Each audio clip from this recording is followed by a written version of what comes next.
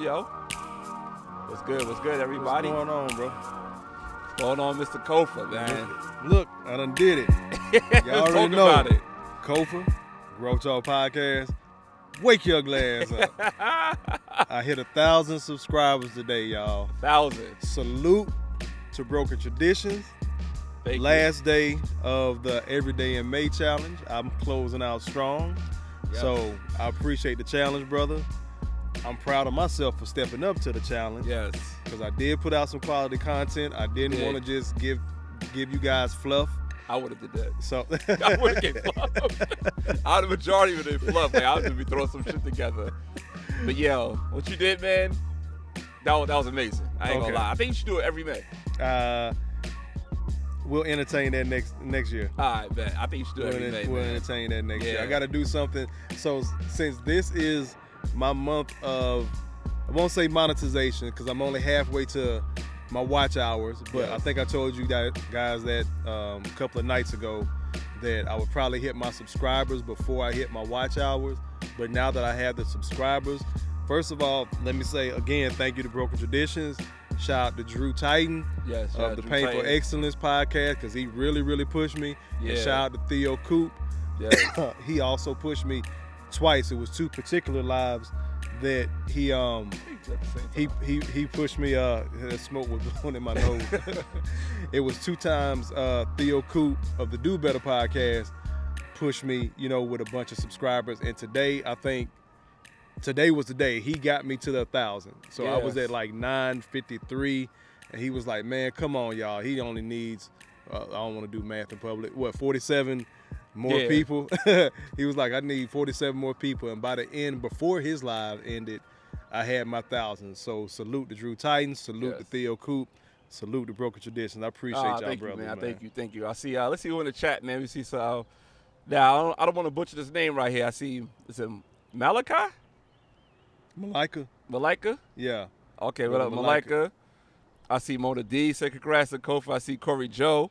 Corey Joe, who channel you on? Like, if you guys may not know, Kofa and I are both live streaming at the same time. So if you on my channel, put a BT. If you in Kofa channel, put a Kofa in the chat. And I think everybody probably go to Kofa because he need to watch hours. I know my girl said she going to Kofa channel. I was like, how you gonna cheat on me? Shout out to Mama Lex. Already in the chat. Thank you for giving me watch hours, sis. Y'all slide on over to G.R.O.W.T.H.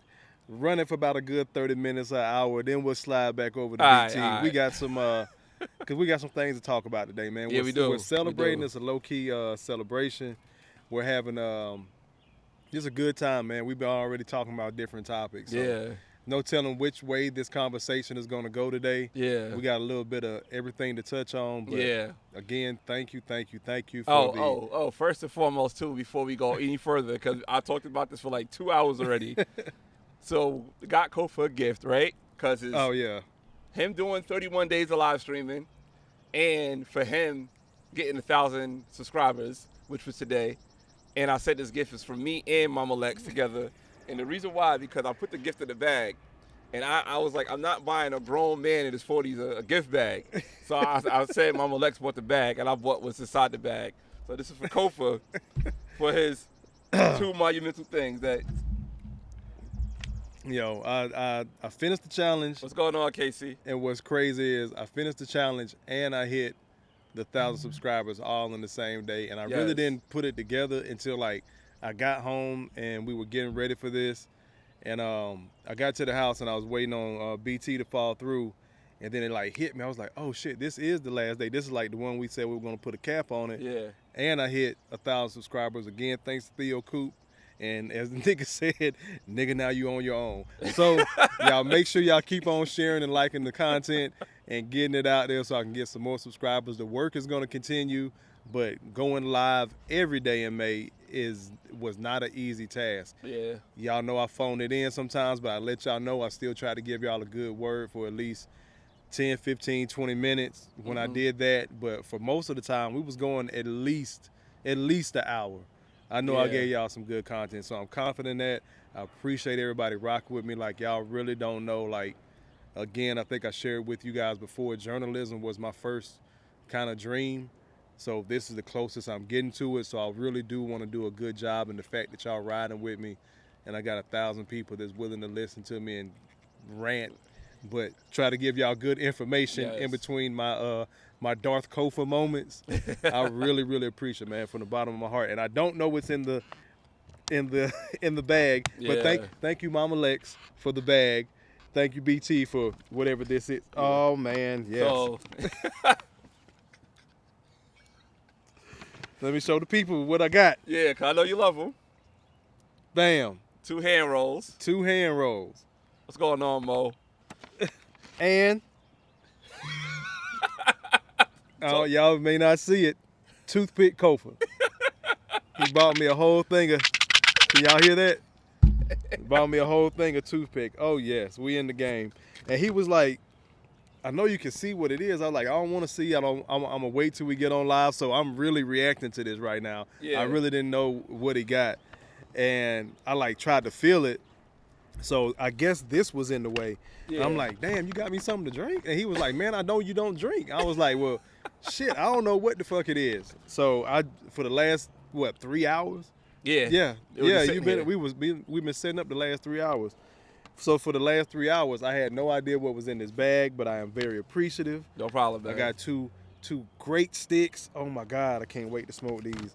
And some more toothpicks. These should carry me out. How many toothpicks are in here? 250. These will carry me out for the rest of the year as TPK, a.k.a. Toothpick Kofa. Toothpick Kofa. A.k.a. Sigma Red, a.k.a. Darth Kofa, a.k.a. Red Pool. I think I gained 4 nicknames this month. Yeah. Lex asks, are they flavored? Are the cigars flavored or are the or the toothpicks? Neither one. Yeah. So the toothpicks are just regular old toothpicks. Yeah. And the cigars are just regular old cigars, which I'm boring and I love. Yeah. Let me slide over here to some of these comments on my side.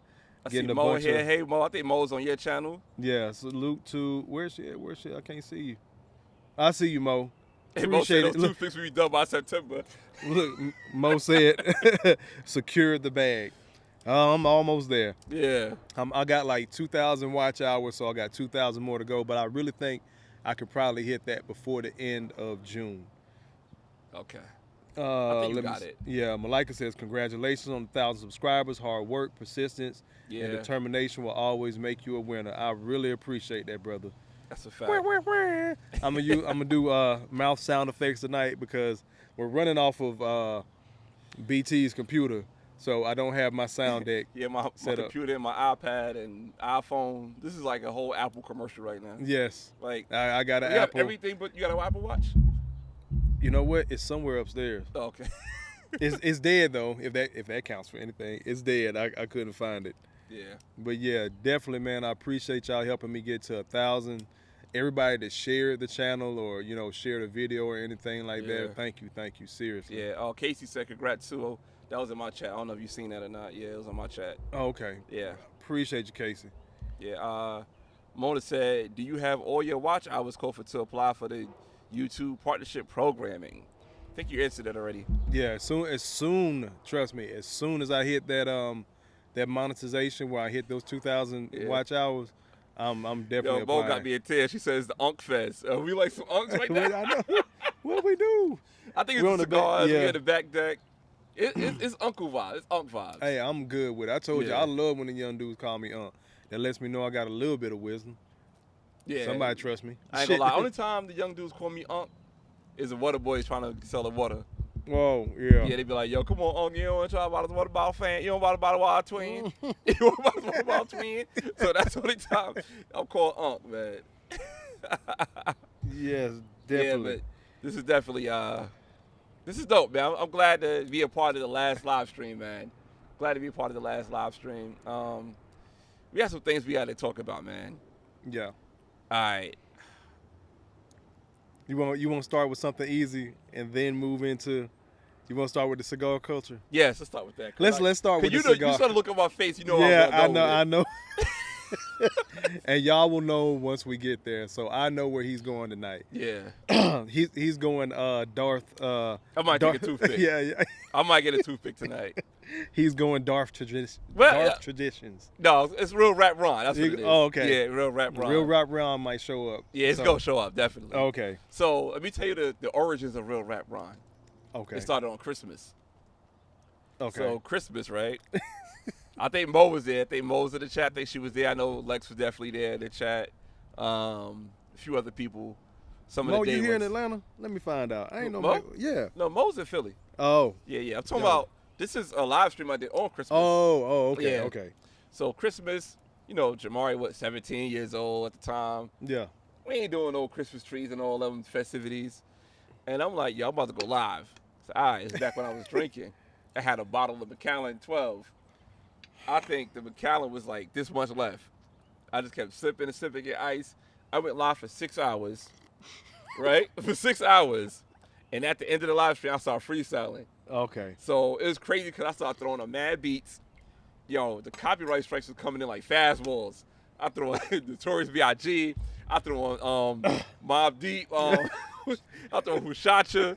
All the old school New York freestyle joints you rap to when you drunk. All the freestyle Fridays. Yes. So we freestyling that. Got Jamari came in there. He freestyling. Lamont came in. He started freestyling with me. But yo, copyright strike. I think that's why I got my page demonetized. Christmas Day. Yo, but it was Christmas Day. That's when I was like, all right, Real Rap Ron. And that's what it started from.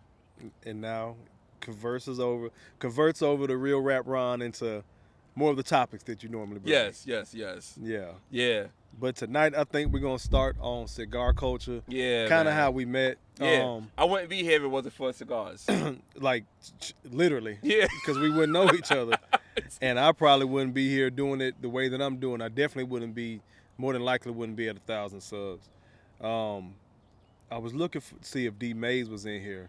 So those that know, kind of shared this story a couple of times. Yeah. Walk into El Jefe Cigar Bar here in College Park, Atlanta, Georgia. Shout out to Jefe. Yeah, that's kind of our like watering hole. That's where we all met up and still meet up. Bumped into D Mays. We just started having a conversation. I had my laptop in there. I was working on some stuff. Yeah. I think I was kind of working on my logo at the time. Mm-hmm. And we got to chatting about that. And Ron was over kind of toward the back. He was like, hey, that brother back there got a podcast too. I might have had my laptop out the same time. Yeah, he did. And I was like, oh shit. So he came over there, sat between us. I think it was the beginning of the season. Yeah, it was October. So it was like the beginning of basketball season. Mm-hmm. We kind of got to talking about different podcasts where we talk about showing each other our pages. And then I think he initially started shitting on me about my Knicks from that point on, because the game was on and all that. But all that is to say, you never know who you're going to meet in a cigar lounge. Yeah. You can kind of see that from some of the description that we talked about, because I have literally met people from all walks of life, different races, had so many different conversations, going to different cigar bars and cigar lounges, because there's a difference.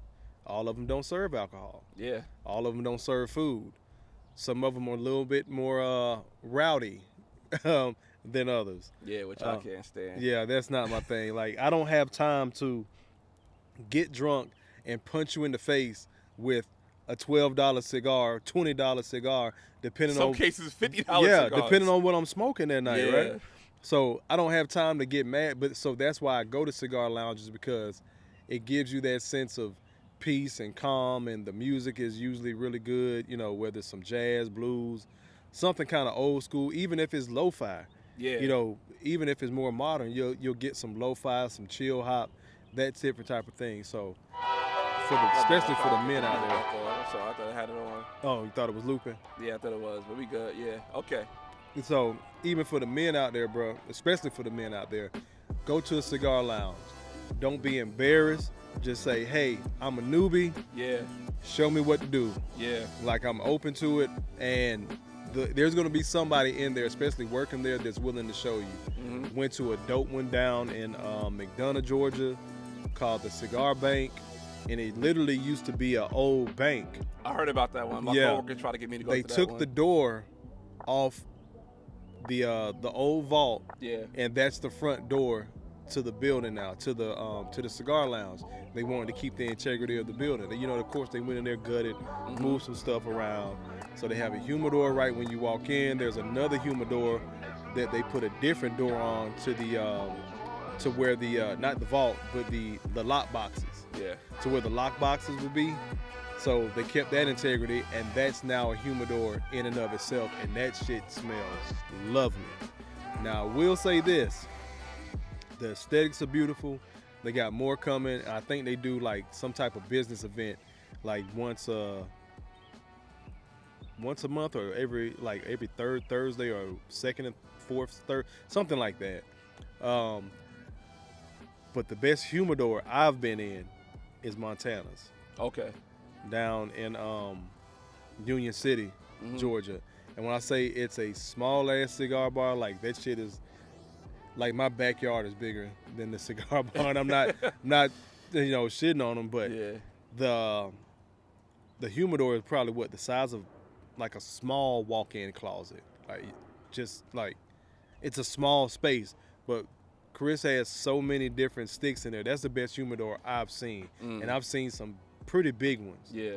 But just like mom and pop owned cigar lounges, like that's probably the best humidor I've seen. Yeah. I'm trying to think the best one I've seen. Honestly, speaking of Chris, the best one I've seen is El Jefe so far. So, you know what I mean? That's the best one I've seen so far, but I have seen some great ones. You know what I mean? Actually, around here, that's the best one I've seen. Up by Lex, you know, she lived north. So we go to one called City Cellar, or Cigar Cellar.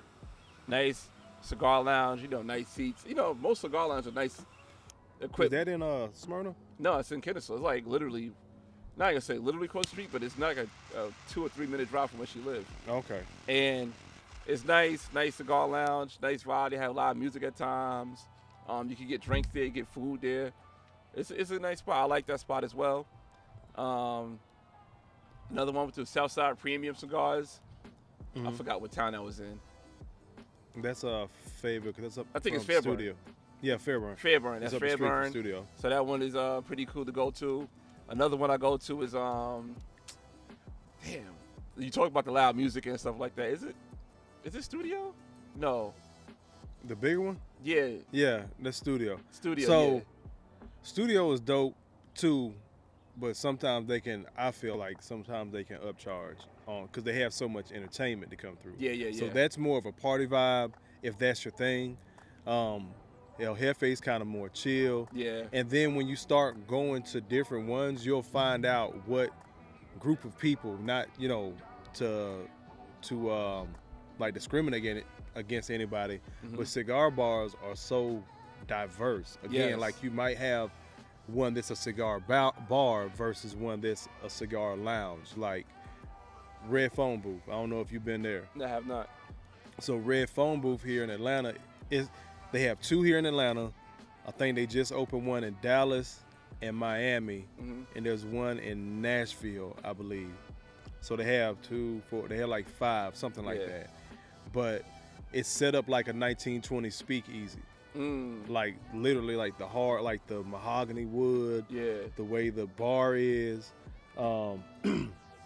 They sell alcohol.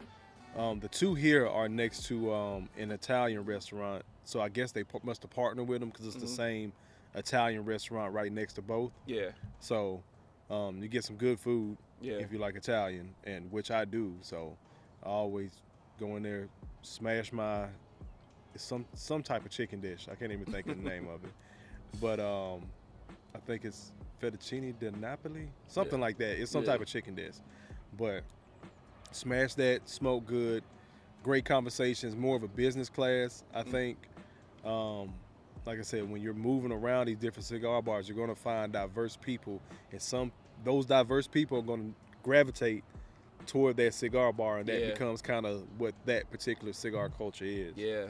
So what about some of your travels?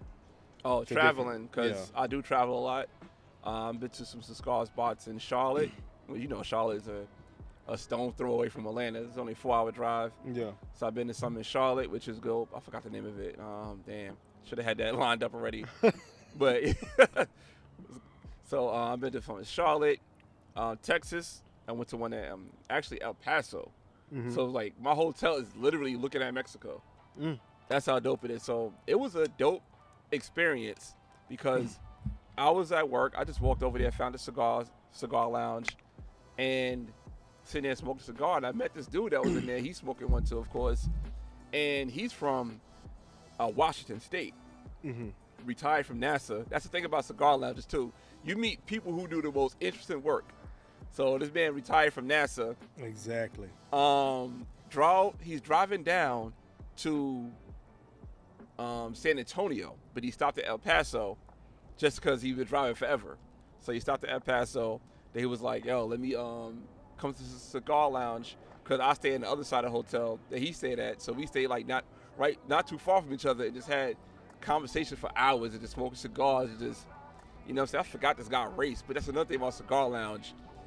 I don't know about you, but you meet the most interesting people from different races and just have conversations. Me and this dude talked like for hours. Yeah. And just really vibed out. It was dope. Then after that, another cigar spot we went to was in Aruba. But me and Mama Lex was out there for my birthday last year. Okay. And, you know, of course, I'm like, I'm in Aruba. Let me try to get some Cubans. Smoke some Cubans. We sat down and chilled. Start mingling with the workers and having conversations with the workers. And regulars came in there. They was like, yo, you know how to play dominoes? Lex was like, nah, I don't know how to play no dominoes. Next thing you know, they teach Lex how to play dominoes in Aruba smoking Cubans.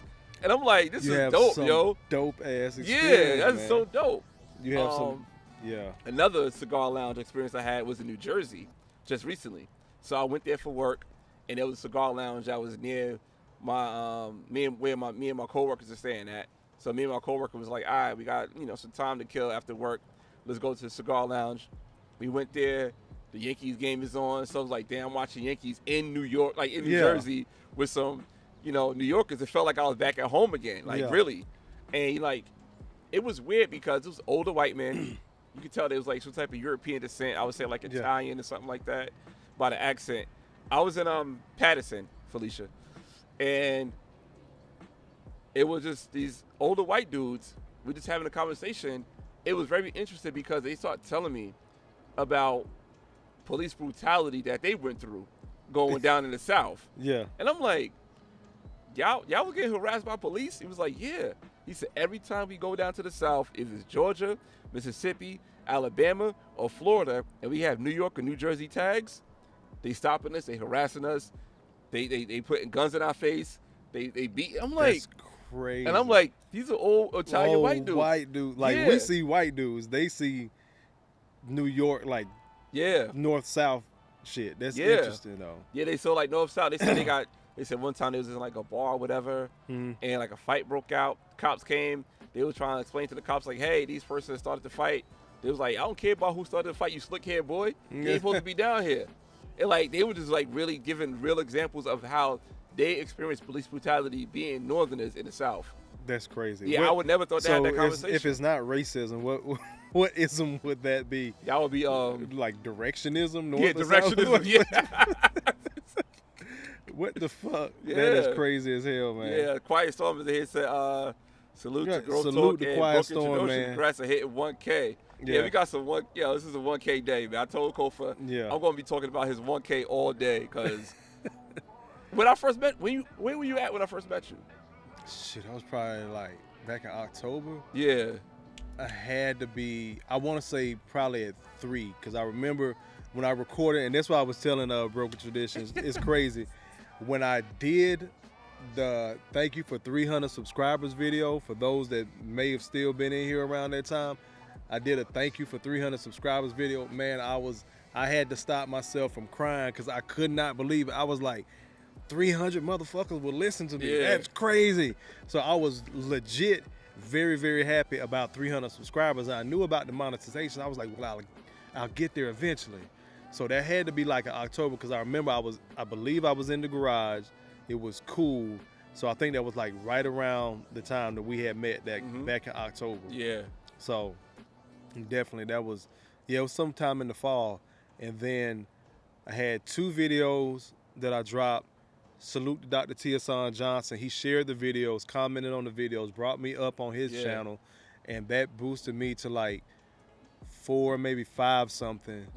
And then I gather my subscribers here and there through shorts, videos. It was crazy. I started getting like a bunch of subscribers off of my community posts. Because sometimes I might post something silly. Sometimes I might post something to piss somebody off that I posted on Facebook. I'll just screenshot it and share it on YouTube. And sometimes I'll just post some silly ass meme. But I had people start following me, subscribing to me off of my community tab. And then I had another video I did. Dr. T.S. again came through and helped out. He just shared it. And he's one that if he sees your stuff and it makes sense and it's in context, he'll share it. So he shared it again. That pushed me to like 6, 7. I kept doing the work, By the time I got to like 8 and all that, like that's when the challenge came and you guys pushed me the rest of the way, man. Yeah. So it's just interesting what a cigar did from now to then. Because if I hadn't have met Broken Tradition, we've been sharing information off and on, more so than me, because he already had a channel that was demonetized. I gave some game on how not to get demonetized. So that's exactly what he did. He was like, yeah, don't do this shit. Have you thought about this software, which is the software that I use now, Ecamm? Yeah.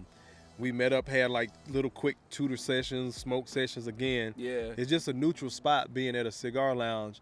And speaking of neutral, like some of my stories, like y'all know I'm a bachelor, so of course I done been to the DR, but went down to the DR, have a good guys trip, have a good weekend.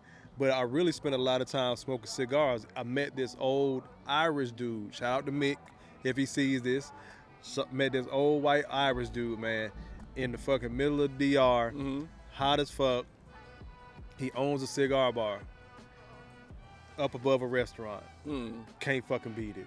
And he sits up there every day at like the balcony part, and he's like, yeah, I smoke like 12 of these a day. I'm like, fuck. That's like, a pack shit. of cigarettes. Yeah, like. That's crazy. And like he'll get up in the morning, and he's like, yeah, me and the older guys will sit down so-and-so and have breakfast and solve all the world's problems. Yeah. Then I come over here, open up, and just sit around and smoke, and whoever comes through, we have a conversation. And like, then I told him that, me and my homeboy were soldiers. He was like, oh yeah, I did my time in the, I think he was SAS. That's like European Special Forces. I thought I would say San Antonio Spurs. Yeah, he was Special Forces. Yeah. So then he starts going into stories of how he done killed this motherfucker, and like it was crazy as fuck, because he would just say, he was like, yeah, so I pointed my gun and then it click, it didn't fire, so I just said fuck it, so I beat him to death with it. And then I'm like, you just gonna slide past that shit, like you just he's like, yeah, man, I got so many crazy stories. And he used to be a bodyguard for Kevin Costner and Whoopi Goldberg back in the 80s. So when he got out the military, he started doing personal security, and like he was just telling us stories, man. So in the middle of DR, I meet an Irish dude over a cigar telling these great stories, right? Yeah. And another great story I had a couple of weeks ago, we was Me and Ty, y'all know him. Sometimes he hops in the chat. Shout out to Ty. Yeah, shout out to Ty. We was I'll put your Cash App in there. Oh, I appreciate it. Yeah, if you don't buy Kofa's 1,000 subscribes, some whatever, it's the Cash App is in there. More sticks. Yeah. More sticks. Whether it's these or these, more sticks. But I do appreciate everybody that does donate. I do make use of the money. I'm not just going out buying lemon pepper wings because I'm in Atlanta. Like, this shit goes to, it's getting stacked up. It's going to this to keep building and bringing y'all more. But we were over in Red Phone Booth, right? So you got a couple of black guys, 2 Mexican guys come in. They're here from work from Houston. Matter of fact, I think they were from out in El Paso. I think they were they were from Del Rado, somewhere smaller in Texas. Yeah. But they were in Atlanta for work, so they had went to the Celtics and the Hawks game during the first round, so they had a good time. And we were just chilling in there, chopping up with them just about business and what they did, because they're like, the way the guy described it, they're corporate electricians.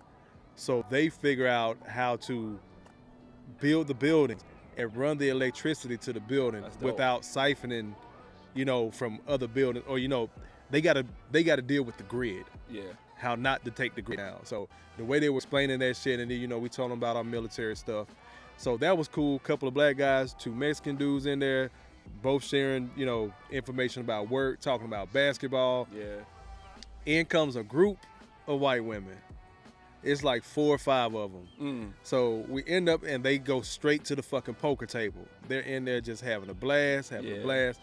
And so one was like, well, who's next? Because we were playing pool.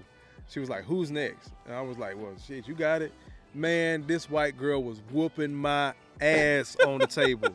She was, and I consider myself a pretty decent player. Haven't played in a while. Yeah. But she was whooping my ass on the table, and she knocked in the 8 ball, so I survived. So next time we played, I had to put some pressure on her. But yeah, so I asked her, I was asking her, I was like, your brother or your dad? Because it's rare that I see a woman play like this. So I was like, your brother or your dad? And she was like, my brother. Okay. Like, okay, that's who taught her how to play pool. So it was just interesting. So they had came up from Savannah. So you had these Mexican dudes from Texas here. We're here local to the city, and they're coming from Savannah for, we thought it was a girls' night out.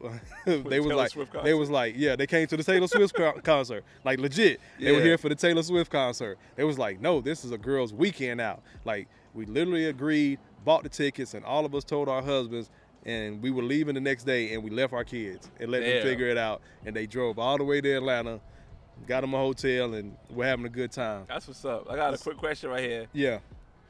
Question: do you think the cost of a cigar makes a good cigar? If not, what's the best non-expensive you smoke? Well, it depends on what you consider non-expensive, right? Yeah, because the average, I say with inflation, Felicia, the average stick is running like $12 now. Before, like during the pandemic, I would have said like 10. I think when inflation has gone up to like 12. Because even though, I know you probably noticed the places you go, it's gone up like $1 or $2 for certain sticks. Yeah. So, and then it depends on where you go too. That's the crazy thing. You can have the exact same brand of cigar. I got a story about that. You can go to one place and it may be $18. Let's say a Plasencia. You familiar with those? Those are like the orange wrap. They kind of sit in like the back. When you go in the Hefe, you go straight back. Okay. So they may run anywhere, and it sounds like a big gap because it is, anywhere from 7. I've seen them from 16 all the way to 26. And like no matter who you tell is like, man, this is all y'all charging for the Plasencia or whatever. And they be like, yeah, how much you usually pay for it? Don't worry about it. Give me 3 of them. Like, and then you go somewhere else and it's like 26, and you like, damn, like y'all got them for 26. He was like, yeah, that's the going rate. No, so you got to kind of find your fit.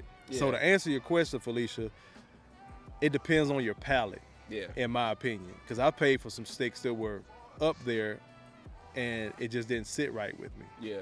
Like Ron said, man, I love these basic ass hand rolls. Is what, $10, $12? Yeah, like $10. Yeah. Yeah, $10. These basic as hell. Yeah. And I remember, because you used to talk about upcharge. Yeah. Can you tailor 2 different islands? I'm in Aruba, right? Okay. Get a Cuban. The Cuban's like between 45 and 50. Oh, okay. Right? Go to Bermuda. Mhm. That same Cuban that was 40, 50 in Aruba Yeah. was 360 in Bermuda. 360. It's no, I mean, $50 for a smoke, that's a stretch. Yeah. $360? Yeah. Nah. That's a perfectly rolled cigar. And the thing about cigars is like JC was good. like a lot of people don't understand. Like somebody goes into work and puts this in. It's not what we get. Nah, Mo, I'm laughing I'm at about to say Mo. what the fuck did Mo say? I knew it was Mo. See, Mo, That's the I had problem, one, child. And they put it in a plastic bag, saved it, came back to it, tried it a few months later, it was crumbling to pieces. No, ma'am. You gotta keep cigars at what's the I think- temperature? I think it was 67 to 73 Yeah, it's degrees. between like 65 and 70, I say. Yeah. Or For- you gotta have like a personal humidor. Like, damn. Yeah. I got a travel humidor right here, so I travel with this. Yeah. Yeah, I travel with that. And like when we say cigar culture, like we really mean it. It's the people you meet, Yeah. the type of cigars like these that I had. Like I told y'all what that was. I think this was the cigar of the week, the G.R.O.W.T.H Legend. Yeah. Again, just hold it up a little bit close. But the G.R.O.W.T.H Legend. Yeah. So I gave Ron one. Yeah, So I we like did it. exchange gifts today. It's got a little sweetness to it, but it's not too sweet. If you don't like that on your palate, like I have a sweet tooth, so I started out with these. These are great to start out with because they're smooth. Mm-hmm. And then as you work your way up, if you become serious about being a cigar smoker, you'll get your palate up. You'll have not small body. What is it on the lower end? A low or medium. Yeah. Medium, low medium body. Yeah. Yeah. So you got your medium bodies, and then you kind of just work your way up from there. Yeah. In strength. Mm-hmm. It's just like how you have wine tastings Yeah. or different coffee beans, different things like that. Yeah. So Okay. coffee goes great with it because I don't drink coffee Nice. or soda. Oh, first of all, Felicia got the cigar in the mouth. She said, I prefer a full body. I hear you, girl. there we go, full body. Yeah. Yeah. I like my full bodies after a good, and I know me and Ron just got through talking about this shit. Meat. After a good steak. I don't judge. Steak and potatoes, heavy. Something you got to put something on your stomach though. You do want to eat because if not, you'll have a headache. First time I smoked, even though it was a light body, I think it was a tobacco. Like I got up, went out with that full tie, got up, my head was spinning. And he was like, "Nigga, did you eat?" I was like, "No, man. I thought we were gonna grab something." After he was like, "Bro, you got to put something on your stomach." Yeah. Because the smoke will. It doesn't get you high, but you're still, even though you don't inhale a cigar, you're still getting some type of smoke, and it'll cloud up your head. One time I had one of them ATL cigars. I had like one Good Trouble or something like that. Oh. And yo, I didn't eat. Man, it was crazy because it was during the pandemic, so everybody got their mask on. So I went to what's that shit? I went to Kroger. Yeah. You know what I'm saying? I left El Jefe. I had 2 sticks. The last one I had was an ATL. Went to Kroger. I said I don't feel good. I threw up in my mask, fam. I threw up in my mask. What the fuck? What the fuck? Yeah, I threw up in my mask. I was like, oh God. Clear to say I threw the mask away. I got some more questions. So Lex said, oh, that's why I was having a headache. Do you practice pairing? What's pairing? Just what you drink with it. Okay. The only thing I really pair with it is coffee. Yeah. I'm a coffee drinker, and like a soda. My favorite thing to pair with a cigar though is Barks root beer. I need a fucking endorsement, Barks. It's Barks root beer. I promise you it is. I've always loved their root beer. Because I don't drink. Again, I don't drink any alcohol, no wine, no nothing. So some people have like actual pairing events. Yeah. That's a good place to go to, gentlemen. Go meet some ladies. You'll be surprised. But go enjoy that. I used to pair. Right now I do coffee. I like to drink it with coffee. I mean, smoke and drink coffee. You don't have real coffee though. But I drink decaf because I'm hella sensitive to caffeine. Like Kofa, like, you want a cup of coffee? I'm like, if I have that cup of coffee, they're gonna tie right there. I said, if I have that cup of coffee, I'll stay up till tomorrow. I'll be up till this time tomorrow I'll be dozing off. What'd you drink this morning? Did you I say had, you still buzzing off of? A Celsius. It's like an energy drink I got from. It's like not even that much milligrams of caffeine, but I'm hyped. Like I think I could go dunk right now. I ain't dunked in 23 years. I think I could go catch a dunk right now. We go to the park. I think I look like Sean Kemp in the 90s. Yo. I'll throw you an alley. You be Gary Payton, I'll be Sean Kemp. I got you. That's what I feel like, man. That's what I feel like. Let me pause for a minute. I want to say shout out to Joseph Townsend being in here. Yes. Jason Williams always being in here. I really appreciate y'all. Just trying to catch up on some of the comments. Where are we at? Thank you for everybody that said congrats. JC, what's going on, good brother? Mo still in here. Thank you for staying in here, sis. Felicia asked a great question. Felicia says, I believe cost does not determine the quality of a stick. It doesn't. No. A lot of time, well, at times it can. That's I would say that's rare, but I agree with Felicia on that. The cost doesn't necessarily determine, because again, it comes down to your palate. What tastes good, what flavor hit with you. Like you said, Ty had hopped in here. Yeah. I know my boy. What's going on, Ty? He don't like spice. He don't like oil in his cigars. The oil gonna give him a headache. Yeah. And the spice is gonna have his ass like legit. I think I might have seen him do that one time. Yeah, like he'll be like, this shit got pepper in it, man. He'll be like, damn, my head hurt, man. We gotta get something to eat, bro. Like that shit had oil in it. So what we did start trying to do is when we're going in there and we're intentionally looking for new cigars to smoke, just pick up the phone and see what notes are in there. Because I had a cigar brand called My Father, and it had like notes of like raisin in it. Wow. And that shit was beautiful. And I couldn't figure it out for the longest, so I just like Googled like cigars with raisin notes in it. So the same way you would talk about a beer, I guess, with the hops or the wine, the different notes and stuff like that. Yeah. Like you can do that with a cigar too. Yeah. And actually go back to the question too, I compared with before when I was drinking. Felicia, for real. Yeah, I know, man. Look, I see that. My father, Felicia, smoking. I think we have to have Felicia come in and cam up with us and have some conversation if she don't mind. And she said prefer full body. Yeah, Shawty, I know you're a smoker. So I used to drink. I used to be with the Macallan 12. I'm reading the Lexus. Oh yeah, I used to drink Macallan 12, or whatever. Preferably Macallan 12 because I'm not spending that much money on Macallan 18 or Macallan 25 unless I'm out the country and I'm just like, all right, let's just have some fun with some Macallan.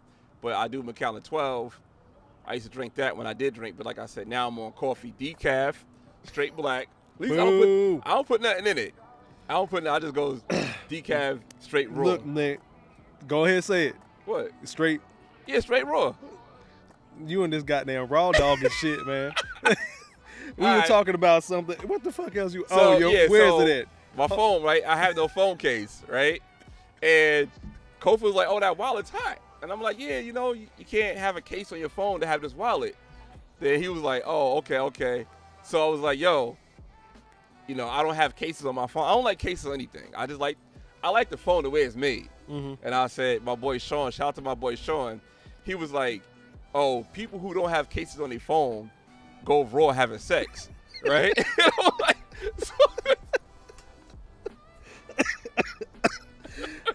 I was like, well, damn, that makes sense. I was like, what the fuck with Sean? Yeah. And then we were talking about the coffee earlier. There you go, Sean in the comments, y'all. Yeah. Shout out to Sean. Shout out to Sean, man, being a channel member. I appreciate you. Look, so then I offered him the coffee, and he was like, nah, like, I do decaf. I'm like, man, ain't no fucking coffee. He was like, yeah, I don't put nothing in. I just go raw dog. I'm like, you and this raw dog and shit, man. Your phone, your coffee.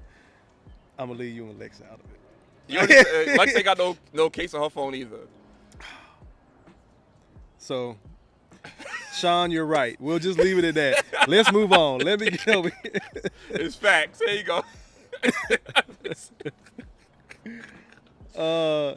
Mo says a whiskey pairing. I don't drink. You got to go to. Oh, that's we were talking about the Macallan, or however the hell you say it. I don't drink. Y'all alcoholics. I know. Ty has a. What's your drink, Ty? Drop that shit in the chat, bro. With the cigars. He said, "What? No phone case means you like to go on raw?" I mean, I don't know. We 2 for 2 on the experiment. Here go Lex. That's how I like it. I mean, Sean, you might be on to something, bro. I don't know. I agree with Sean on that. It's because of the simple fact that, you know what I mean? I could just go by what I go for. I ain't out here in the streets dealing with girls with no phone. Only you know what I'm saying? There's one woman. That's Lex, and she ain't got no phone case either. Right? She ain't got no screen protector either, so she really out there. Wow. Y'all some wild kids. We're going to start using that as code for, like... You got no phone case? Some wild shit. Yeah. Like, yeah, man, shorty out here with no phone case, bro. I'm like, oh, shit. She like that? Yeah, man. And she ain't got no screen protector. Fuck. Like, yeah, that's going to be code from here on out. I got a code me and my boy used to use. Shout out to my boy, Devon, right? He said... All right, because I don't know if you know, if you go buy fruit, right? You buy any type of produce or fruit, if it got 5 digits, it's organic. If it got 4 digits, it's GMO. So you see a girl with a fake body, you be like, yo, she got that 4 digits.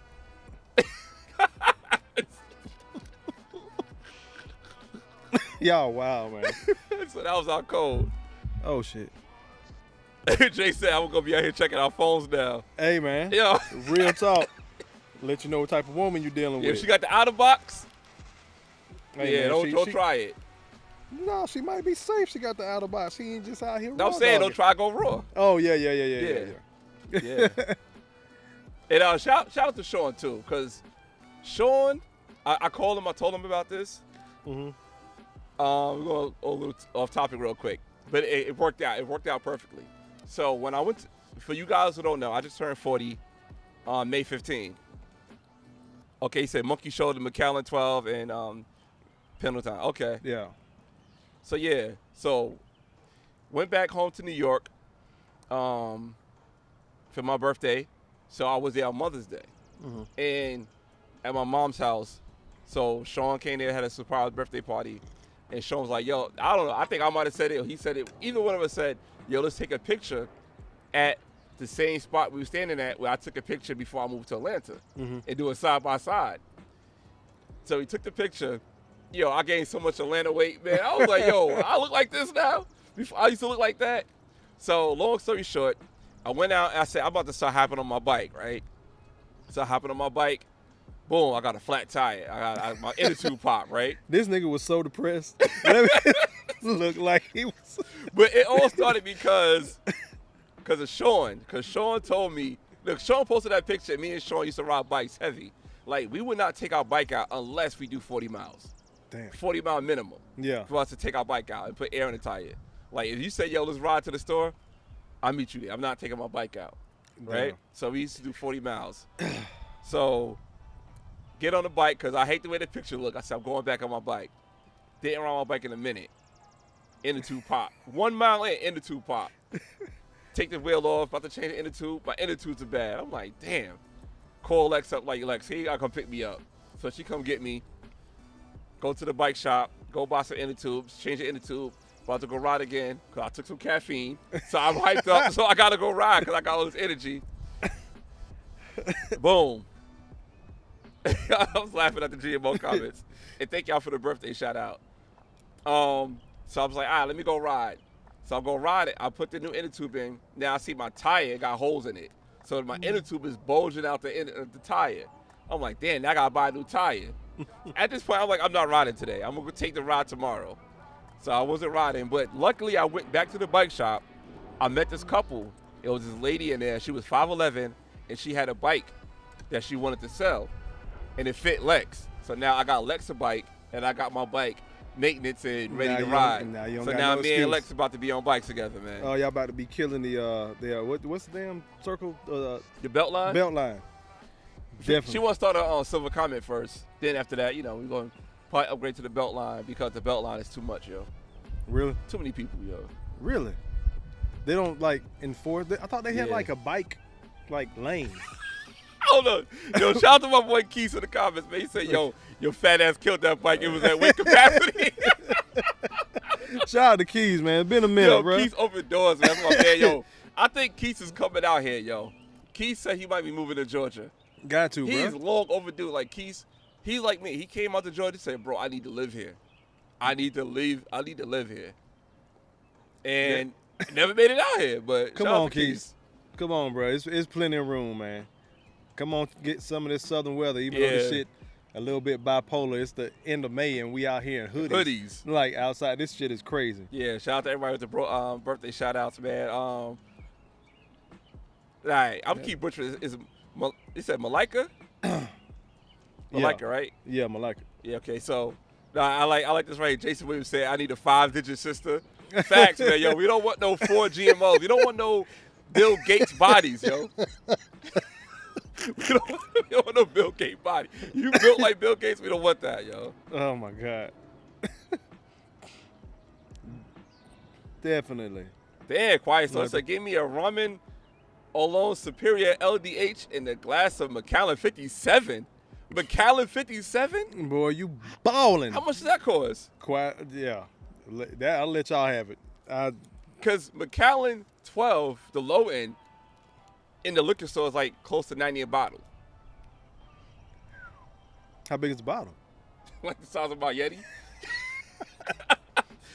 Then you start looking at Macallan like 18, you're looking around like 250, 300. Yeah. Then you looking at 25, you gotta call your credit card provider like, yo, did you make this charge? That's the real Jesus juice. Yeah. That's crazy. Even my man said 57. That shit might come in. You might have to wear gloves to pour it. it's like some biblical. That's the shit they had at the Last Supper. Yeah. Damn. I don't live like that. Thanks for the birthday shout outs, man. Thanks for the birthday. I appreciate y'all. But I had a great birthday, man. I didn't really talk about my birthday on my live stream. Yeah. Because I had so much I want to talk about, and I ain't going live like in 2 weeks. I can share my birthday for a little bit? Like, what happened? Yeah. Okay. Yeah, go ahead. Oh, yeah, definitely. Yeah. Mama Lex, man. Mama Lex. You and Lex are some adventurous motherfuckers. Y'all. So, for my birthday, right, I didn't know what was happening. You know, if you guys listen to Kofa, you see me in the chat, Kofa always say, oh, my boy, Broken Tradition's about to get flued out, which I did. Shout out to Lex. You know what I'm saying? She gave me some American airline miles, which I'm never going to use, but still, I appreciate it because I don't use American that often. But, so we go to the airport. Don't know where I'm going. I get to the airport. I'll pull out my passport. We pull up to domestic. I'm like, where we going? And then we go to the line. They're like, oh, we're going to LaGuardia. I'm like, LaGuardia? Like, I'm expecting to get flued out. Like, Yeah. like, going to New LaGuardia is still a good thing. So we go to New York. Then she was like, oh, we got to go to JFK because our next flight's at JFK, waiting for the Uber to come. It's like, all right, so I'm waiting for the Uber. She said it's a Hyundai. I was like, all right, well, I don't care what kind of car it is. Damn. She said, I just saw Mo comment. Let me look at the comment because she's talking about that bottle. It's 210. Oh, shit. Yeah, so we go to New York. The Hyundai come pick us up. The Hyundai is my mom's because she got a Hyundai. Yeah.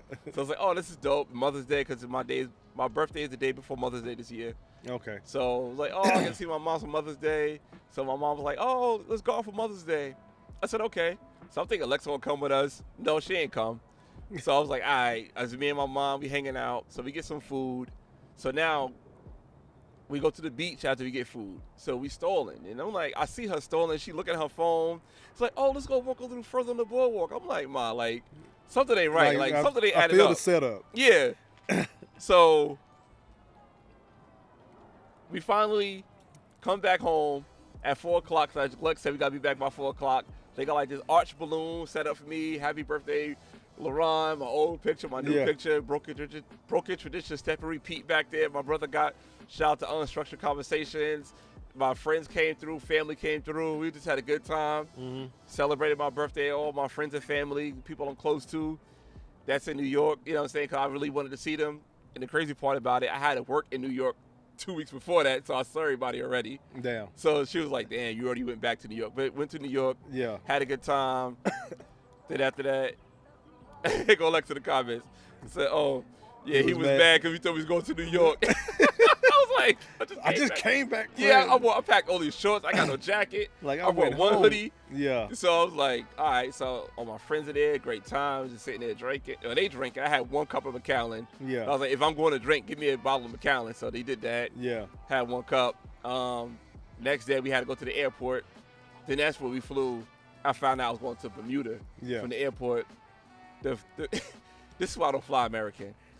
Yo, the pilot called in sick for our flight. The pilot called in sick. There's powerful niggas red word. Yo, the pilot called in sick. And I'm like, we had to wait, I think 3 hours for them to get another pilot coming from New Jersey. Oh, shit. So, yeah, we had to wait for a new pilot to come in. So we finally got to Bermuda. Had a good time.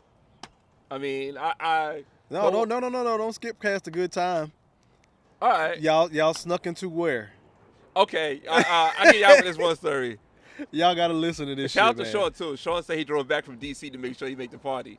Shout out to Sean, man. Again, and shout Sean out to is the Sean, reason man. why I hit the weight capacity of my bike and my bike exploded because of that picture. But shout out to Sean. All right. Y'all gotta hear this story. I couldn't believe this shit. This was like some black romance comedy type of shit. Yeah, but yeah. So go ahead. All right, so Lex had to rent a bike called a Twizy, right? The Twizy is a damn near, it's like a go-kart mixed with a moped, small as hell, right? I gotta show you the picture of the Twizy. So, get the Twizy. The Twizy's electric, so we gotta charge it. So, Lex being the Virgo that she is, she was like, yo, let me plan out our day. Said, all right, cool. We're supposed to go to a cave, but there was a charger station near the cave, according to the map. So we go to the spot where they said to charge it at. We on half a battery. Shit dies like an iPhone 4. So we get to the spot where they said to charge it at. It was like, no, it's not here. So all right, cool. They said go next door. Go next door. They said no, it's not here. Go next door. I'm like, all right. Go next door. They said no, it's not here. You gotta go behind this building. Now I'm getting mad. I'm getting frustrated. Battery dying. Driving on the left side of the street. Driving this little ass car, right? And when you driving on the left side of the street, you so used to driving in the States. When you say make a right, you used to just going right, like a little quick right. But when you out there, you gotta go right. You have to go out and make a right. Yeah. So I think Lex said make a left. So now I'm thinking go out and make a left. Yeah. But really make a left is a loop, like a quick left. Oh, whoop, my bad, quick left. And she said make a left. I'm thinking in my head in the States to go out. She's like, what you doing? I'm getting frustrated now. Because we looking for this charger. You see that this Twizy is dying. I ain't trying to be stuck with this Twizy. So, and not to mention, the day before, we had to get pushed in the Twizy because it had no power to go up the hill. So the people working the hotel had to push us, right?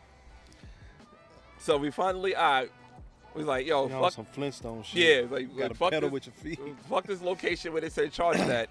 We're going to find somewhere else to go. So now we had enough power to go to another spot to charge the Twizy. Pull up to the Twizy, to this location, start charging it. We had a hotel. All right, cool. We at the hotel. Yo, we walked to the door. I should have known this hotel was also new shit. The guy at the door, fully suited up, hot ass Bermuda, opens the door up for us. I'm like, all right, we can't even touch the door. Like, okay, cool. Open the door up. We just looking around like, oh, this hotel is nice, whatever. Then we go to the guy at the desk, like, hey, we want to go to the beach. They said, all right, I'll call a shuttle for you. Mind you, we went to a few beaches already in Bermuda. It's just drive up, go to the beach, go walk in there, you there. So they call a shuttle. So now my spidey senses is tingling like, we on some other shit. What's going on, Sha? So my spidey senses are tingling. I'm like, all right, now we at the we going in the shuttle going to a beach. So the guy said, hey, how you like the hotel? Oh, how you like Bermuda? So here go Lex. Oh, it's nice, but it's so expensive, which is another thing, how expensive it is out there. Yeah. She said it's expensive, but we've been cooking food. Is that the third? So the guy, mind you, we're supposed to be hotel guests. Yeah. So she told me cooking food. The guy was like, cooking food? And that's how he knew that we didn't stay there, because there ain't no kitchens in there. And plus, he probably knew that we didn't stay there because we say how expensive it is, because the price of the hotels, which I get to later. So she was like, oh. He said, cooking food? He was like, yeah. So I think he realized, like, all right, we ain't supposed to be there. We black, he black. So he started giving us a tour of Bermuda and telling us about Bermuda. And he said, like, you see that building right there? That's Mike Bloomberg mansion. You see that building right there? That's another, like, a billionaire tycoon, oil tycoon mansion. So he started showing us all the prominent buildings in Bermuda, in this area. And I was like, all right. He said, yeah, that's now prime real estate because those areas don't get hit by hurricanes no matter what because of how high they are. They don't get hit by hurricanes. You get the beautiful weather, and you don't have to worry about no natural disasters. All right. So he gives us a tour. He tells a story that when people realized that was prime real estate, they started to buy out all the houses from the people who had it originally, except for this one lady. So she was like, "I'm not selling my house." They was like, "We want to buy your house. Here's some money." "I'm not selling. Here's some more money. We ain't selling it." Basically, they got somebody to burn her house down. So they say this lady died from a broken heart, man. It was crazy. And yeah, so he telling us that story. I was like, that's fucked up. But we finally get to the beach. So now we at the beach. So we walk into the beach.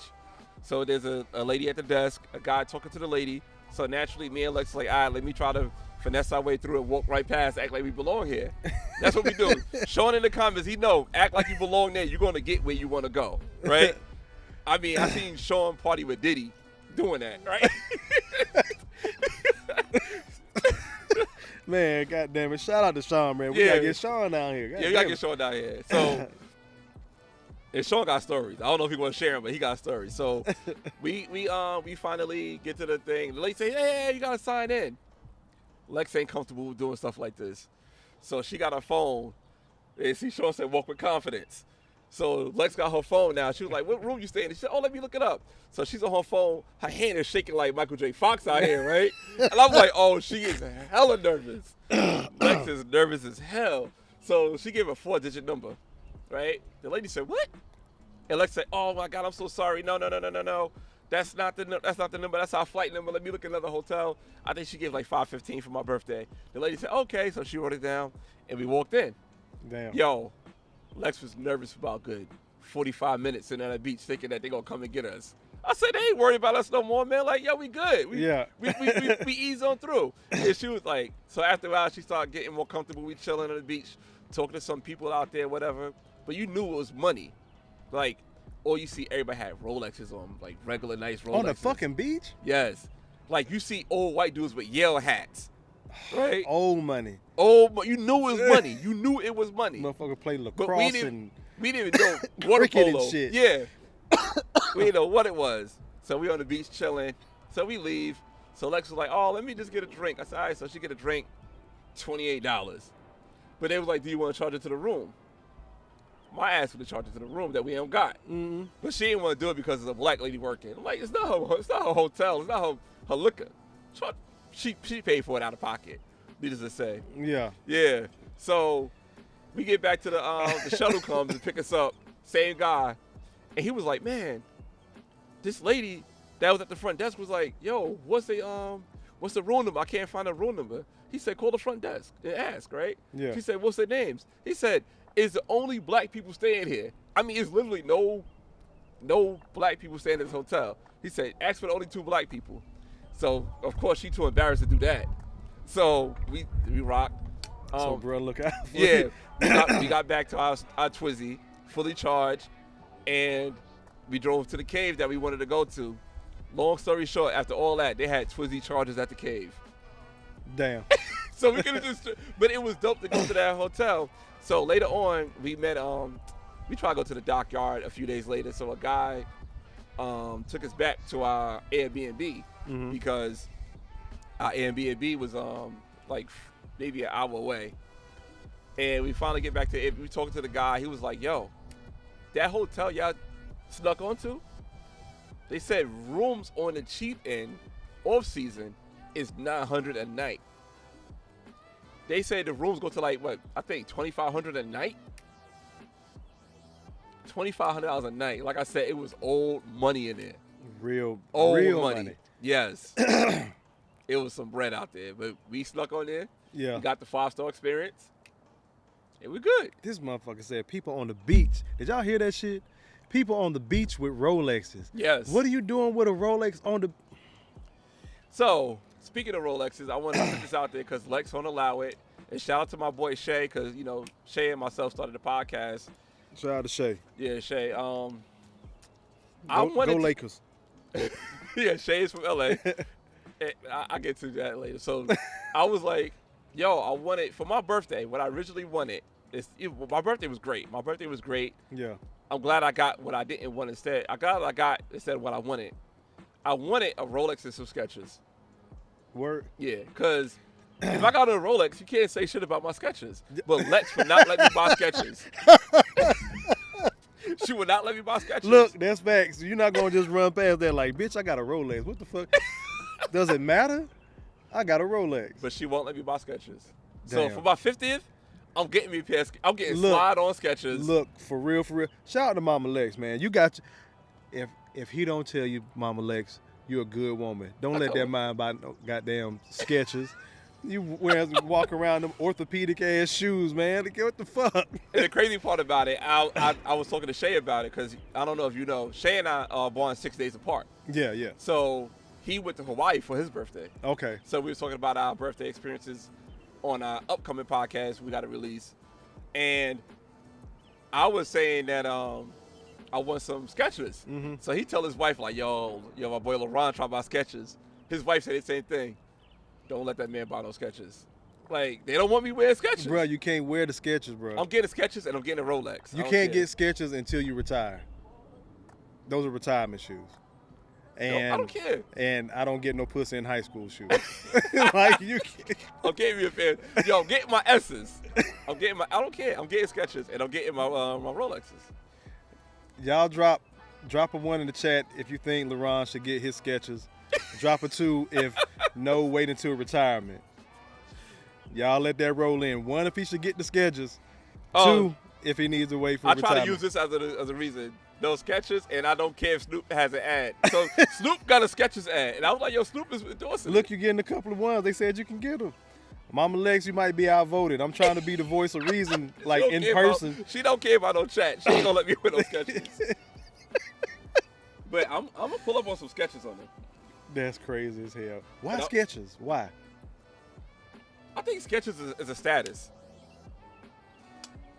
It's a status that you don't give a fuck no more. And I'm at 40, I don't give a fuck. It's a status of I don't give a fuck. I haven't reached that level of 40, and I got you by a year. I can't know, bro. I don't give a fuck. I'll wear me some Skechers and a Rolex. But you're right. I will give you that. If I got the Rolex, you can't say shit about my shoes. Like put like this, when I get my Rolex, after I leave the watch spot, I'm going to get some Skechers. You going to finish line? No, he ain't even going to Foot Locker. He going to finish line. No, I'm not going to finish line. I'm going to Skechers factory outlet. I'm getting the off-brand. You're not helping yourself right now, bro. You're not helping yourself. This is... But you know how I know you haven't got to that age where you need Skechers yet? I'm at the age. I was at the age 2 years ago. You're not. You know why I know? Because you didn't say the phrase. When I asked you, why Skechers? You didn't give the old man phrase of, because they're comfortable. You didn't say that. That's going without saying. Everybody know they're comfortable. Tony Romo wears Skechers. I have never worn a pair of Skechers. Me neither, but Rolex. You done tried them on? No, I don't need to try them. My mom got Skechers. They said that's a status symbol. It's a status symbol that you don't give a fuck. That's like saying you're gonna rock New Balance. I got New Balances on right now as we speak. Those New Balance are different. Okay, I can kind of see those. Like if you got the regular white New Balance with the pedophile 13s. Yeah. Shit don't. So shout out to Keith. I saw Keith in the comments because Keith mentioned the team Nike Monarchs. The Nike Monarchs. Mm-hmm. I'm not at that level yet. I haven't seen those. You have. I'm about to pull them up real quick. You seen the Monarchs? Hold on, I'll look. All right, yeah. Look up Nike Monarchs. Shout out to my boy Truck, man. My boy Truck was used to be a UFC. He used to be a UFC fighter. Mm-hmm. And one time we was in the gym, right? He had on some Monarchs. Nigga. He had on Monarchs. We was like 32 years old. I said, Truck, what is going on? Yo, man? You gotta bro. talk. It's something you need to talk about? Yeah. Why are you wearing these Monarchs? I really was concerned for my boy Truck with those Monarchs on. Those are Nike Skechers to me. Those are Nike New Balance. Those are higher than. That shit is. Whoo, yeah, those are the pedophile 11s. The, Nah. the New Balance is the pedophile 13s. That shit- like, bro, if you put a pair of them on your damn feet, like, this nigga gonna blow up somebody's building or touch somebody's child. Those are only two options you have, dog. Like, The Monarchs is bad. those are very bad. Yeah. But that's what I hear when I hear New Balance. That's what I hear when I hear Skechers. You know what? I'll give you the Skechers. You didn't say any Sauconys. Damn, I had Sauconys back in high school. It was an era in New York. Okay. Keith in here, you know, Keith and I are close to the same age. You know what I'm saying? Keith, can you confirm this era in New York of... Well, maybe not, because Keith is from the Bronx. I'm from Long Island, so maybe not, but... Oh, he's from the Bronx. They got, like, Timberland tennis shoes in the fucking Bronx. Oh, shout out to my brother right here. Ready for this one? I got Monarchs and Skechers. Unstructured, we got to have a conversation, bro. At least tell me they in Nick colors. They blue and orange or something. You got... Keith said, sad part, I got the Monarchs and the New Balance, and y'all talking about, y'all making me self. Nah, Keith, you good. Keith is no, good. sir, you are not. Keith is good. I thought you were that man friend, bro. Don't sit up there and lie to that man. Nah, Keith is good. Keith's from the Bronx. Like I said, y'all niggas wear Timberland tennis shoes and shit. Like, Well, I'll say this, I only had one pair of Timbs in my life. what? Mm-hmm. How the fuck am I more New York than y'all niggas? I like the Knicks, and I got like 2 pair of Timbs upstairs. That don't make you New York. First of all, you like the Knicks make you a sociopath because the Knicks is hard. All they do is break your heart. I live a better life than that. Oh shit. Keith South Road with the Sauconys. Oh, that was a Long Island thing. Yeah, I guess so. He said, blue and black Monarchs. I never seen those. I know Mark got Skechers with the memory foam. The fucking memory foam. They've gone too far. This shit has got to stop. I think Sean said she got some Skechers too. I ain't got to that level yet. Yeah. I ain't got to that age yet, even though I'm at the age. Maybe I'm immature. Maybe it's me. I think it is you. Maybe it's me. You know what it is? You grew up in Alabama. You grew up in Columbus, Georgia. Yeah. Yeah. Yeah, nigga, straight Y'all up. didn't have no high-speed internet till like last year. Like we got J's, nigga. No, we did have. Now Columbus is a little bit more advanced than what people want to give it credit for. See, that's the thing about staying in Atlanta. People that like come from other places and come to Atlanta. It's kind of true. You got Atlanta. Your memory foam. It's this nigga right here. God damn it, man. Look, I'm not gonna argue that memory foam is comfortable. However, on Skechers, just can't rock with it. I'm sorry. But anyway, so you got Atlanta, and then you got the rest of Georgia. Yes. But you do have a major military base down in Columbus that was formerly known as Fort Benning, that is now known as Fort Moore. They changed the name because so many of the Army bases were named after Confederate generals. Yeah. That was one of them. My grandfather retired from Benning. My dad retired from Benning. Yeah, I wanted to retire from Benning, but now it looks like I'm gonna have to try to retire from Moore. So, anyways, but yeah, you got Atlanta, then you got the rest of Georgia. But Columbus is more advanced. We have a lot of growth in the city, a lot of fucked up shit going on in the city too, but I still love it. Montgomery, Alabama, same thing. We can do much more in Montgomery, but you know, the money get the exchange in hands. Yeah. So you want to pivot to some of our other topics. We talked about the main thing, the importance of cigar culture and meeting different people and business, and told our cigar stories. Yeah. Hit my 1,000 again. Salute to everybody completing the Everyday in May challenge. Like, I really cannot believe it, because it was like, damn, I'm doing good. Like, damn, I got the first week. I remember like the first week we were like, oh shit, I got the first week out the way. Yeah. And then now it's like, damn, this is the last day. Like, it kind of flew by, man, and y'all really helped with that. Like, all bullshit aside, man, I cannot thank y'all enough. Just keep on sharing and, you know, dropping my name in your different chats and different channels you watch. So you want to talk about this? You want to get it off your chest, or you want to go to Black Lives Matter? Let's get it off my chest. Let's go. All right. You got it. All right. So, give the backstory how we got here. if you guys may not know, if you have HBO Max, right? Here the whole back stuff. You have HBO Max. They changed it to Max, right? So I downloaded HBO Max, right? Now I downloaded Max, and I was like, oh shit, it's a show. So me and Alexis chilling after the game, after we watched the Celtics hit that buzzer beater. Uh-huh. So we was like, damn, we was kind of hyped to keep watching TV. Yeah. Downloaded Max, and I was like, all right, I need to get HBO Max because I want to watch the sessions. If anybody watched the session, I think it was a great ending. I liked it. But anyway, I came across a show called Put a Ring on It, and me and Lex started watching it and getting invested in it. And I know that it's old, but we just found out about it.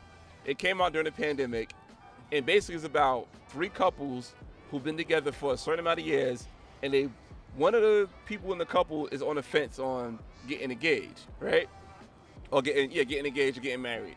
So they have a doctor in there. She's trying to give advice, to give tips and stuff like that about being married, and if this is for you, if you and your partner is built for this. So we come across a couple, Michael and Shay. Put a pause in it. Theo in the building. What up, Theo? Salute, Theo. I done gave you your props, brother. You pushed me to 1,000 earlier today. I think I'm at 1,006 subscribers. Last I checked. I really, really appreciate you. Since you're actually here, I want to tell you thank you personally while you're in the chat, brother. Thank you. And one other thing too, Theo, I want to mention too. I was talking to Kofa earlier, setting up. He told me about the steak, right? You got to buy him a steak. You told me earlier when I was in Smoke and Talks live stream that you owe him a steak. Kofa also said that he's gonna fly you out here. He's gonna buy you a Delta first class ticket. Don't believe that shit.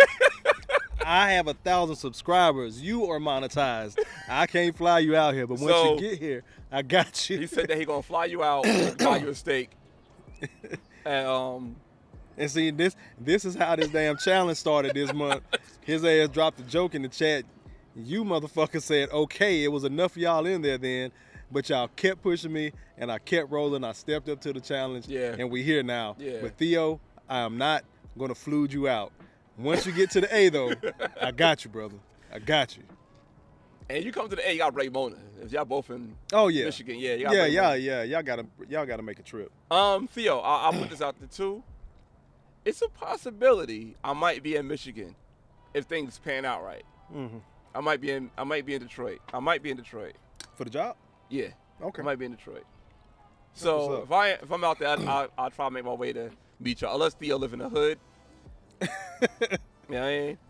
Nigga, that is Detroit. I got family up there. Matter of fact, I gotta get up there, man. Something is tingling inside of me that somehow, some way, me and Theo and Mona are connected more than we know. Because I really do have a lot of family up in Detroit. Yeah. And my mom has been harping on it for years. She went up to either Detroit or New York because I got folks in both. Yes. Comment? Huh? Fly him out.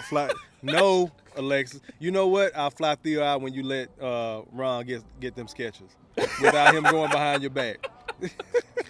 Now, I killed that argument. I know I'll never have to fly Theo out. But I do have a lot of people in Detroit, and I really want to start asking my mama and, what's our people name up there on that side. Because Detroit and Alabama are connected, if people don't know. Detroit don't know. Yeah, Detroit had the car industry, but the metal, the iron that went up to Detroit, it came from Alabama. Yeah. There's a big iron ore mine. So when they were mining, that's why it's called the Iron City in Birmingham. And they shipped a lot of that stuff up to Detroit, so a lot of those cars got made from, And like people will come from up north Detroit and feel in, be in Birmingham, and be like, oh, this shit looks like, the city back up north. But they were structured the same because the industries flowed like that. But my bad, I cut you off from your story. I just want to pause and So Michael and Shay. Yeah. Long story long. Shay didn't, but Michael had reservations on marrying Shay. Right? If you guys know about the show, let me know in the comments if you know about Put a Ring on It. So he had reservations on marrying her because Shay straight up said, I want to marry you, but I don't want your son living with us. That should have been the ultimate red flag. That should have been, all right, I can't marry this lady because clearly she don't take me and my son serious.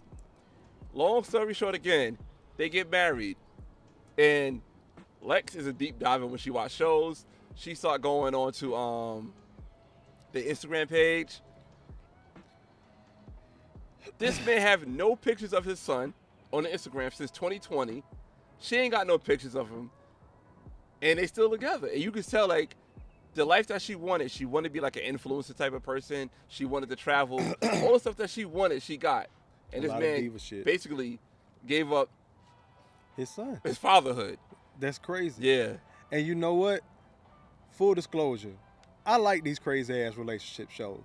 Don't strike me down. Because matter of fact, I'm headed to the jazz festival. Y'all know I did my live about, you know, how I got out there. I saw a lot of fathers and stuff. But I'm headed to the jazz festival. BT hits me up. Hey man, me and Lex just saw this show. Like, we think you'd be interested. Of course, Lex in the background laughing like, Kofa gonna go in on this shit. So he was like, yeah, have you heard of a show called Put a Ring on It? I was like, yeah, I watched this show. He was like, damn, well, how far are you? I was like, man, I'm caught up. I'm on the fifth season, whatever. Like, I watched the shit. Like, that's my Sunday morning guilty pleasure. Cause when it airs on network, yeah, like, you know, people will snatch it and throw it up real quick on YouTube before YouTube takes it down. So I'll get up in the morning, make me a good breakfast, and it was two shows I would watch. It was Put a Ring on It and another one called Ready to Love. Both of them started here in Atlanta. Mm-hmm. So I was telling BT with Ready to Love, I actually walked into a taping because they were shooting it live in a restaurant. Shout out to Rosie's.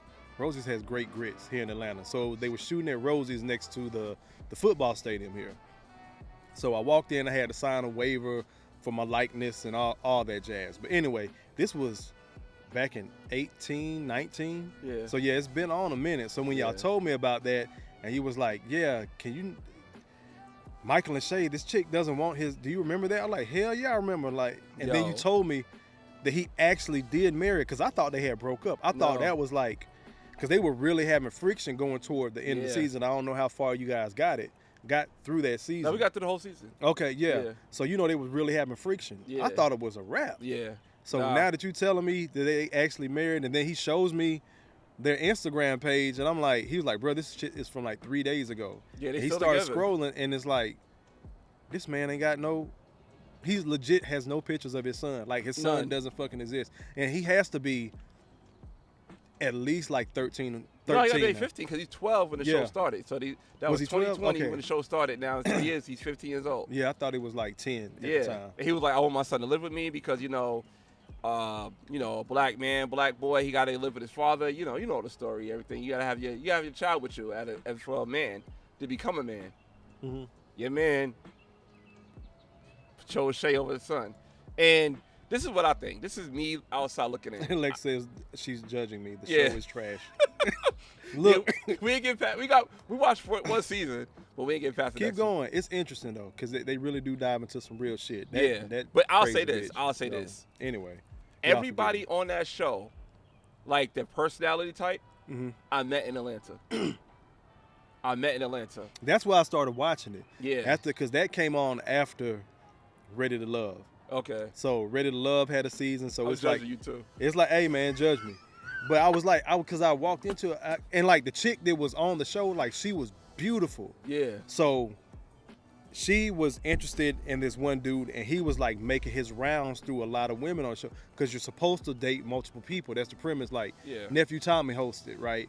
But again, further proving my point, and kind of what sparked that catalyst, multiple women want the minority of men. Yeah. So it was like 4 or 5 women that were like super interested in this one dude. Mm-hmm. And this chick that I happened to see in person that he was with at the time, I didn't realize what they were shooting until like a couple of weeks later. I guess they wrapped. Excuse me. And I saw the show. I was like, oh shit, that's old girl. I was like, damn. And she was like head over heels for this dude, just like the other women. Yeah. And I don't think he ended up getting picked because they finally figured it out that he was playing all of them and all that. Yeah. They're like, man, I was like, here we go. But that's why I kind of got on it, because I like personally walked in, I saw this shit happen, remember that couple, watched it play out, and I was like, that's fucking Atlanta. Yeah. Like everybody will give these stories of how many women are in Atlanta, but a lot of the women in Atlanta are flocking to the same dudes. Like I keep telling y'all fucking the same men. You might be onto something. And with then that. little old average Joe me supposed to, go above and beyond. And then again, they have the average day-to-day people. Like people they're not making these exorbitant amounts of, money and stuff. They got a regular job. Like a couple of chicks were like flight attendants. Some of the guys may have worked in, corporate America, but they weren't up like that. Some people worked in real estate. Yeah. Like what you just said is 100% real. From the Put a Ring on It, both of those shows. Yeah. Everything they show in Atlanta is Atlanta. Yes. Those personality types. Yes. Especially on that show, because I'll give the rundown of everybody on that show. So especially you got Michael Lachey, right? Shay is how would I describe? I guess a selfish woman, right? She want anything her way. She don't want to care about your kids. And that's why I say I don't date women without kids. Because a lot of them are selfish as fuck. Yeah. A lot of them are. And you be like, I have a kid. That ain't my kid. A lot of them are like that. A lot of women do that. And that's why I changed to I don't date women with kids. Yeah. Because of that. Because guess what? I got smoked from women with kids because I had a kid. I got smoked from women that didn't have kids because I had a kid. Yeah. And then it's a slightly different dynamic because I had a girl. So women can say what the fuck they want. They know how irritable and smart at the mouth they were as teenagers. Yeah. So it's a lot of women that wouldn't deal with me because I had a girl already assuming she was going to be disrespectful and, that type of thing. Right. So it wasn't an easy road to navigate as a single father of a girl. Yeah. So a lot of people miss that, but that's why I said that. Because guess what? When she's selfish like that, I don't want you no goddamn way, kid or no kid. Yeah. But that's just me. And like I said, this woman's hella selfish. Then you got Michael. Michael is a characteristic that's not spoken about quite often in these spaces. Michael is the dude. Michael is the dude that he could get any woman he want out in Atlanta. He could get any woman he want. But he got this one woman, or this one woman, nice ass body, right? She looks good. I was about to say she looks good while Kofa get his thoughts together. She looks good. Nice body. Good, looks good, right? In the threesomes, he probably think in his mind, I'll never find this again. I will give up anything, including my son, to make sure I can have this lifestyle. Crazy part is, he's in Atlanta. He don't know it though. He don't. Apparently he don't. He doesn't, because he can find another Shay that likes threesomes. It's Atlanta. Is what it is. Like a lot of this shit that people say about Atlanta is, this, that, and the third. It's true. Yeah. Like it's a lot of women out here, a lot of people that are just freaks in general. Yeah. Like into that type of shit. So he can find that. It'll be hard pressed, especially with her putting that out on TV. She'll be hard pressed to find another him. My opinion. Yeah. So he probably found like, hey, I got the jackpot. I got everything I wanted sexually. Say he probably found a super duper attractive. Hold on, Mo said later is a threesome. It says two dudes talking about these reality shows. Love to see it. Hilarious. And she said, put that shit up. Atlanta is a threesome.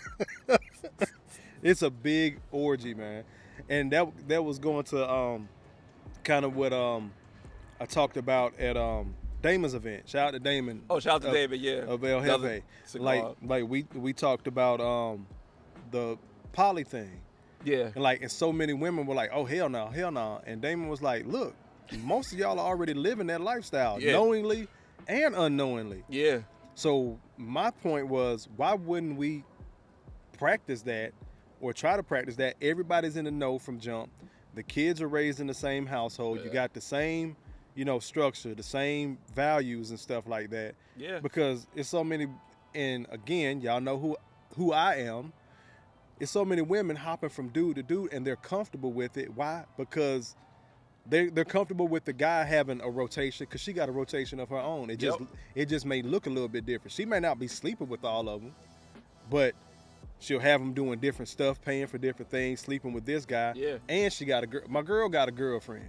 that type of shit. Yeah. But people really don't like to talk about it, and Yep. then when we do, it's of course, you know, you hating as a man, or Yeah. you know, get you some business. It go on and on. I'm not going to go Darth Kofa tonight. It's a good day, but yeah, it was just interesting when you said that shit, because I was like, I can see why he would be mad, because you have a son. You're in that similar situation, Yeah. and to think about you giving up the time with your son. Yeah. You know, if Lex was on that type of shit, I just couldn't see it Nah. in you. So I really wonder, like, how happy this guy is. I wonder what's going through his head, because he looked depressed the whole show. He looked depressed on Instagram. The pictures 3 you days showed ago. me, like, bro, looked depressed, man. Yeah, but get back to the characters of the show. Mm-hmm. Then we got Tamika and I can't think of this dude's name, man. I would just say Devontae. Lex, put in the comments what's Tamika's husband, fiance name. So Tamika, super duper insecure. Super duper insecure. She straight up and down think this dude is cheating every day. She can't do I nothing. think I know what you're talking about. Yeah, super duper insecure, and you could just tell her one thing that you want, and she'd be like, "Oh yeah, okay, I believe you." So she's super duper insecure. Oh, then you got you got his name? Vince. Yeah. Vince. So you got Vince. Your man Vince, from the get-go, from the start of the relationship, had some girl hitting her up, was like, "Yo, I have a whole relationship with this man." And now she's already insecure. And after that, you like, damn, man. You know, like, I don't know. It's like the dude preys on insecure women and know that her insecurity is always going to be there. And he know how to just do enough to keep her around. And she know that she can't leave because she's so insecure. And she probably thinks she can't do no better than him. And Derrick Jackson. And he's Derrick Jackson, yes. And he's preying on that. Then we got Hollywood, and I forgot the other girl. What's Hollywood fiance name? They not even together no more. Yeah, man, I was pulling for them. I ain't gonna cap. See now Hollywood. I'm gonna tell you about Hollywood. I But go ahead. I believe in black love. Contrary to what y'all may think about my content, I really do believe in that shit. He do. But at the end of the day, when it boils down to it, I'm gonna side with the brothers on being happy, not on some fuck shit, not on some fuck boyism, but being at peace. You don't need to be in no damn relationship and you stressed out. I don't give a damn if it is a marriage or how long y'all been together. Sometimes we get bogged down with either what happened or trying to hold on to, like your boy, what's his name, Michael. Trying to hold on to what you got to, and you don't realize you got a whole future. And by the time you do, you've squandered it. Yeah. By either being damaged and all that shit. Like, good relationships are doable. Yes. They're few and far between, however. Yes. Shout out to Mama Lex. And I do believe, shout out to Mama Lex, but I do believe the majority of our sisters are batshit fucking crazy. That's Kofa's opinion. But back to Hollywood and shout out, I'm trying to find a name. But like I was legit pulling for them, man. All right, let me tell you about Hollywood. Because like I said, we met all these people in real life. But we didn't meet them personally. Literally. We met them already. Hollywood is a grown man with a whole hairpiece on, a whole unit, waves, right? Mm-hmm. So you got this dude with these fake ass waves. You see my waves, you know what I'm saying? I got a little thin spot. Ashley, that's her name. Ashley, yes. A little light skinned chick. Yeah. So you got Hollywood. All these fake things. You can tell how he's so into himself. He got like the fake ass waves. You can tell that he's so insecure that he got to go out. I don't have hair, so how do you know it's fake? You got to check. What? Yo. So he using I ain't gonna that, lie. He using For that the Biden? first 4 episodes, it was so distracting to watch. Because every time he showed, I'm like, yo, this dude here looks so fucking. You see the patches. You see the dye running. You see, like, different spots don't look right. Damn, like, I went. Man. Like I said, I guess I wasn't paying attention. Man, his head was so distracted. I guess because we watching it back to back to back because we watched the season like we binge watched it. And we watched like, all right, you can tell this is an insecure dude, but he tried to show off this machismo and, you know, say he in the lifting weights. Like, they had a 1-bedroom apartment. Mm-hmm. This dude literally had a Bowflex in the living room. I do remember that. You could tell he on some type of shit that make himself he wanted to look a certain way by any means necessary. The veneers, the fake hair, the extra bodybuilder, probably on steroids. You can tell he insecure. Then his wife or his ex-fiance, because they're not married together. They're not married, engaged no more. They broke up. Like I said, Lex always do deep dives after we watch a show. But then you see the ex. She's like, oh, look at she just there because the time. Mm-hmm. And she holding on to the time. She holding on to the time. So it's like you met all these people. We met everybody. We met the insecure dudes that with the fake hair. We met the selfish chick that don't care about your kids. She want a certain lifestyle by any means necessary, and she want it with you. It got to be with you. That shit trash, bro. Like it's hard to watch. But I watch it because these are the people. Like, had I started my YouTube back then, I would have been monetized. Oh, yeah. Like, reacting to this shit. Kofa would have talked to me if he started. He's like, I ain't talked to your little ass 3,000 subscribers. Man, yeah. He would have talked to me back then. Look, I had to get on my grind, man, because when we first met, I don't think you were monetized yet. I think you had the subscribers. You didn't have the watch hours or something. Yeah. Like, because it was like 2 weeks later, you was like, yo, I got monetized. Like, God damn it. Like, I just met this dude. Like, he killing me already. And also, too, speaking of monetization, shout out to G.R.O.W.T.H. I don't know if you remember, you met G.R.O.W.T.H through my live one time. I don't know if Theo hopped on. Mm-hmm. It was me, you, Theo, and Lex. And that's how I think y'all met, through social media. Yeah. But after that, I don't know what happened after that with the old channel. Yeah, man, hit 15,000. I'm like, 15,000? And blew. That was it. It was over. Off to the razors. Think, Theo, what you pushing off? If you still in here, man, 50? Something stupid like that. Yeah. Him, that dude named Dave. Oh, Dave was already up there when I met Dave. So I met Dave through Drew. So Drew had a panel, and I hopped on a panel with them. And I'm like, you know how you hop on panels, and sometimes some people can't. That's how I met Drew. Yeah. So you had a panel with him, me, you, him, I think. And D-Maze. D-Maze, yeah. We talking about Passport Bros, because that's when you and I started. I was like, oh, I never heard about this. And that's how we started. But I met Dave. I'm like, his shit looks super duper professional. Yeah. He had the Shure MV7. $350 mic. I'm like, nah, he's in it for real. Yeah. And I started saying, I'm like, oh, so I met Dave through Drew, and I met Theo through Dave. So that's how it went through, Interesting.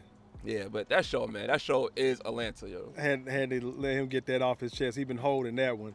That was tight. He been holding that one since. How you say hotter than fish grease? Hotter than fish grease.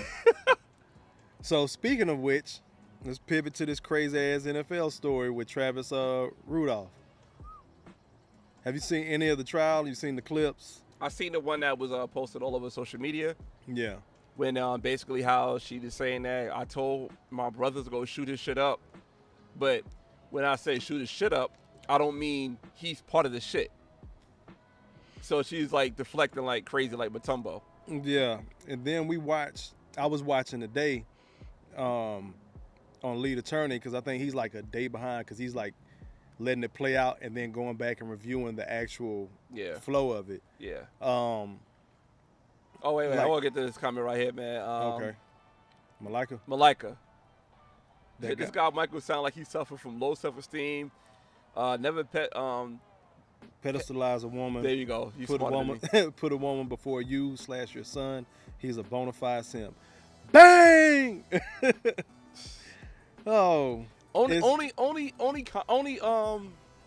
criticism I have of this comment: simp should be all capitalized, because he's the simp of the highest order. Like your son, your seed, your next you. I couldn't give up. Girl, boy, it doesn't matter. Like, and she is blatantly selfish. So kind of pivoting back to that real quick. When they're in there, they have a licensed therapist or whatever that's kind of coaching them through it. And like, I think she ended up telling Shay like flat out, like, she's very selfish. Yeah. And she was just like on some I don't care shit. Yeah. Put it like this. He was like, I want my son to live with us. Yo, peace, Drew. Drew's it? Drew's in your chat? Okay, what up, Drew? He said, I don't know if you guys hit ice cream. I hope I don't get no copyright strike because of ice cream man driving by. But he said, yeah, I want my son to live with us. And she was like, live with us? How come your son can't get an Airbnb when he come here? Why your son can't get an Airbnb? So for instead of him staying with us, he got to get a whole Airbnb for him and his son. For him and his son. And did the shit. That's the crazy part. Did the shit. It's absolutely wild. Anyway, back to the NFL. So the chick, I can't even remember her name. She's like 25. She hypes up her brothers. Y'all remember? Malika put capital letters, simp. She hypes up her brothers, talking about, oh, he beat me. He did all this to me. Go shoot his shit up. Sends the text. They come through. Somebody has a pistol. Dude lets off on him. I don't know how many round mag he had, but shoots the car up 39 times. Which is crazy. One of the brothers dies. But this is the thing. They're all young. So I was like, well, damn, like, dude had a hell of a fall from grace. He was in the NFL, and he living with his mom.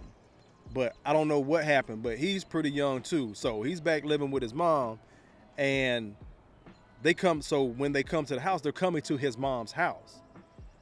Yeah. And I don't know, in that situation, I'm protecting my mom too. You got 4 dudes to show up at your damn house. Mm-hmm. In the dead of night, literally, it's midnight. They showing up, banging on the door, talking about come outside type of shit. And what I think he should have done was call the police. I think that's why they arrested him. But I don't think he should go to jail because she set that shit up. Yeah. That's why that clip is going around. She was like, I was talking about everything but him.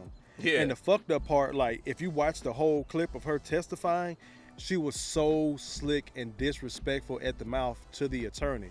Like, totally did not give a fuck she was in a court of law. Like, saying shit literally like, well, you're the attorney. You let me know. Yeah. Like, shit like that. Whole attitude, sister girl neck, and, like, whole stereotypical black woman caricature. Mm-hmm. I couldn't stand that shit. I want to push that bitch down a flight of fucking steps, bro. What's the name of the her testimony so I can pull it up real quick to get references? If you look up Travis Rudolph. All right. This is right here, understanding the assignment right here. Thank you. Stupid, insecure male. Hotter than fist grease. Yeah, we need some sound effects on that one. That's Knocks understanding down. the assignment right there. Another 3-ball. This guy is hotter than fish grease here. All right, what was the brother name? Travis Rudolph. Second. Hey, I'll type TRA. That shit came up. Look, bro, it's the hot topic. I got to go back and talk about it too, because this is the crazy part, bro. So she's fucking with him. This bitch whole married. That's crazy. And then the attorney asks her, well, was Travis aware of your husband or something like that? And she was like, well, he knew about my husband. He didn't know about my boyfriend. So she was fucking with him, married on paper, and had another side dude. Damn, son. Yes. Damn, son is correct. In the words of the late, great philosopher Kevin Samuels, you can't make this shit up. You can't make this shit up, people. Lex said, his sister girl neck, Kofa. Yes, the sister girl neck, the snatching dreams out the air and all that shit, yes. Horrible. And she had, and like she was like, oh, my back was hurting, I could barely walk. He slammed me on the ground. I just had cosmetic surgery. Oh, BBL. So, there you go. BBL. There you go. There you go. NFL player and FSU star Travis Rudolph continues. Testimony for the trial. It started Wednesday. Rudolph is accused of killing a man and injuring another during a shooting in Lake Park 2 years ago. Rudolph says it was self-defense. Our Caleb Califano live outside the Palm Beach County Courthouse with more. Caleb.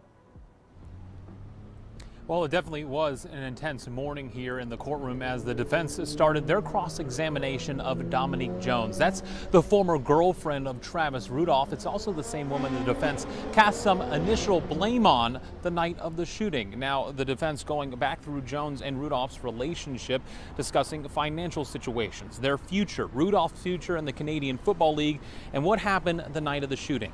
Jones walked through how she was, quote, more hurt than angry when she found texts from other women in Rudolph's phone the night of the shooting, but then immediately wanted to leave and not escalate it any further, alleging that Travis was the erratic one and wouldn't let her leave at first. When asked about texts sent to Jones' brother Keyshawn, one of the 4 men who confronted Travis the night of the shooting, Dominique says a specific inflammatory text she sent, which included the phrase "shoot up," was not meant as a literal threat, but was a text sent out of emotion.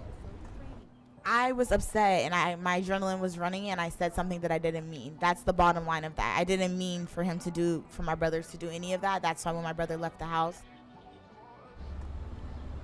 Now the murder trial of Travis Rudolph is expected to last a week as we learn more about these witnesses and more details. We'll make sure to keep you updated on air and online. For now, we're live in West Palm Beach. Caleb Califano, WPBF 25 News. I got so many windows open, man. My bad. Y'all was trying to. Malika says, Dominique Jones is the Black Amber Heard. She refused to take any type of accountability. It was just like, y'all remember last night I was playing the video, and I played the last video of a chick that she was like, y'all gotta stop calling y'all brothers. Sisters are getting to an argument in the street, just leave it there. You go half-cocked on some emotional shit. You hype up your brothers, and then niggas is going through it all summer, just shooting shit out all summer because you couldn't calm your ass down because I said something I didn't mean. And the fact is, one of your brothers got killed off of your word. Yep. Keith hit the nail. That's how so many guys get off. Loud, emotional ass women. All the hyper-aggression isn't just feminine, it's childish. Bruh, and she was sitting there. Y'all got to go back and watch that. I'm gonna try to pull some of those videos too. If you find a video, just send it to me, bro. Like, and just revamp it, yeah. But she was just straight up, just apathetic. Pretty much didn't care that her brother had died. Like one of the other brothers, because they all like a little crew, street family. Facts, like they all grew up with each other. She should be, but the dude that drove the car drove his mama car. First of all, he's 23. So got his mama shit shot up. Yeah. Lost a brother.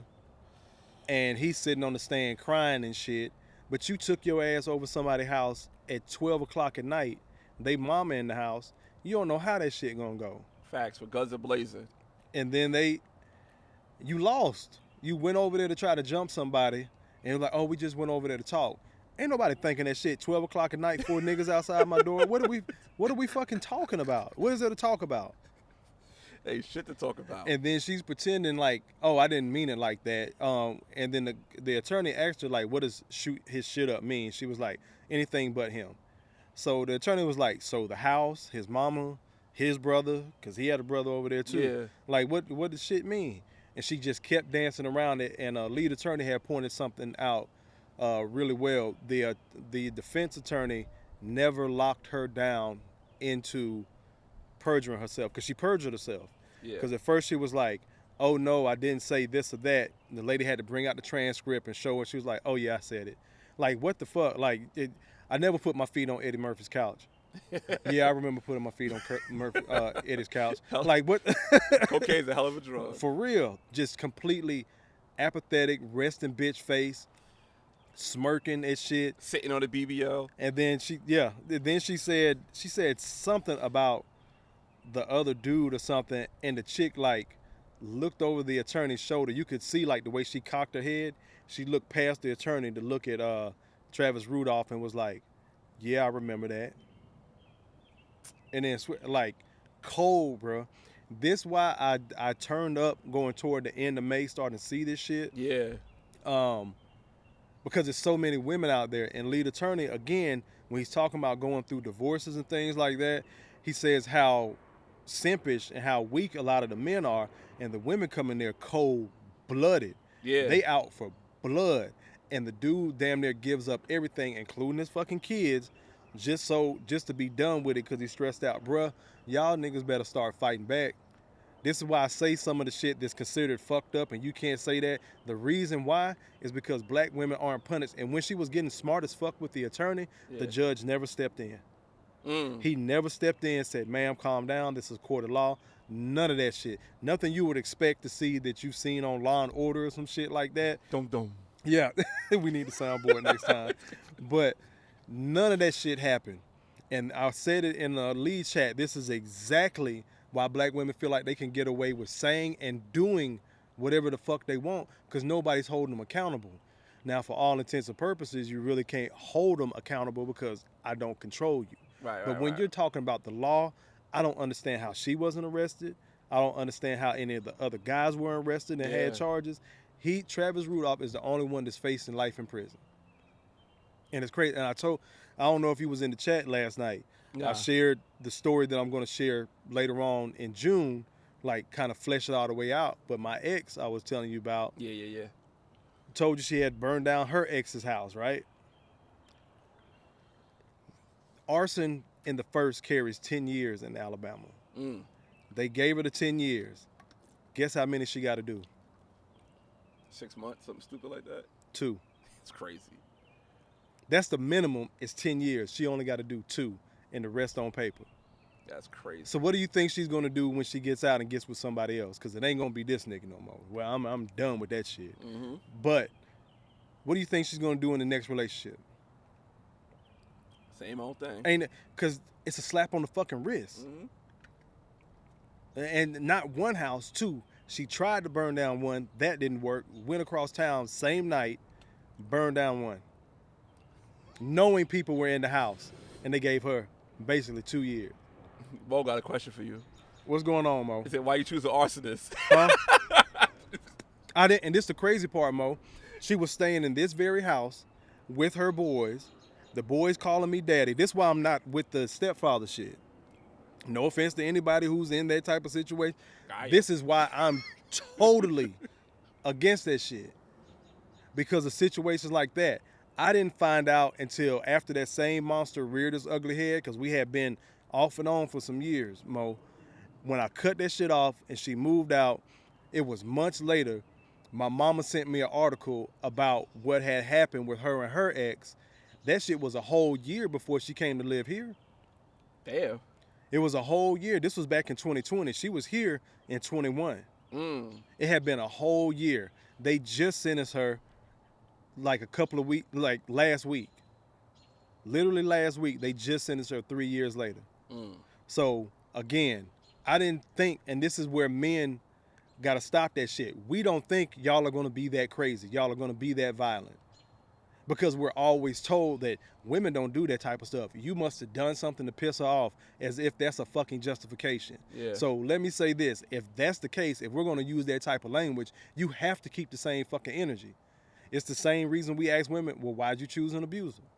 Yeah. You stayed with him while he was physically abusing you, and we understand and justify why women stay. This is some shit I just straight up didn't know. Yeah, I hadn't even told y'all the rest of the shit that I'm literally talking to my daughter, because my daughter's old enough to understand. You know, she's 19 now, and this was, again, like 2 years ago. She was 17. She understood what was going on, but she just told me some shit the other day that I got to share with y'all. Again, people have a bad habit of not telling daddy what the fuck is going on, and then when we fly off the fucking handle, it just look like I'm a crazy ass nigga. Yeah. Well, this is the first time I'm hearing of it. How the fuck do you want me to react? Yeah. So if I don't blow up, then something's wrong with me. I really don't care. If I do blow up, now I'm abusive. Yeah. So again, I didn't know that I chose an arsonist, Mo, but now that I know that shit won't happen again. Knowing is half the battle. And then G.R.O.W.T.H. And this is why I say a lot of the shit that I say. People never take into account the guy's side of the story, right? We'll listen to a Derrick Jackson. You'll listen to a good girl that turns to a bad girl. You'll listen to the bad girl that now wants to be the good girl. Yeah. But nobody ever wants to hear from a solid ass dude and then took L's. When we say fuck it, it's a problem. Facts. Because so many women want us to be their backup plan after having the fun with the Derrick Jacksons of the community. This is why I say what I say. I meant what the fuck I said. Confirmed bachelor, I get to live. I'm doing okay. So shout out to my 1,000 subscribers, goddammit. 1,000 plus. Yes. 1,000 plus. Shout out to that, man. Lex said, what did I miss? So much, Lex. So much.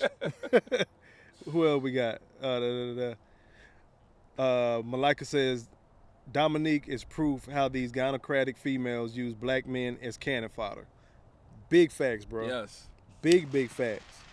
Now you got a dude trying to please this woman again, a Michael, and he gonna find out the hard way somehow, some way. All right. Is Michael gonna be the new term? So we got Michael. For a cent, like, oh, that dude's a Michael. Like, you know how they call a dude a buster in Cali? Yeah. Shout out to Shay. I think Shay said that on our podcast, called somebody a buster. Definitely, we're talking about the dude who paid for the wedding. Who didn't pay for the wedding? Well, who's about to pay for the wedding? The stepdad. Oh yeah. We talking about that. He called him a buster. So he said buster. I wouldn't pay for that shit either.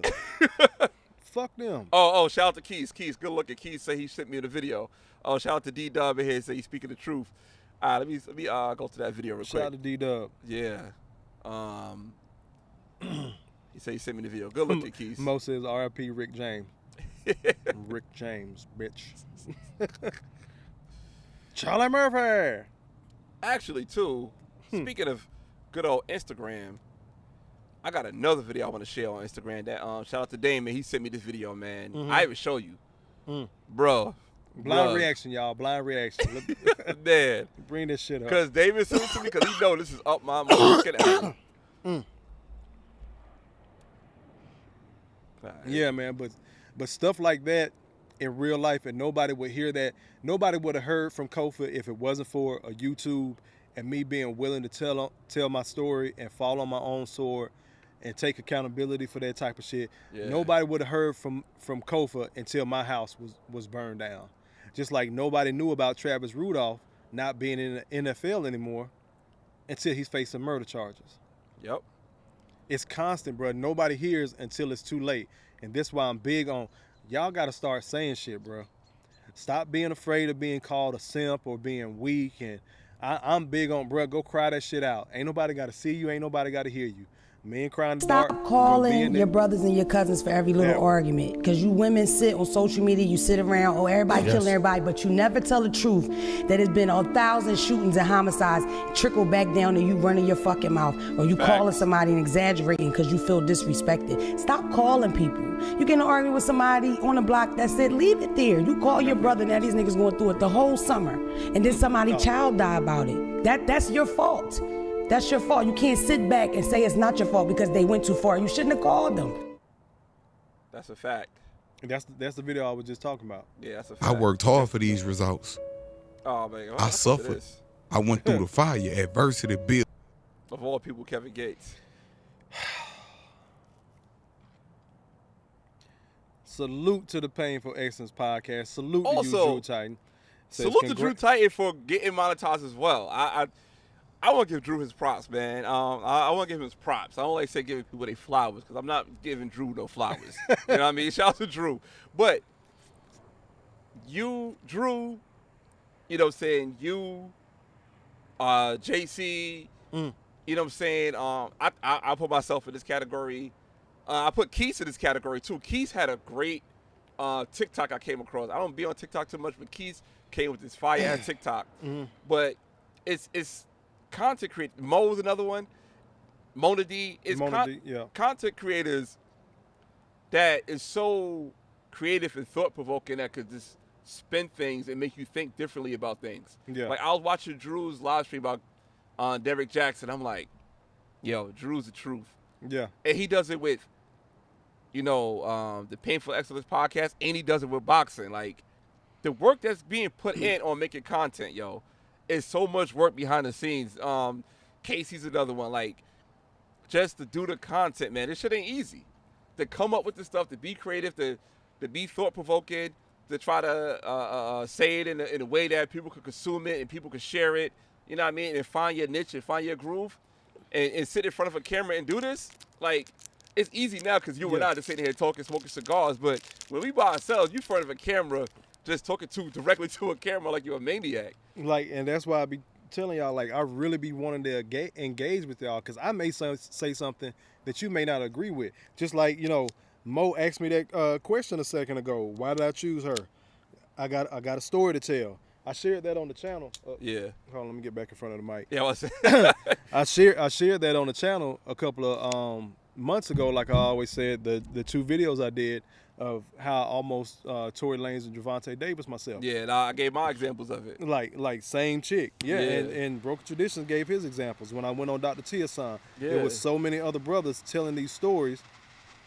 And we got to understand when we're telling them face to face with family members and friends, a lot of times because you're the man in the situation, especially in the black community, you're not going to be heard, bro. But this is why I always say you're not crazy and you matter. Yeah. You know what your lived experience is. We can sit up here and play coy about it all day. Like, brothers be going through too, trying to be these good men that we've been told we need to be since childhood, and it usually don't go well for us. Yeah. Most of the time. All right, so There we go. I got this video right here that Damon sent me, man. Okay. Shout out to Damon. All right, so this is he sent me this on the Instagrams.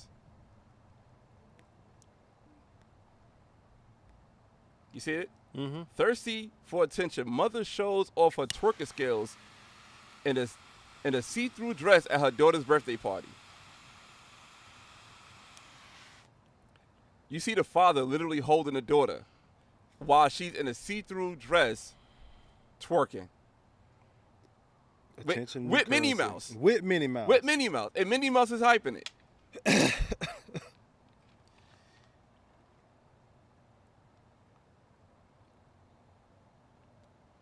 Fam, how? This where we at, bro. That's where you at. No, not like the community. The community. This is where we at. That's not something. Why? Why is that important? Why is that something necessary to do at a child's birthday party? Look at the child looking at her. I don't give a fuck how high. And then when she goes and does that in school, and some boy looks or slaps on the ass or something when she gets a little bit older, Yeah. then it's gonna be a problem for that young man. But this is where the fuck it started at. Yep. Facts, bro. They say, and they always probably say it's an African dance. Man. And they always try. They do, man, and they try to. Wait, before you go through this, shout out to Keith, man. He said this is a great quote. The great G.R.O.W.T.H Santana says, "Bitches need guidance and bitches need rules." The great American poet. God almighty. Man. Twerking at a child's birthday party with a see-through dress on. Why wear the dress? Why twerk? Why start there? Why you knew that shit was see-through when you started putting it on? I just wonder if the dad said something. Because again, a lot of times The dad's holding the baby. we talk about this shit. I mean, before they left the house, did he get cussed out? Was he afraid to say something? Like what? I always wondered the dynamics and the backstory. Was he a Michael? Yeah. What was the backstory to this? Yeah. Because sometimes men, like, again, like they say the silence is acceptance or whatever, when it comes to grape culture and all that. Yeah. It's the same thing when you be trying to love these women into being good, honest, wholesome women, and that ain't what you got with. Yeah. The thing is, brothers, y'all got to realize jump-offs can get pregnant too. Everybody ain't meant to be no motherfucking wife. Everybody ain't meant to be a long-term girlfriend or a Yeah. goddamn companion. Like, the older we get, like, they're not. They're still a jump-off. Just because she aged a certain, and again, this is what I learned from the ex. I've known her 20 years. We've had these type of scuffles before. Yep. I'm just thankful my house still here. I'm thankful I'm still here. Yeah. Because the night we got into it, I shared this before with y'all, I choked the shit out of her. Yeah. I almost killed her because I lost my shit. But I don't get a pass for being a 26-year-old that got sick of some shit. Yeah. But I'm still supposed to understand that she got mental health issues. But black women have been through so much. This is why I don't adhere to a lot of those fucking excuses anymore. Because I don't get that pass. I don't get to say I was young. Mm-hmm. As a solid man. Yeah. That one mistake is always going to be over my head. Whenever I tell that fucking story, no matter what the fuck happened, she got arrested that night. Yep. All that shit. I'm still the abuser for one incident. She could have a string of this shit. And it's just like, well, you got to understand black women have been through so much in this country. Now everybody blackity black, black, black. Yep. Okay, say your line. My line or D May's line? You can say both. Shout out to D Mays. What's my line? I've been woke before the sun. Oh, I will vote for the sun got up. Yes, I will vote for I get it, but it's not a fucking excuse. And as D Mays always says, some of us ain't gonna make it. Some of us ain't gonna make it. Drew said he's sleeping. He and no show tonight. This is hard work. It is, brother. You don't understand. It is, man. Again, I think I talked about it last time. Y'all see the laptops, the little, pseudo-professional setup that we have. Man, it's wires all over the ground, bro. Like, we're in my and not back. to mention, I had to pack all this and bring it over here. Yep. Yeah. We had to set I got it a whole up. wagon. Got a wagon. Had to test it.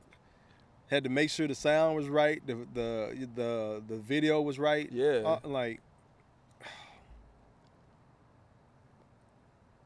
It's a lot that goes in there. What do you want to cap off with? Black Lives Matter? Nah, we can keep going. We gonna keep how on you cooking? feel? I feel good. I'm good. Yeah, shit, you still buzzing off your energy drink. Yeah. Early. I wanna bring up something I saw on Keith's TikTok. Yeah. So shout out to Keith's. They have a TikTok. Well, they have an Instagram Live. They do it every Thursday called Joint Ventures, right? Mm-hmm. Basically, we smoke cigars, they smoke weed. So Joint Ventures, Okay. don't play on words. Shout out to Keith's for that, man. I think the other brother, Keith is in, I don't know what Keith lives. I think Keith lives in Pennsylvania now. This dude be living all over the place, right? And I think Keith is in Pennsylvania now. And one of the brothers out here in Georgia, the other one's over in like UK, something like that. And the brother in UK said, people always saying that a black man who dates outside his race can't speak on black issues. Yeah. If you got a white woman. But he said, can one say that the black man is recruiting and bringing people in on racial issues? And that's very thought-provoking. And at first, on site, you wanna disagree with it, like, nah, man, nah. But is he recruiting? Is it a recruitment status? Like, hey, we need people outside the community to help us with issues. And if I get this white woman on board, or if I get this white man on board, maybe other voices could be heard. You can see it that way. And the reason why I say it is wokety woke as I am. Yeah. Is because when it was time for the Women's March against Donald Trump or whatever reason they did it, black women didn't have a problem locking arm in arm with white women. Yeah. Saying they're their sisters in arms. You see this? The shirt is kind of part of the documentary I'm making, but yes. So it's another way to look at it. It's another way of looking at it. Because he's still a black man. He still had those experiences. Yeah. And before I would, now what I don't like is when black men are with women of other races telling black men how to view and date black women. Run that back. When black men are with women of other races and telling other black men how they should view and date black women. Gotcha. Because a lot of those guys, those were the guys that had problems with the Kevin Samuels, the Red Pill Space, the manosphere, and things like that. And these are our sisters and y'all, but you over here with this white woman. So if black women are the bee's knees like that, why aren't you with a black woman? If you're trying to sell the rest of us on good black women are everywhere type of thing, why aren't you with one? Yeah, that's my that's my take on that. Yeah. But the question that the brother asks, it can be seen that way because when black women want something, they don't have a problem conforming to European standards. At the job with their hair, the way they speak. Wait. You said the job. The job. I'm talking about walking down the street with their hair. Yeah. They ain't gotta go to work. Yeah, I'm just saying, but you know, they'll play into the standard of corporate America then. Yeah. That's like, a fact. And it was something that I think Obsidian was talking about. You know, nobody adheres to European Eurocentric standards more than black women. Because it's not just the hair, it's the hair color, it's the eyelashes, it's the contact color. Wait. Go ahead, finish, and I'm about to give you something. No. Go ahead. No, go ahead, because I want to get my shout out to Calvin. I got a Cuban. My boy Calvin gave me a Cuban. I said I'm gonna smoke it during this live stream. Okay. I'm gonna finish this too. Okay. But I want to get the Cuban off for this one. Oh yeah. Okay. Continue cooking because no. So you got the hair. Yeah. the eye color. Yeah. The hair color. Mm-hmm. You know one thing I did notice walking around with little ass dogs, the whole Paris Hilton effect with the little doggy in the purse, different things like that. But because a man finds some peace with a woman, a black man finds some peace with a woman that's outside of the community, then it's a problem.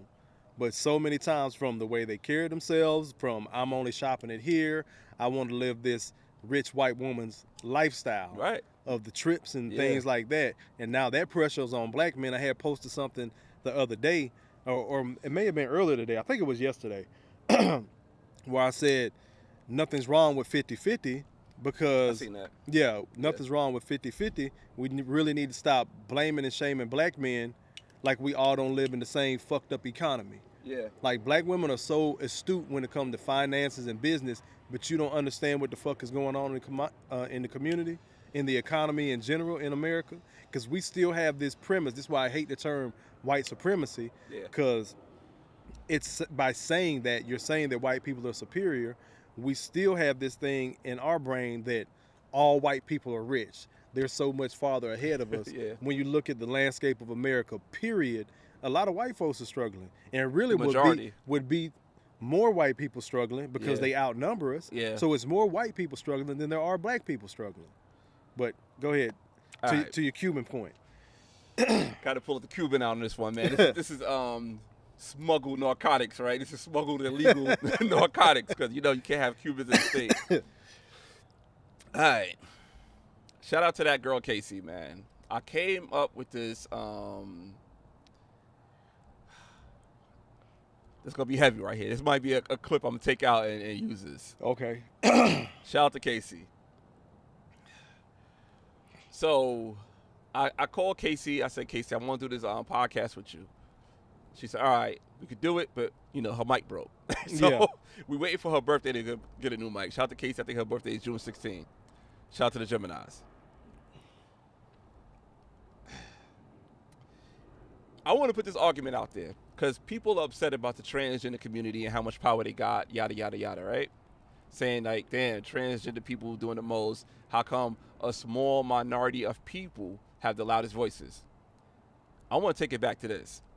One could argue that the trans community, and this is no shade to them, I give them props for doing this. The trans community built their struggle throughout the black women. And what I mean by that is this. When we were younger, you and I are close to the same age, we could easily spot a transgender woman, right? Yeah.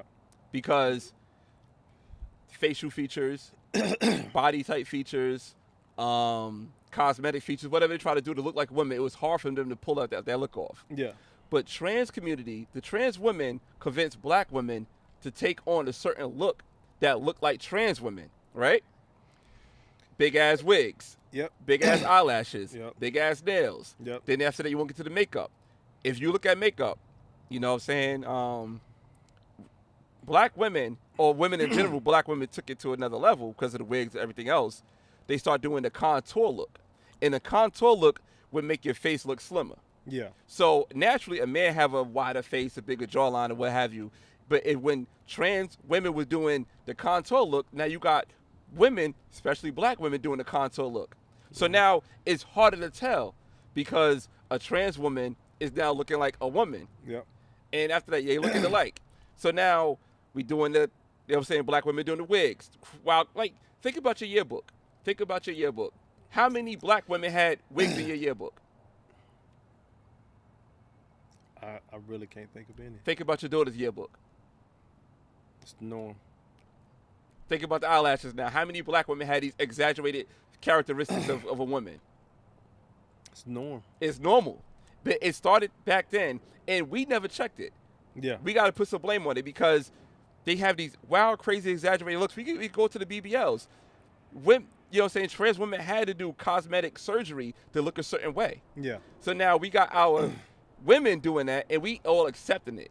Yep. And now we can't tell the difference. but it happened on the backs of black women because black women took on the looks of transgender women. They got women thinking like, yo, we need to look a certain way. How you let a transgender woman convince you to look a certain way? How you let a man, let's call it what the fuck it is. How you let a man dress up like a woman and tell you that this is to look a certain way. This is standard. This is a new standard. And how come men didn't check? We should have checked that shit. We should have checked it. We should have like, nah, don't look like this. Again, I'm a hater. Dudes is so pussy thirsty. They're so pussy thirsty. Yes. As long as, and some women be like, well, y'all like it. I'll be like, a lot of guys don't. We've been telling y'all that we don't like weaves. What'd you do? You made the shit longer. Stop cutting off your eyebrows and drawing some more. What'd you fucking do? You added eyelashes. Then the color. Then and it went on and on and on. And guys just started accepting it. Why? Because, okay, this is a woman. Then you sprinkle in the explosion of trans and all that shit. Yes. I swear to God, at the jazz festival, I kept harping on the fathers out there with their children. I bullshit you not. I saw a man with titties. Obviously a dude. A whole beard. Motherfucker had on a sundress. Obviously had a BBL and titties. And I was like, what in the fuck? What in the fuck? Yeah. Most said women been doing this a whole long time. I mean, I guess, I don't know. I truly believe, just from my experience and seeing the transition from how women look when I was graduating and how women look now, like I said, when our children graduating, it's a big change. And our generation didn't check it. It's a huge change. We didn't check it. And then even in basic training, I was talking to this Puerto Rican dude, and we were just, I forgot how we got on that topic or whatever. I think Hispanics have something like that too. But he was like, man, he like, bro, it's such a big change. Like, he was from New York too. He was like, these young dudes are getting like their eyebrows arched. Dudes. Yes. Yeah. He's like, these young boys are up there getting their eyebrows arched. Yeah. And it started with like the metrosexual shit where, I don't know, me and you were talking about it, but Prince, women love Prince. This man literally wore women's high heels and women's panties, and women still love that shit. Like that whole metrosexual look back then. Yeah. And I think like Charlie Murphy said, he was like, back then, like the more you look like a bitch, the more bitches you got. That's a fact. So why are we surprised now, really, when we see these women allowing their sons to do this shit, and then again, we can't check it as men because we're homophobic. Yeah. We're abusive. We're controlling. And I think so many men have stayed quiet so long, like you said, we didn't check it. Yeah. Out of fear, and I think that's where it came from of, I'm going to lose this woman. Yep, Michaels. A bunch of Michaels. I'm going to lose this woman. This is the best thing I ever had. That type of shit. This is why I say I can be single and move like that. And this is why I keep giving the example of the old man. I've yet to see an older, especially black dude, miserable when he's by himself. Yeah. Because he's either gotten married and divorced early, or he's a widower. Yeah. That's the only time I see. We'll get to this comment right here. Go ahead. Lex said, lighten it up. I encourage Ronnie to get his done. He has a unibrow. I'm not getting my eyebrows done. You don't gotta just look, man. Just take the clippers. I'm not even doing that, yo. Just run it in between if you're gonna do that. But I ain't saying get your fucking eyebrows arched and plucked and all that type of shit, man. But back to what I was saying, I haven't seen an older dude, unless he got divorced later on in life, be angry. But that old guy that never got married or had been married once and swore he wasn't gonna do it again, I haven't seen him unhappy. Yeah. He got his truck. I give it the example. He got his truck, his gun, his cigars, whatever his preferred tobacco is, his liquor, his house, and his goddamn dog. Yeah. Be at peace. I know a lot of them. Be happy. I know a lot of miserable, unmarried, or divorced older women. Still talking about these men ain't shit. You 50, 60, 70 years old. We see generations of women. Yep. In the same household. Grandmama, mama, granddaughter. I'm going to get to this comment Stuart said right here. He said, trends. If you want black people to engage in dysfunctional behavior, make such dysfunctional behavior trendy. Wish I had the soundboard. Hotter than fish grease. Make it trendy. I say it all the time. We traded in our families for fun. As long as we can have fun, this is why I get bothered by this shit. I say it all the time. The stuff that we should be taking serious, we make a comedy out of it. Yep. The stuff that isn't that goddamn serious, we're at each other's throat about. Where there's this alpha, beta shit, the different panels, relationship panels on here. Yeah. But you got a man sitting on trial for murder and we'll dismiss it as, oh, that's his fault. He shouldn't have dealt with a crazy bitch. We laugh about black women having these fucking attitudes all the time. Yeah. But that shit goes down to your children, then your children don't respect authority. Yeah. And this is why, again, these are y'all sons and grandsons out here dying in the fucking street. And every time a black woman loses her child, we're supposed to stop what we're doing and say, oh, poor mama, I can't believe this happened to this woman and this, that, and the third. I want to take a little quick break on what Mo just said right here. She said, you gave all the descriptions of the man, and she said they just die. And Lex said, I was just about to say that about black men don't take care of their health and they end up dead. That's something that, To a degree. To a degree, yeah. To a degree. To a degree. But a lot of those guys, those older guys, they don't die. They're at peace. Like that running that joking meme when they had the two different two different R&B. I can't remember who the one was. No, was it it was Too Short. Okay. Too Short was on one side and he was basically like, fuck that bitch. Mm-hmm. And you see how young he looked. And then you got Jaheim looking like a fucking crackhead, and above his head they saying put that woman first. A lot of these dudes that are just dying, like they're literally dying from the stress of trying to take care of black women, y'all. Y'all can push back against all of what you want to. And I keep saying it on here. I brought the numbers up for y'all.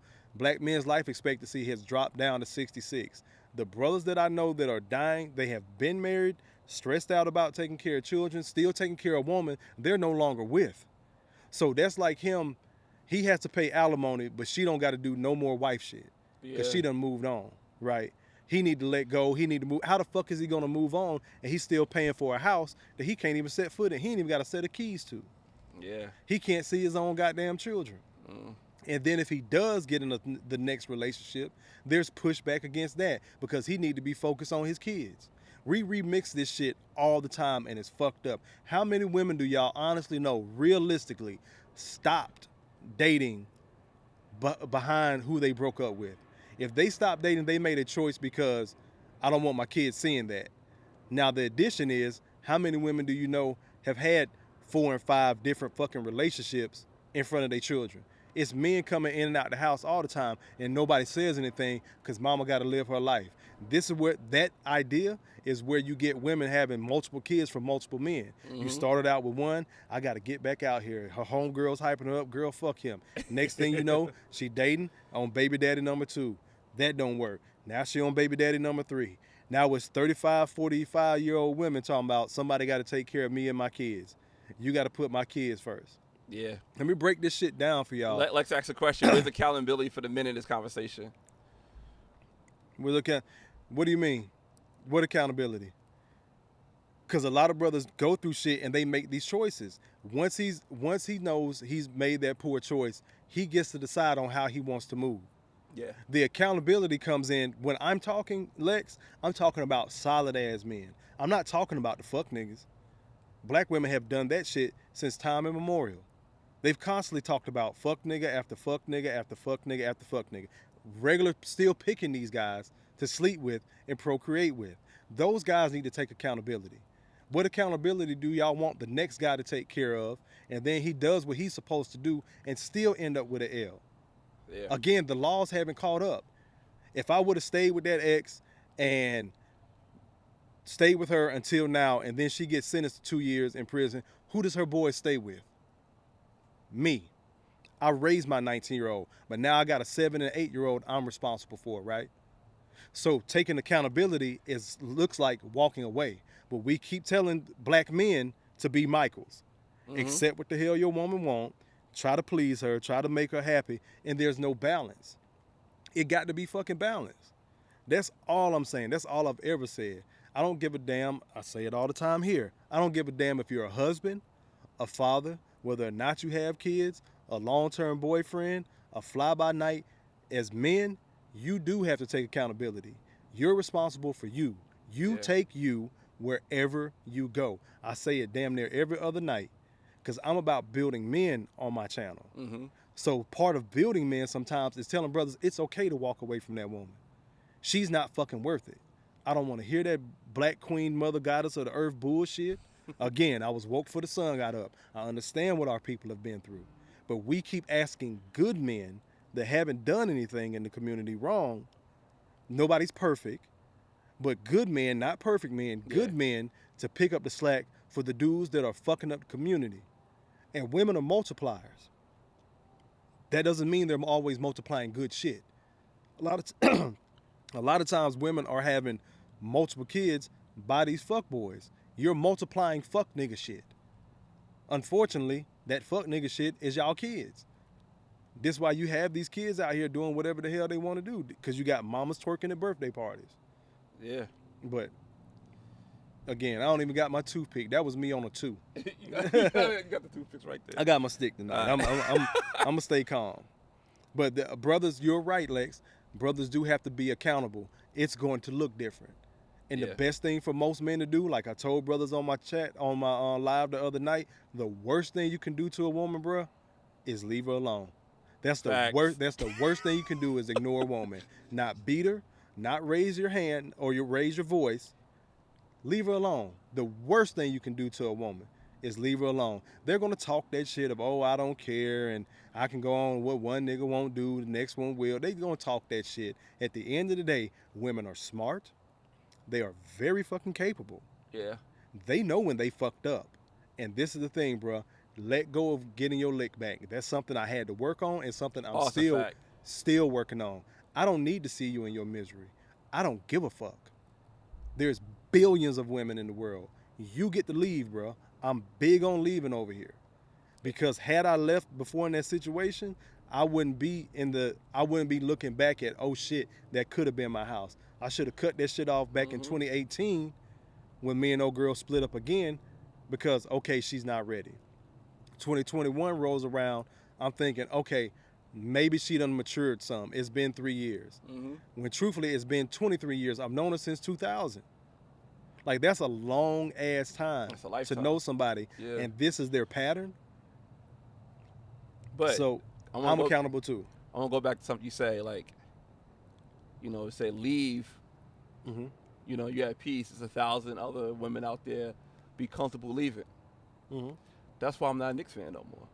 Because the Knicks had you go through all that shit you just said. You go through all of that. And that's why I'm not a Knicks fan no more. I will be loyal to the soil with my goddamn Knicks. Because guess what? You get different players. You have different hope. These women you are Michael for the Knicks. Are typically the same. Who you are is who you are.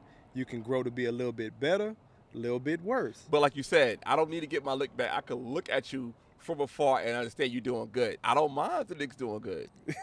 I don't mind they doing good, but I don't have to be a part of that life.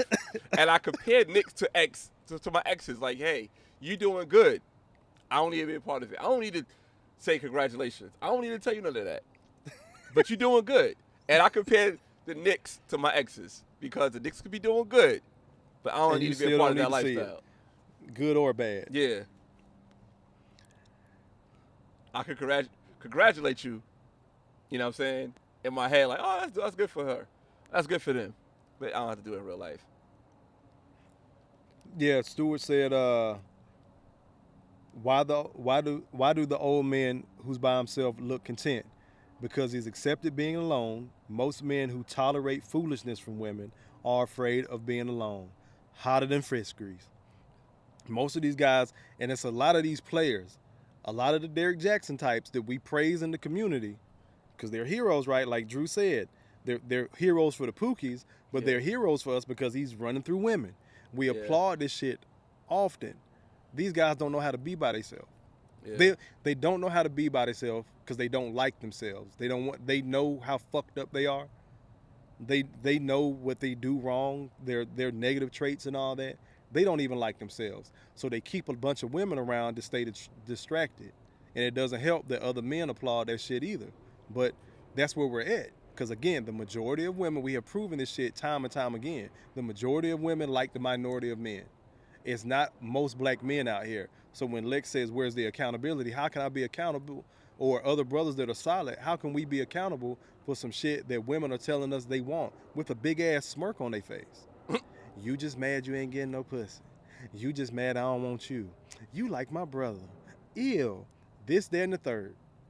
They celebrate these guys that they're complaining about, and because solid brothers are getting passports or starting to date outside the community, now the women are losing their backup plans. That's why they're all over TikTok, IG, talking about, well, we didn't want you no way. Thank you for telling on yourself. Because all your ass planned to do was marry this man and then get a divorce. It's so many people in their fucking 50s I know getting a divorce. Yeah. They've been married since their 30s. You've been married damn near 20 years and now you want a divorce? Because you know you done locked in whatever the law is going to say that this man has to give up to you. But again, I digress. Yeah. Maybe I'm crazy. I saw you bring a comment up. Oh, like I said, can we agree to disagree? I respect y'all good men, but these children belong to more than just the women. We are the men. It's just not one-sided. It's not one-sided. The men need to do their job. I'm big on men doing their job as fathers. I'm huge on that. You are 100% right, Lex. Yeah. But women often ask that question, well, where they daddies at? Darth Kofa's answer is, wherever mama fucked them last. That's not my responsibility. I wasn't there. Again, I took care of mine, and this is why I keep telling brothers, seriously take inventory. Not just the stuff you did wrong, but you got to know that you know the stuff that you did right.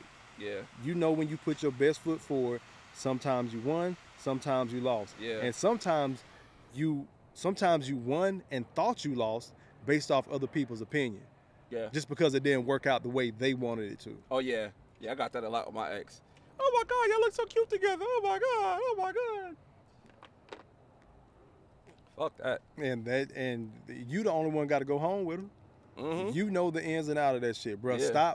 Stop second guessing. I can't stand when I hear black men say that shit. Man, you know black women about 5-10 years ahead of us. You know they so smart, man. You're smart too, bro. Yeah.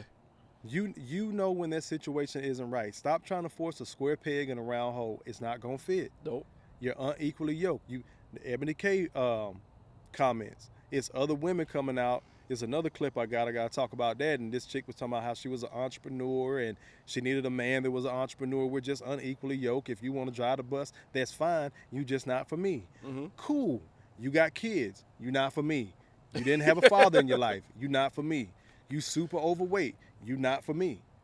Yeah. You got to be able to flip that goddamn coin over. Whatever women are giving to black men, I just encourage black men to give back to women. Because a lot of these dudes that have you thinking you're supposed to be this player, this alpha male, all that shit that brothers talk here and just in the community in general, and have your ass fucked up. Yep. Because as soon as that shit go left, they still gonna tell you, you picked wrong, it's your fault. What's going on, Brian? I see Brian in the chat. Shout out to Baltimore. That's your chat? Yes, your chat. Peace to be more. I see Selena in here. You go, girl. I appreciate you stopping in, sis. Yo. You gotta get the soundboard. It's not the same effect. I know. Salute to the G.R.O.W.T.H family. Did you decide on a family name? Because you can't be a broken family, you said. I know. I can't be a broken family. Oh. I might just go like the Traditions tribe. Yeah, tribe. Well, break it. This is a tribe. This is a tribe. You can't be a broken tribe either. Nah, just be a tribe. Just be the tribe. The tribe, yeah. Shout out to the tribe. So yeah, everybody who's a channel member is called like the tribe members. So the channel members, the tribes. I see Chris in here. What's going on, Chris?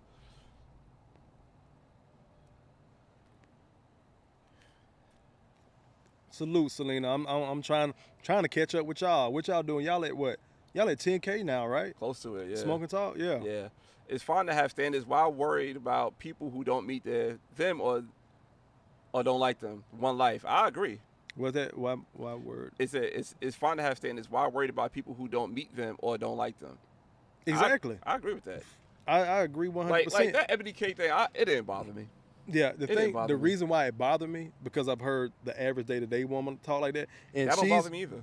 She's an attorney, right? And the reason why it bothers me, because it's being acted out. That's what I'm talking about, the action about it. It's not so much what she said. It's again, your thoughts become your words become your actions become your habits become your character. So you hear so many black women saying things like that then not choosing solid ass men that do have jobs. It's crazy in our fucking community. Women get pregnant by dudes that ain't got no ambition, no work ethic, no fucking jobs, but tell a dude with a 9-to-5 that he's broke. How does that fucking make sense? That's why that shit bothered me. Because the average... I think this. Yeah. I mean, maybe because of personal experience and people I know, I think that's the minority. The women who say those type of things, they get the clicks and likes on social media, but I don't think those type of women are the majority of the women, especially in the black community. I don't think that's the majority. I think that's the minority. And that's may be my jaded ass. It's okay. I'm all right with that. Because I'm having a conversation. And the reason why I say that, this isn't a new space for me. YouTube is a new space for me, but the conversation isn't a new space. Like, I was very attentive when I was a young man. That's what made me such a simp, because I believed what black women were saying. I heard what you said. We see who you get pregnant by. That's the majority. We can't argue with that. The majority of these kids are being born out of wedlock. A lot of the stuff going, and then we say, oh, well, they don't have no discipline, they don't have no structure. At the same time, we're saying that black women are saying, I don't need no man. Yeah. You can't have both. You're talking out of both sides of your mouth. So in my opinion, a lot of the stuff going on in our community is directly connected to who our women like to sleep with. That's just Kofa's opinion. Yeah. Because who you were attracted to is who you slept with, is who you produced a child for. Now this child doesn't have a father. Then when it starts rearing its head because there was no man in the house, no structure, now they're running the streets. Then that shit goes I want to get to the keys. He said, park outside the WIC office and count. Bang! It's good. Listen. I'm not outside the WIC office. I haven't had food stamps in quite some time. You know what I'm saying? Shout out to the food stamp community. I miss my food stamps. But I would say this, man. I don't think, I really think that's a minority. I think it's a minority because those are the voices that's being heard. Those are the retweets. Those are the reposts. Those everything that's being done over and over again it's algorithm. It's social media. I'm not even looking at social media, though, so maybe we're looking at it from two different things. Maybe. I'm talking about straight up conversations. I know a lot of well-educated, smart black women that will turn around and use myself for example again. Yeah. I had a degree at 22. I was broke, never took into account, hey, I just finished college. We both just finished college, but I'm the broke one, right? You doing the best you can. You making things happen. You a boss because you got this job making whatever it was back then. We're damn near making the same amount of money. But I'm broke. These are the things I'm hearing, and not just from romantic relationships and women I'm trying to date. I'm hearing this shit from female family members. Damn. I'm taking all that shit into account of, hey, I don't want to date this guy. And I've seen it different times. I just always use the name Tony. Yeah. Got a homegirl, got cousins, different things. Then brought the dude to the kickback, to the cookout. He cool as fuck. Next family function, hey man, where my boy at? Where Tony at? Fuck him. Well shit, what'd he do? Nothing. I mean, he cool. It's just, I don't know. And leave it at that. No real reason. Dude didn't do nothing. She just wasn't feeling him right. And then we're supposed to accept that as men. But later on in life, 40s now we're supposed to take things serious and we need to marry these women. But the majority of women have fucking kids. The majority of women that have kids have multiple kids from multiple men. Yeah. So if you've picked, even if it didn't work out, if the woman picked halfway decent men that are good fathers, there's still 1 to 2 more grown ass men that got a say in my fucking household. Because when I get the house, which I'm supposed to be able to fucking do, right? Yeah. Pay all the bills because, don't want to go 50-50. So I'm taking care of traditional man shit, but so many of our women don't want to be traditional women. It's not going to match. It's the whole, I can do bad by myself. We know, we see you doing bad. We're watching this shit in real time. So it's personal experience, listening to the women, listening to each other's stories. And then when you got facts, data, statistics to back it up, like what are we arguing with? This is why I say it's the majority. And we've heard, and it may not be the majority now. I'll give you that. Yeah. It may be the minority now, but it was the majority coming up. Brothers like myself, they have constantly heard this shit on a loop. It's like, why? And I put forth the effort. It just didn't work out for me. It may not be in the cards for me, and I'm okay with that. Yeah. I got to be okay with that. So a lot of women got to start being okay with being by themselves. But this is why you see so many moms that lose their shit when their kids are getting ready to go off to school after graduation, because that's been their whole life is their children, especially with the boys. Yeah. I don't want them to go in the Army. I don't want them to do this. Yeah. We see it play itself out all the time. So I'm not even talking about social media. I don't even, real talk, I don't give social media that much power. I do. And maybe I'm wrong, but I don't give it that much goddamn power. Because on the other end, like you said, you're seeing the retweets. Well, these are regular people. She went out to the grocery store and met some dude somewhere. Mm-hmm. She met a dude at a gas station somewhere, but she still has that same mindset. So, I mean, how much work does a brother supposed to put in? Yeah. And then when things go left, regular, average, everyday people, when things go left, it's like, you're not entitled to my body, but you're entitled to my money. You're entitled to my time. You're entitled to my attention. I want to go to this one comment right here that Keith said. This is a heavy hitter. Okay. Because people don't like when people do this, but it got to be said. Jewish community, Asian community, etc. don't even have this convo because it's established who the leaders in their communities are, the man. Plain and simple. Yeah, simple and plain. And the reason why we had these conversation keys, because that ain't been established in our community. Yeah. The lack of respect for men. This is why I say there's solid men, there's men, and then you got grown-ass adult males that play like children. How many times have you heard a woman say it was like having another child in the house when she talking about her fucking ex? Oh, yeah. But yeah. that's who she chose. Yeah. And women will say, well, I'm a boss bitch, this, that, and the third, and they don't mind doing it until she gets tired, and then all of a sudden, again, I say it all the time, find the nearest black man to blame or the idea of white supremacy. Yeah. Lex and I met at a bar. I see. Who was that? That's what she said. How did me and Lex meet? Yeah. I guess she tried to change the subject. Y'all met at a bar? Yeah, at the U bar. Okay. Yeah. Really? Yeah, she. Did y'all pay to get in at night, or was it before it got silly? I don't remember paying. Yeah, I've asked other brothers that are in marriages and things like that. I'm still waiting on an answer from a lot of those brothers. I'm just asking that simple question. Well, how'd you and your wife meet? Yeah. Where'd you meet your wife at? Yeah. Man, Kofa, man, you got to get out there and try. I'm still waiting on a fucking answer. They'll start tossing out word salad, which lets me know a lot of you motherfuckers are in marriages and you unhappy as fuck. Nigga got one foot in the grave and the other on banana peel because he's stressed the fuck out. On banana pills? I was thinking about like Mario Kart with the banana pills. Look, I've seen this shit. Brothers be stressed the fuck out. And this is the other thing I always say. Black men, we be thinking about families. Mm-hmm. A lot of times women in general, but just focus on our community. Black women, they're just thinking about motherhood. I've talked to several women like, oh, but I don't need you to do shit for my child. That's impossible if we're in a relationship. It's impossible. But when you're constantly being told that, and my baby gonna be straight regardless, well, what the fuck am I here for?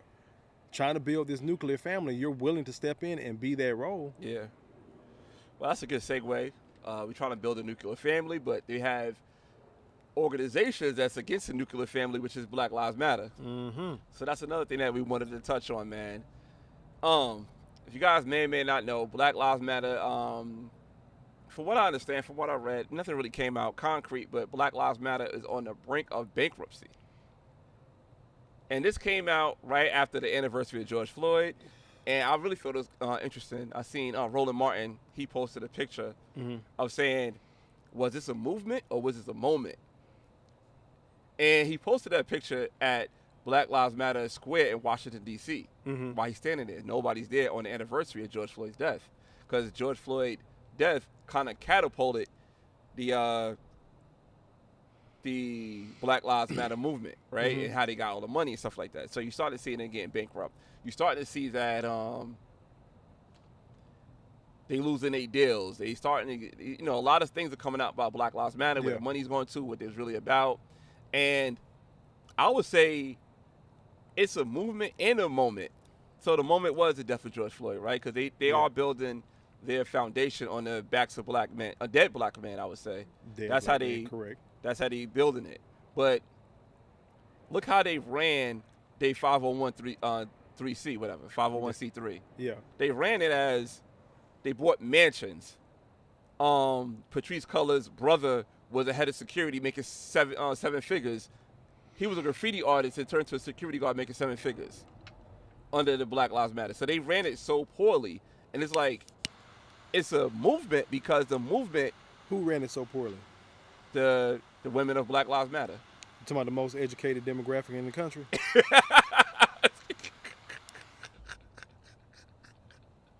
I'm looking at the comments. I'm not even going to go through that. Lex, you could entertain that conversation about us at the Waffle House.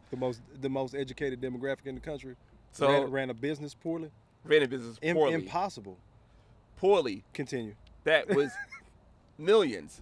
Some say might be billions poured into this community. What did the black community get from the Black Lives Matter? And I'm nothing to answer your question, but I'm going to inject the billions. Because remember, Black Lives Matter. Bro. Black Lives Matter really started with Trayvon Martin. Yes. That's when the tweet first went out. So this has been close to 10 years now. Yeah. This is back in 2014. Yeah. Yep.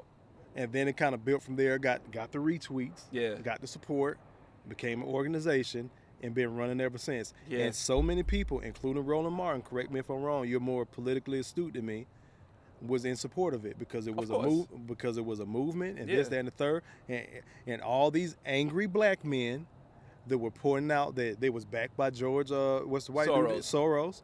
He was backed by George Soros. It was a low-key movement for the LGBT community. Yeah. Everybody said black men were crazy. Dr. Umar has lost his mind.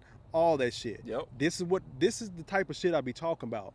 This is on a grander scale, but typically in our community, when you have black men that are against certain things and say things like that, like this is where I tell brothers, you have intuition as well. There's no such thing as women's intuition or male intuition. We've been ingrained and socialized to think of women's intuition. They're so much smarter than us, but brothers already started to see where this shit was going to go. Yep. I had a conversation with one of my homeboys back in 2013, like when they was discussing the same-sex bill for marriage. When they were discussing that, I was like, that's cool. If them motherfuckers want to be miserable as most of the married people I know, cool. Let them get married. My fear is it's going to start flipping over to pedophilia. Oh, yeah, because guess what? P. Yeah, because guess what? If I'm a straight male, but I like little girls, teenagers, if I'm on some R. Kelly shit, I'm nasty as hell. There's no precedence for an older gay male liking a younger gay male. Yeah. And the younger gay male being a willing participant with this shit. There's no precedence for that. Yeah. So now they're going to start trying to legalize that shit. He told me I was a fucking idiot. All type. We had a big blow up. I remember you told me about that. And here we are today. Here we are today. The silent P. But get back to Black Lives Matter. Yeah. The straight up movement of any increments of black people having power. We never had power. Let's be clear. As a community, yes, you did. We never had power. Never had power. And when George Floyd died, that was the strike the hot iron, to get the power, to get some real things. What did we get? Juneteenth, more black actors. Who gives a fuck about a black Little Mermaid? Who gives a fuck about a black Little Mermaid?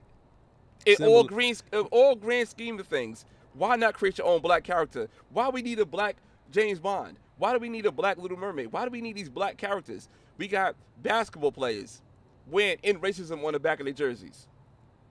And they only allowed to stand or kneel for the national anthem during the bubble. When the league agrees to it. During the bubble. But guess what happened when they left that bubble? They can't do it no more. They can't do it. We have nothing that we build on that. And they took all this money and they blew all this money on some bullshit. They got Patrice Cullors had a deal with Warner Brothers. A lot of people didn't know this. She had a deal with Warner Brothers, bought a mansion saying that the mansion was a creative house to make content. Guess how many videos this lady dropped? No, one. She dropped one video of them doing this toast about them buying a house. 0, like I said. 0. And they thanked George Floyd. That's how fucked up the Black Lives Matter movement is. It set us back, in my opinion, a century. Damn. It set us back a century. I wouldn't even say, and just to pivot or add on to, I wouldn't even say it set us back. That dangerous thing that Kofa always talk about, we're stagnant. Yeah. We're just here. It's like these brothers didn't even lose their life to some type of vigilante or police brutality. Yeah. We're just here. Yep. Because it didn't $1 billion, billion plus, Yeah. billions with billions plural. Some studies came out said billions of dollars. We don't know the exact term. Let's just say 100 because it's donations. donations, and that's the crazy part about it. They donations wasn't going to the community. It was just going to the fat in their pockets, and they lost all this bread in 3 years. 3 years? They didn't lose it. They got a mansion. They How bought, long you think they'll keep that mansion? They bought stuff. They bought stuff, okay. Yeah. But how long do you think it's going to go for? But I'm just saying that to point out like where And the now, money went. what they did, they made the term Black Lives Matter a joke. Not no white man, not no evil ass white man, whatever they want to say, the idea boogeyman, of white supremacists or whatever, made this a joke. No. Patrice Cullors and her goons and her minions made the term Black Lives Matter a joke. A joke. Yo. Because we don't take it serious. Yo, if I came in here with a Black Lives Matter shirt, you would look at me like I had 5 heads. Like, oh, we still doing that? It's so crazy. You know how it is out here in Atlanta. How much merch got sold? Yo, I'm going to tell you this story. I don't know if I told you this story. I don't know if you heard the story. I was in Florida at a flea market. Mm-hmm. There was a Asian lady selling Black Lives Matter merch at one table and selling Trump merch at another table.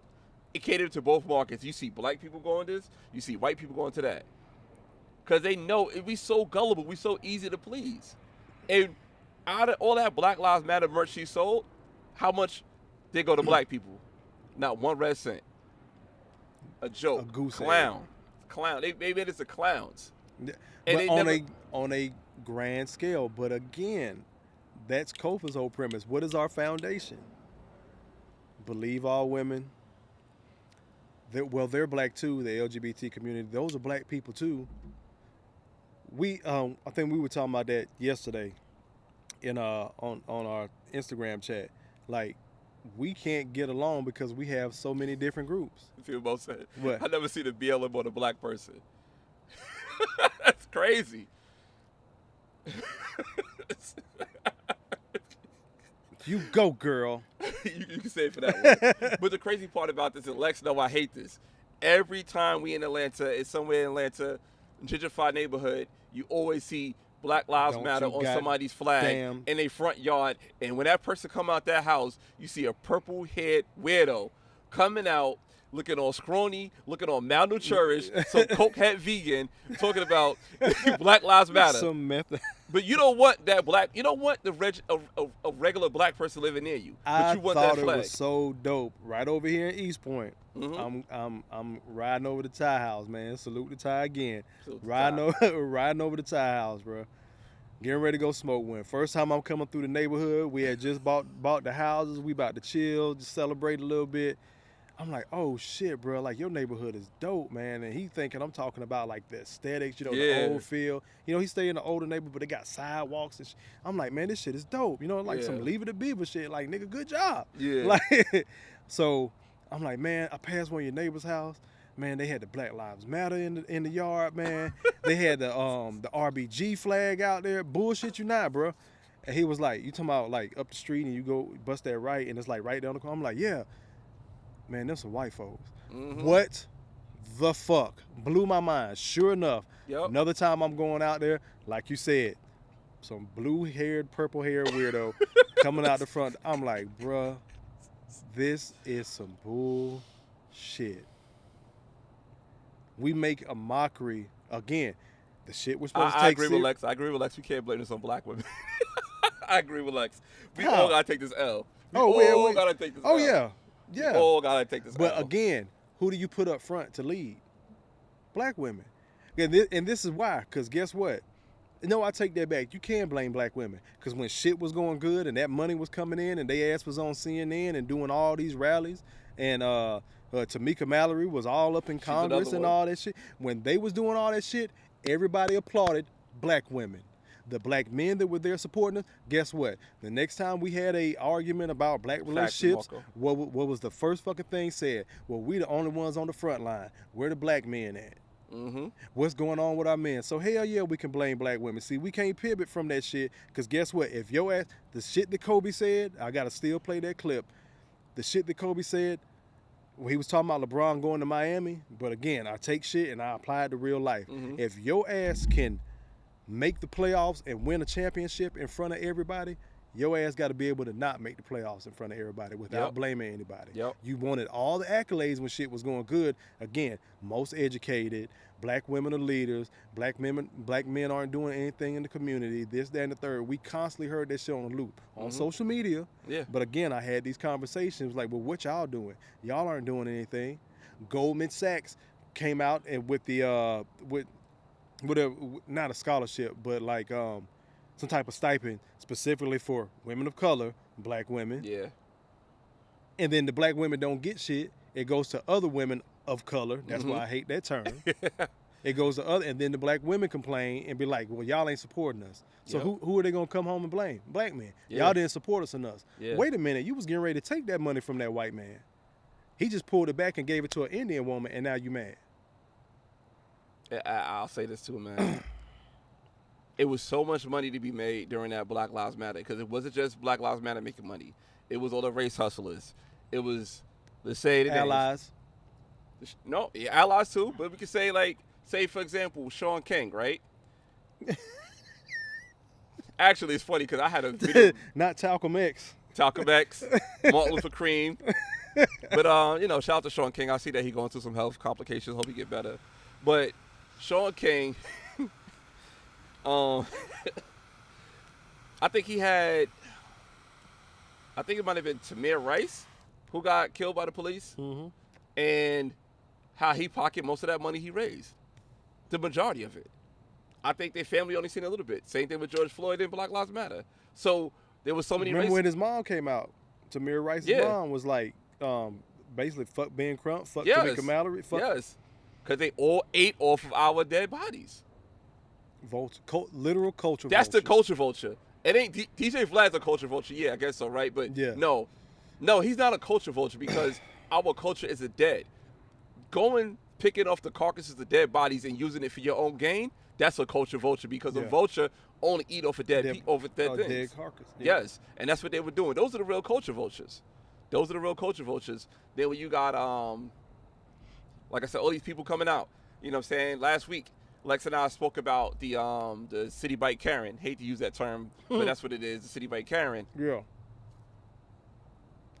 Rashad Ritchie. Shout out to Rashad Ritchie out here in Atlanta. I respect how he built up his platform, but I don't like the segment he has called Wish Your Karen Would.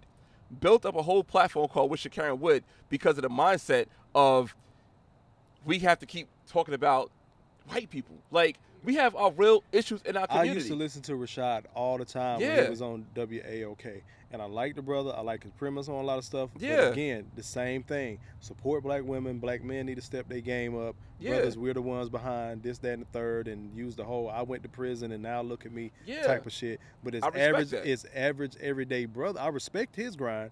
But again, it's my whole thing is the average day-to-day brother who is trying to just build a nuclear family. Just trying to just stay out the way, not cause any undue damage in the community, build what he can, but people will just run over him, overlook that brother because he's not on a TV. Everybody don't have those opportunities, and when brothers try to go get them, it's an issue. Wait. You see what DeMarco says? I'm from Baltimore, and Freddie Gray's family took all that donation and their lawsuit money and bought a fucking Lamborghini. And that's another problem. There's powerful niggatry at work. A Lamborghini. Not move out the city. Not move to Silver Springs. Not facts. But then to go back to, like, you know, say Rashad Ritchie chasing these stories. There's a chance, because you know Rashad Ritchie's with TYT, the Young Turks. That's the platform he's on now. There's a chance him putting that story out there, he could get sued for defamation, and that channel could be brought down if that lawyer is lawyered up enough and good enough to prove the defamation and get money from this channel because of the content he put out about this woman trying to steal a city bike. Yeah. Saying that she stole a bike, that she just said a third, she's a racist, she's XYZ. Because we chasing content to make people look a certain way. You know and why? that all stems from what? You know why? Why? Emotion. Emotion. Black folks love emotion. And we We'll can get take it fired back up. now to the city bike Karen. She raised money for her defense. Fine. People might say she's innocent, right? Mm-hmm. In the situation. Now, the young man who was in that video, his sister's coming out and saying all these things about it. She's going all over the internet, doing interviews all over the internet, making her brother really look bad because she have no real facts that he owned, that he had the right to that bike. And she's she raised $80,000. Again, to go back to what Lex says in the comments. Why are we donating money to unknown organizations? How did this lady raise $80,000 for a bike? I'm not monetized yet, y'all. I just want to point that out. I got to get to this comment. I think Mo, when we were talking about in reference to relationships, Mo had said these people sound abusive. Maybe go to the mosque and meet someone. That's the thing. Yeah. Might do that. Yeah. But right now, I'm sowing my wild oats. Yeah. There you go. Who gives money to an unknown organization that hasn't proven or has any history of success? Black people. $80K. Black people. $80K for a viral story. Black people. That's the $80K. answer. Black people. So you know what? You just said something. So you just convinced me with something you said. You don't realize it. $80K for a viral story. Yeah. There is something to social media. I try not to put a lot in that, but I got to be realistic about it too. So what you're saying is right. It's so many of our people, like, that's real talk. That's how a lot of our people get the news. They won't go to other news outlets. I remember, like your boy Hannity just got fired, right? Yeah. No, Carlson. Carlson. Yeah. That's not my boy. I don't know. But you had you had Carlson, Hannity. What was the guy that got God, I can't remember. Old white dude. The guy Ludacris's Pepsi deal taken way back when. I know you're talking about on Fox. You know what I'm talking about. Yeah. Y'all know who I'm talking about. But there's so many black people that just won't listen to Fox News because they hate us. But we'll listen to CNN, NBC, CSNBC, all that. Yep. And now we don't even listen to them no more because they're all the same. When the O'Reilly. Bill O'Reilly, correct. Thank you. And then when the woke community was saying, hey, they two wings of the same bird back then, shut the fuck up, CNN's telling the truth. Yep. Obama. Yep. Fast forward 10 years, none of these motherfuckers are telling the truth. Yep. We told y'all that shit. They just spun it differently. And maybe because, I'm going to say this, not like I'm some big-ass guru, but having worked in the legal field, the way my mind works as a paralegal, because I do help with these cases when we have to go in and do what we do, even though it's, more military-based. Yeah. But I have to look at everything from two sides. Yeah. Because I can't leave holes in there that my attorney may miss because they're busy juggling other cases. Yeah. Like, that's my job, is to see their blind spots and just ask a question. Hey, sir, ma'am, did you think about this? Did you think about the defense arguing it this way? Yeah. And I say that about the news outlets and media and seeing things two different ways because that's the way my brain works. You can have a case like the Travis Rudolph case. Yeah. Everybody got the same fucking evidence. The prosecution is going to argue it their way. The defense is going to argue it their way. A lot of people don't like when I say this, but the way I say it is, it depends on who can lie the best when you get into court. Of course, within the context of the law and all that shit. But you got two different people, same paperwork, same videos, and they're going to, shut up, Alexa. They're going to argue it the same, they're going to argue it different ways from the same information. So, but we'll look at this shit, again, get hyped off of emotion and be on the black side. Yeah, and sometimes we dead ass wrong. Yeah. Black Lives Matter. Yep. And we just chasing stories. I'm going to get to this comment right here because, Lex be having all the comments and stuff like that. She says, Cyclist Karen was Scooter Keisha this weekend and Ronnie ain't want no smoke. So basically what happened was it was these three young black girls on the scooters that on the belt line. and they put the scooter down. I said, yo, they don't know no better. I could just take the scooter right now. And she said, oh, that's the same thing like the cyclist situation. And I said, not the same thing because they ain't dock it. It's still running on their card. I could just take it. Yeah. But I ain't do it. But I said I could do it. And she tried to compare the same thing. Y'all too. Oh, Lex, you can hit my super chat. Y'all see, look. She said, I tried to send Kofa some money earlier and I couldn't find the button. Why you sending Kofa money? I have a whole super chat. Salute, Lex. I appreciate you, sis. Look out for the boy. Yeah, he gotta get his watch hours up. But you can still hit my super chat if you want to hit the super I don't chat. have the button yet. Yeah. So that's some other stuff I'm gonna be doing is restructuring, trying to get like the different tiers for membership. So when it does happen, we can just roll into it. And I can just I got you, Lex. If you wanna donate to Kofa, I'll put Kofa's Kofa link in the comments real quick. So share. You want to keep on cooking on that? Okay. I will do this. I just want to inject some more good news. Y'all know I'm in the military, so I'm in the Army Reserve. So there's such thing as I'm going on active duty orders. So I might be out of pocket for a little bit in the beginning of June, but I'm still gonna be bringing y'all content. I just want everybody in the chat to know that. Again, I've been going live every day in May. I appreciate everybody that's been rocking with me. But probably from tonight, thanks, Mark, on to through the weekend, I'm going to be revamping. I am going to drop some more videos because there are things I want to talk about. So just look out for more VODs, videos on demand. Shout out to Theo Coop for that lesson. Look for more VODs from me, dropping those little 8.5 minute. I know everybody doesn't have the attention span to sit here 3 hours, so we both really appreciate you sitting here because I think we're on 3, right? Let's see. 303. Yeah, we've been cooking 3 hours, man. Y'all still in here, appreciate it. But yes, I'm going to be doing more VODs going through June. I got to look back at all this research I collected from May by doing these lives every day. I'm going to set a hard time so you guys know when to expect me during the week, when to expect the VODs. Of course, I'm going to be dropping them off the cuff, but I'm going to give you a little bit more consistency. If y'all remember in the beginning of May, I was going on at like 6. Yeah. Then I pushed it to 7. I think yesterday I did 7:30. 7:30 ended up being pretty good for me. So we might be cooking at 7:30 during the week. One day I might leave it open where we're running like this and just open discussion. Yeah. Bringing different people up from the chat that want to cam up. I forgot to ask that. Another day, another day I might just do it straight up. Just a solid hour, like D Mays. When he goes on, he goes from like 8 to 9. Yeah. 9 is the cutoff. Yeah. So start giving y'all a feel of a more, real and interactive show. But I did just want to throw that out there. I might be out of pocket a little bit in June as far as lives are concerned, but you're still going to be getting the videos. But I do have to make a move from here to Kentucky. So. Shout out to Kentucky.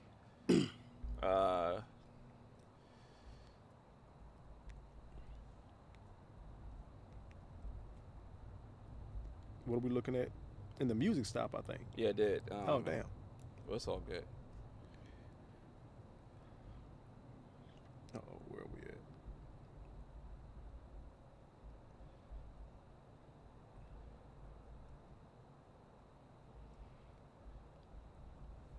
If you're watching on Broken Traditions channel and you haven't subscribed to mine, consider sliding over and hitting that subscribe button for me. Let's keep this thing running. I am extremely happy. And I did, he was so geeked when I told him I had 1,000, but at the time, I didn't realize he had an energy drink, so I think that was half of it. But I know my boy happy for me. But I'm happy. Man, energy drink or not, man, I was hyped, man. Generally how I love to see people get there. Like when Drew hit 1,000 on the Painful Exercise podcast, he didn't even know. I told him. Damn. I was like, yo, Drew, yo, congrats on hitting 1,000. He said, huh, what? I said, you got 1,000. He said, I do? He didn't even know. Damn. Oh, look, you got a cash app. Yeah. Bing, bing. Let's see. Oh, shit, that's my Duolingo. I be trying to step my game up on my Spanish. Let's see, who hit me with the cash app? I don't know. I'd be hyped for people that get to that monetization because I know how it is, man. Yeah. Salute to Brian Mason. Yep, Brian just sent it. And salute to Selena. Appreciate you, sis. Thank you. Appreciate you, brother. Appreciate it. Thank you. All right. I want to get to this comment most right here. LaRon Lex, love land to YouTube channel. Look, I have been trying to convince Lex. Hey, Lex, you sent some money too? Did she? Yeah. Bam. Appreciate you, sis. Now we gotta get you on this damn YouTube. Well, all right. So Lex and I had a discussion about her creating content. I think we found a sweet spot for Lex. Okay. Yeah, I think we found a sweet spot for her. But it's not going to be on YouTube. Yo, man, Keith, can somebody hit my super chat? Ching, ching, ching. Appreciate it, brother. Appreciate it, dog. Good looking out, man. Let me put my phone down. This man hating, man. Let me I'll put it face down, man. Like, nah, man. like I don't even know this shit. I got it on mute, so I ain't I got Keys coming in. Okay. I got you, Keys. Keys open doors, yo. BX on deck. Yo, one of my favorites, yo. I ain't gonna hold you. Hello, Keys, you hear us? Hold up, my fault. Let me close some. Yo, what you got going on back there? Yo, you so eclectic. Yo. Yo, I see some new equipment, bro. That's Dollar Tree. Don't get gas. Hey, man. Look, bro, if you seen my setup, Just some pegboards, you know what I'm saying? It looks official, though. I ain't gonna lie, I ain't gonna hold you. Look official. Yeah, like Family Dollar and Ross. That's me all day, bro. No shame. Get it in. Come on, yeah. Man. You see the other how it was? Also, Dollar Tree special. You see me got the chalkboard sticker. Man, I get busy. Yes. You're official, Keith. I ain't gonna hold you. You're official. You're official. Well, let me get a better angle so it look like you're supposed to. Right? There we go. There we go. Talk to him, Keith. I'm about to open your door because Keith open doors. Yo, congratulations, Kofa, man. Keep up the good work, man. Yo, I appreciate it, brother. I echo a lot of your sentiments, especially being with somebody that was involved in a lot of those types of situations. Definitely could have Javante Davis myself multiple times. I'll be completely honest with you, multiple times because yeah, a lot of us especially. I try to speak to this a lot of times, and I'm like, yo, the absence of the black positive male role model is a lot more detrimental to the women because they are the first teachers of the children that come into this world. So if a man is not leading a woman to have some type of control or to guide her in with her emotionality, then there's going to be passed down, you know what I'm saying, emotionality, aggression, dysfunction into the kids. So that's why you got young boys saying, oh, I don't care, we're going to jump them. You jumping somebody, but you calling the person that you jumping pussy. That seems, you know what I'm saying? Yeah, and nowadays, when you see these fights happening, you could see 100 girls meeting up to fight, and nobody's stopping it. And y'all really think I was at the Dollar Tree the other day. I'm in the parking lot, and I'm Mosesing my way through a sea of women, and the moms were present with the daughters about to fight. And you know who it took to stop it, right? That's wild. Men had to come and stop it. Obviously, like, yo, what are y'all doing? But when y'all passing this thing down, it's like, yo, you need a man around to say, nah, put your dukes up. Nah, this is a one-on-one fight. Now we're going to handle like you walk away and come back to it. Or even just settle it with a conversation. But a lot of times that emotionality, because like you said earlier, like, I don't know. I just don't like him. That's not why don't you like this? I don't know. I just don't. That's not a reason. I need a reason. Give me some type of logic, some detail, a fact. What you saw, it rubbed you the wrong way. You gotta pass something. But or just I heard X, Y, and Z. Oh my God. You're nothing like what they said, but I get what you're saying now. So when didn't you get what I said? When because most times it be guys talking trash about you. I don't talk about other guys when I'm talking to women. It's the last thing I'm talking to a woman about is another guy. But the first thing other guys know, yo, I'm nothing like these other dudes. Yo, dudes be out here doing this and dudes be out here doing that. I be doing me, bro. Why are you talking about me in these conversations? You know what I'm saying? So I definitely echo a lot of your sentiments. But it is like, but Alexis, is Alex? I don't want to mispronounce. Yeah, Lex. Lex, she was saying, don't put all the blame on women. And she failed to realize, if you go through the comments, I never blamed women for the outcome. What I'm saying is the absence of the black man is the reason for all of this. So if you really want to boil it down, I'll be blaming the black man more than I'm blaming the black women, because I don't expect the black women to lead themselves. I expect black men to lead black women. So when there is no leadership in place, we have chaos. Yeah. Imagine if a woman had hold of a nuclear bomb. Oh, that whole idea of well, if women ran the world, we have less wars. I'm like, that's bullshit. You just explained the situation. It's a group of women out there getting ready to fight. Like I say this shit all the time. I'm like, sister, y'all don't like each other. I know you don't give a fuck about no man. And you talking about being you got the key to the nuclear bomb. You just don't like some bitch in Russia. All of Russia gotta go. Kofa, I disagree with you. Okay. There would not be more wars because there would be no Earth left, Kofa. They would destroy this. That would be the last world war. Nobody would hear about it. It's not going to be history. We are going to be history if that ever came about, man. But yeah, I just feel like, it's the men perpetuating that same, like, if you men afraid to get their ass whooped is a big part of the reason why we don't have men leading men. You got these small, scrawny, frail young boys. Did you hit? Yo, LaRon, I know it's gonna come up on your show at some point because Philly always in the news. So yeah. 15, 16, and then two other boys that they didn't catch. I'm sorry, I'm being long-winded. Two other boys they didn't catch just robbed a gun store for 21 guns. Damn. They got caught. Two of them got caught. 21 guns. They got all the guns back, but bro, imagine all the times they don't get the guns back. Big facts. Yeah. And that's what's going down here in Atlanta. A lot. Everybody like, why are these kids breaking in cars? They looking for pistols. Yo, I seen 2 cars broken into today. At the gym. 2 cars. Every time. Oh, they skipped you this time? I wasn't there yet. So I pulled up, the cop was already. I saw to come later. Yeah. Because they come when it's like kind of dark outside. Yeah. So you like a 5 a.m. gymmer. Because I thought you said you were going at 5, and then you told me like 6:30. Yeah, that's why I started going at 6:30 because it's light out. So the crazy part about it, now I'm gonna tell you a little trick. Don't park next to a Challenger or Charger. Right. And don't park next to a pickup truck because they gunning those cars and they're gonna get yours next. And they're gonna check to the adjacent car. I just saw a video dude was doing it. It was in Atlanta. Yeah. It was in Atlanta, matter of fact. It was that's what they do. It's big out here, bro.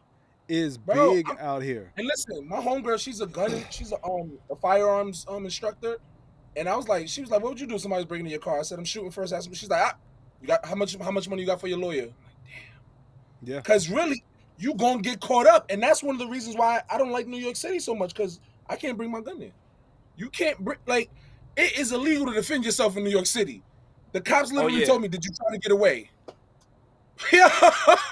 Catch 5 in the back? Right, you want me to turn around on the? Oh, come on! You heard what happened out here in Atlanta? Kind of like not a gun story, but there was 3 teens that robbed a Lululemon. Right? They robbed a Lululemon, and they fired the women who called the cops because the teens robbed the store. They said they don't want you to do anything. They want you to just let them go away with the stuff. Yep. They robbed. There we go. And the kids got caught. I retail a lot. You're not supposed to come outside the store. You don't follow people. You don't barely even talk to them. You're not supposed to do anything without the parameters of what they tell you to do. And I'm cool with that. Because they have an allotment for stolen goods. They have an allotment well over, because they're already making over a 600% up markup. Let's be real about it. It's the same fabric. Especially Lululemon. You feel me? So, man, it's crazy that they're getting up on Lululemon now. A thing to your point about the car, real quick. When you said it, it made sense. So if you driving, like, I gotta act. Yeah. A car, you park to a taller vehicle, it's gonna be more difficult. Yeah. For somebody to see them breaking into your car because that taller vehicle is hiding it. Yeah. So when you said that, it immediately made sense. Yep. And when I pulled out, it was a Charger, and then the other car was a Honda Accord. Because they saw that Charger, they thought, oh, the Honda Accord is a little free money. Yeah.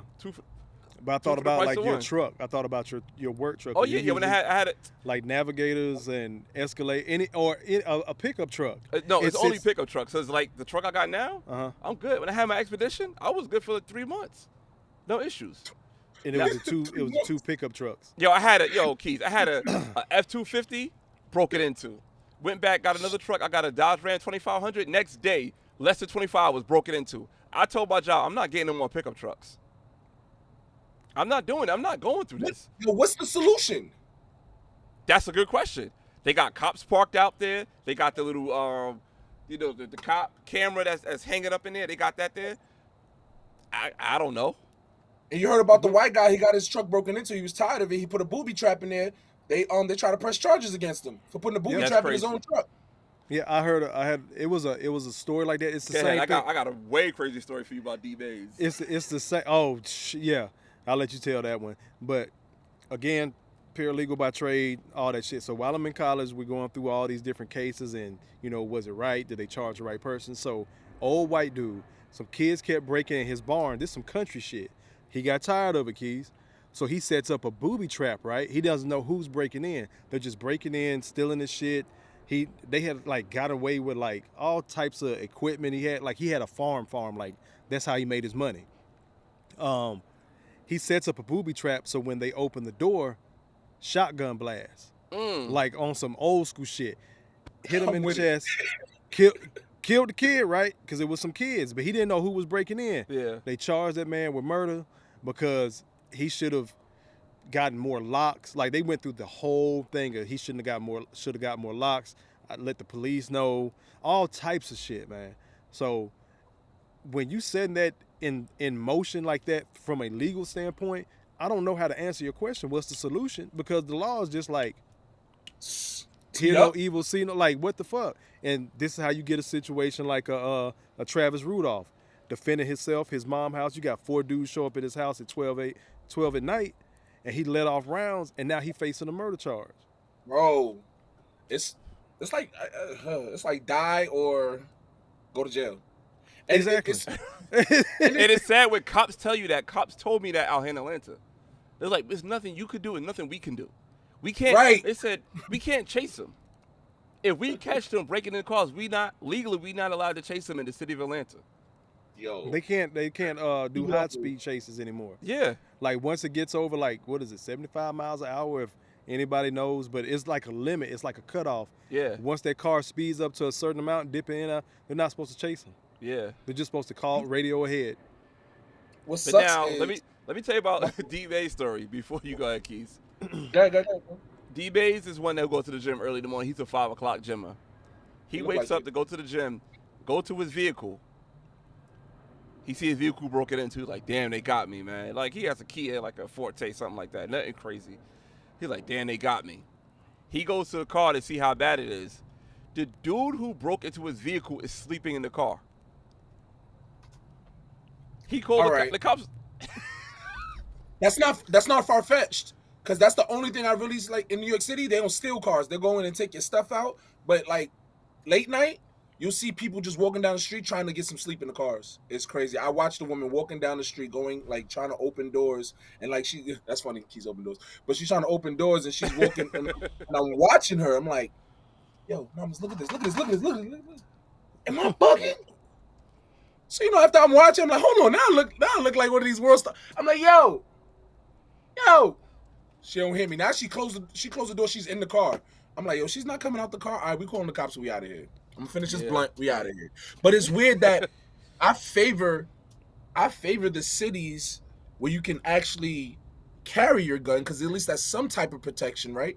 But it seems like in the cities where you can carry a gun, the youth are getting crazy with it, because in between Philadelphia, Little Rock, and Atlanta, it's kids with a majority. Yo, boy pulled out a gun that needed 2 handles on it, and it was silver. I don't even know what the gun was. But I just saved his life, because I'm turning into the Rite Aid. I hope he ain't watching it. I turned into the Rite Aid, and he's not looking where he's going. I almost crashed into him. So I'm like, yo, what the? I'm like, yo, these kids is crazy. I almost hit dude. So now they walking backwards like this. He's with his little buddy. He's walking backwards like this. I'm like, what's up? I'm looking in the rear view like, they not serious. So then the skinniest one, of course, unzips out the big joint. I'm like, nigga got some I'm Megatron shit. Yeah. I'm out of here. They got no regard for their life. And it's scary, because once again, if the young boys in the home don't have an older man to answer to, there's never going to be a checks and balances. So then you got situations like John Morant, where you got moms thinking that their son is their husband and their protector. So now you getting into a dispute over sneakers in a fuck. Okay, Keith. Take your time. When your son has a fucking Your Nike son is contract. signed to Nike. We're getting into a dispute over sneakers in a mall. and you call your son, who's erratic already, because he's picked up the emotionality and irrationality from you, so now he's coming to protect his mama from nothing. Wasn't harmed, wasn't touched, wasn't cursed out, or nothing. With 9 dudes. And this the crazy part. It goes to show me that he's never been in a fight. He's probably never been in a real fight. And the crazy part is he has a father in the home. Yo, and you notice the father ain't say shit, right? He's a Michael. He's a Michael. Yo, he's a Michael. Speaking of Michael, bro, real crazy ass story. That's a new term. You gotta roll with that. Like legit crazy ass story. My mom has a homegirl. Again, an older woman. Yeah. Now, you know, this is back in the day. She had a lady friend. Your mom can't be having homegirls. Well, you know, whatever. So her friend is gorgeous, like stereotypical, super bright light skin, natural sandy blonde hair, the light eyes, all that gorgeous woman, right? Marries some country bumpkin ass dude. Yeah. They have a kid. The kid comes out looking like her. It's a boy. Yeah. So she looks at this boy in the hospital. My mom was telling me this story, like when we're having like these type of, she looks at the boy, is like, oh, I know he gonna be a sissy. Damn. Because he was so pretty when he came out, right? To the point that raising him, she dressed him like a girl. She was like, well, he already gonna be one. The husband doesn't say shit because his woman is so fine, he don't want to lose her. Yep. And sure enough, that boy is a grown-ass man and switch when he walk now. But she groomed him to do so. So I sound really nuts and crazy when I say that the reason that a lot of our black men are becoming that is because black women perpetuate that same stereotype. Like LeBron was he highlighted earlier, it's the exaggerations. It's the exaggerations because once somebody starts talking like this and then waving their hand and rolling their neck, that's the only way that the men that want to be black women behave. They can never copy a natural, calm, decorum having black woman because if you try to emulate it, you're gonna look like what you are, a man. But if you can do the antics, which is the same reason why we laugh in every movie that a black man puts on a dress is a comedy for that very reason, because black men in dresses is hilarious. Yeah. I'm gonna pivot real quick, but you spot on with that, bro. But I think Mo had said she knew light skin was coming. That's why I said stereotypical. I like dark skinned women. I'm just saying the stereotypical idea of what beauty is in the black community, right? Brown paper bag, right? Yeah. But go LeBron. back to the guns thing. Go back to the guns thing real quick, Keys. Okay. What happened in Charlotte? I was just about to bring that up. Yep. What happened in Charlotte? Dude backs out a gun on the bus driver. Bus driver backs out his gun. Oh, that's the other one. Defends himself. Mm-hmm. He gets fired. Yep. He gets fired. Because you're supposed to die.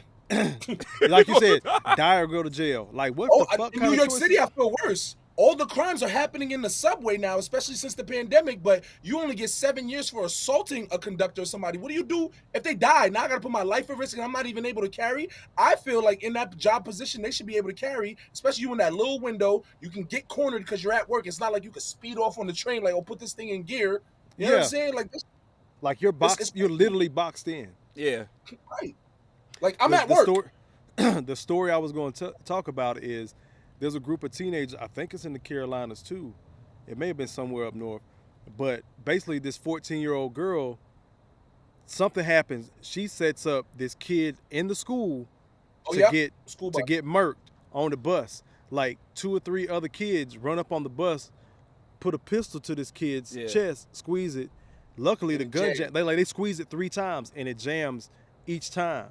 Damn. These are kids, but she set that up. They went back and looked at the text message. They're charging all of them as an adult, but like the main ringleader, he's still out running around to the point the family's like, nobody's found this kid. He's 15. He's presumed to have already committed another red rum on a 23-year-old. Yep. It used to be a thing. Girl. You would think these kids would be afraid of somebody a little bit older. Like we were used to respect, like, oh man, this motherfucker. We're not realizing how young 23 is, but like you would look at them as a teenager and be like, oh man, this an old head, this an OG. Now they ain't got no fear. Nope. They don't got no fear of going to jail, not even the fear of dying. So taking your life don't mean shit. But again, like Keys pointed out, You die or go to jail. Those are your options as a citizen. Yep. There's no checks and balances, bro. It has to be checks and balances, and we live in a black community where we live by this dumbass rule where there's no snitching. I pay taxes. I'm a civilian, and my life is important to me. What are you talking about? No snitching? Like, that's like seeing somebody break into somebody's car, and I don't say nothing, and they're my neighbor. But we have also this big disconnection with neighbors because we got everybody screaming, "Don't tell me how to raise my kid." Somebody has to tell you how to raise your kid because nobody told you how to raise anything. You thought that you was just going to catch somebody and go by the wayward. Like, and it's not a puppy. Even then, I hate to see people getting dogs and they don't know how to take care of them either. It's like, yo, you don't even take care of that animal. You know what I'm saying? But I was like, that's a practice. You know what I'm saying? That's a lead into. But you know what I'm saying? Like, what happened to these young girls playing with dolls? Now they playing with wigs and weaves. They're the doll. I say it all the time. A lot of these women are having daughters and just playing dress up with them. This why you got little girls thinking like they same thing, putting makeup on them, all types of shit like that. Let mommy practice on you. All that type of shit. It's bad. It's bad. Even to the point, like, you got to think about the way we dress now. And guys, like, it's really diminished to this really egotistical, materialistic, immature viewpoint. Because remember, I don't know if y'all played Dozens in school. I'm from New York City. Obviously, it's highly, you know what I'm saying, materialistic. And you're going to get teased for your clothes at some point or your sneakers at some point. And people think that they're going to kill an argument with, oh, well, that's why my sneakers cost your whole rent. Oh, well, that's why my sneakers cost more than your car. But now you got adults saying, like, you tell a man, yeah, those jeans ugly, bro. Those jeans is too tight. And they be like, oh, well, the bitches like it. Do you like it as a man, sir? I'm not asking you what the women like. They got their own clothes. Dudes' jeans be so tight, they can't even wear boxers. Because ain't no way you can put another layer underneath it. And got the nerve to try to fit the plaid ones up underneath them tight ass jeans. You got the $300 jeans on these $5 boxes. I hate you. I hate you in your life. Hate you in your life. Look at it. Look at even Ethica, bro. The lines are getting so blurred. Look at the Ethica boxer briefs that were made for men, but women still are underwear. And now you got Ethica making underwear for women. Where are the lines being drawn, bro? There's no lines. Everything is fluid. Everything is fluid. I don't drink that much water, damn it. Like, come on. It's crazy. And man. Keith, you come back out to Atlanta, Keith. Okay. I don't know. How about that? You're long overdue, man. I was supposed to come the 1st to the 3rd, but some people in my like-minded accountability group, they busy, and then Rick Ross's car show's the 3rd, and you know how people in Atlanta are with cars and shit, so it's gonna be people out, you know what I'm saying? So I was like, all right, I'm gonna reschedule. Yeah, but I'm coming down there very, very, very, very, very soon. Very soon. I am overdue. I do love that place.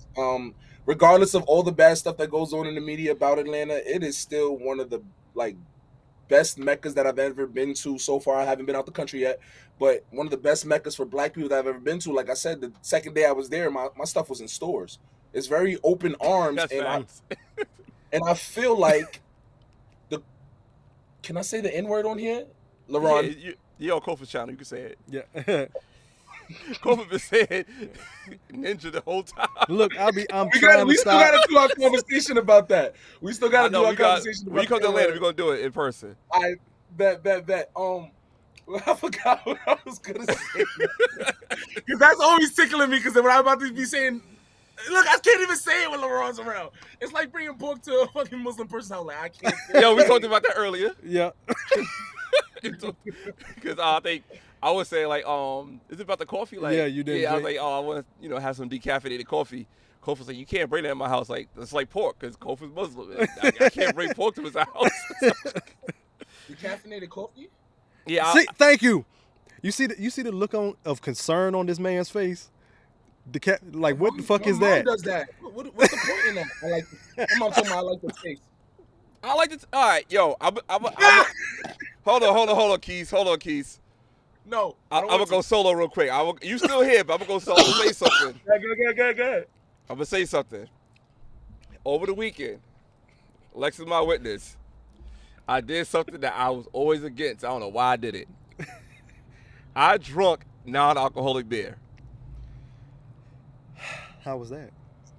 Yo, wait, put the camera down. I was about to close my laptop and just go ahead and go to bed, bro. What? Why? I don't know why.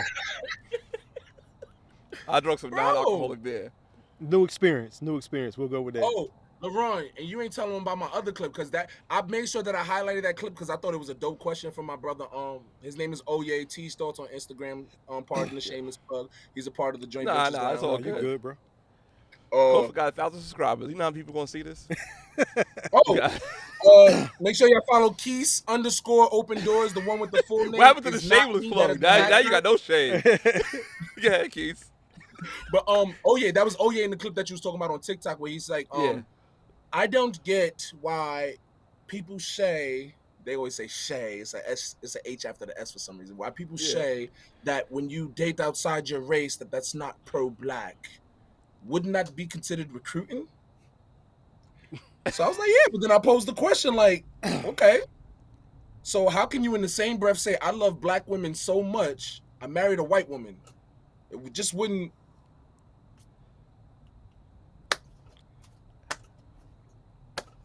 I agree, but I can see the argument. I like that. I like to be on both sides. I can see the argument too. My uncle posed the same question. I said it in the show. He was like, yo, because I was trying to tell him about veganism. He's on a bunch of pills right now. You know what I'm saying? A lot of ailments and stuff. So I was like, yo, you can cut out a lot of this, if not all of it, if you just make some slight changes in your diet. He's like, you know what? People pushing their beliefs on me has never been my thing. Even when, that's why I stopped going to church. They try to tell me that Jesus was white. I said, you stopped going to church because they told you Jesus was white, but then you married a white woman and gave her children. What are you talking about? he loved the fruit and hate the tree. Right. Oh, shit. I'm going to text him that. Remember that conversation we had 2 years ago? I should have said, you know how you have an argument and you think about all the things you should have said during the argument. About to start some shit.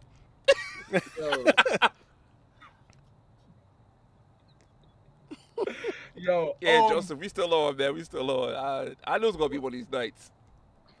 Salute, Joseph. We still cooking, brother. Once I saw the sun setting, I said, "Oh, they in. They here." Oh, we had the light set up already the whole time. We had the light on during the sun. Yeah. We was like Usher. We walk around with the sun, with the flashlight in the sun. What he said, the flashlight in the daytime. Yeah. Yeah, that was us. Another ATM. Yo, actually, it's Usher's crazy from Tennessee. I mean, what are women supposed to do though, Kofa? Because if the statistics are correct and women outnumber men 17-1 in Atlanta, and then you add in the couple of the broken wrist dudes. Yeah. Well, you got a lot of women that are strong lesbians, as I call them. So the numbers aren't as skewed as a lot of people have made them to seem, because there is a lot of that, but there aren't. Crazy thing. My homeboy has a podcast, and they interviewed a gay dude. Goes by the name of Kentucky James. He's a little bit older than us. Where you moving to? Huh? Where you gonna move to? Kentucky. Okay. But he's been coming back and forth to Atlanta or whatnot, and he was like, I want to dispel the myth. There's not a lot of undercover guys, like I'm telling y'all, because he said it, his words, I'm the gay in my family. So I've been back and forth in Atlanta from the 90s. So all this stuff about undercover men, there's a handful and pockets of them, but this whole blow up, it's not like that. When he's like, when men are gay, they're gay. Like, yeah, we know this. I ain't seen nothing on the down low. It was all up high. Yeah, exactly. At the airport, it was RuPaul's like Drag Race. They know that's just a scapegoat that so many women use.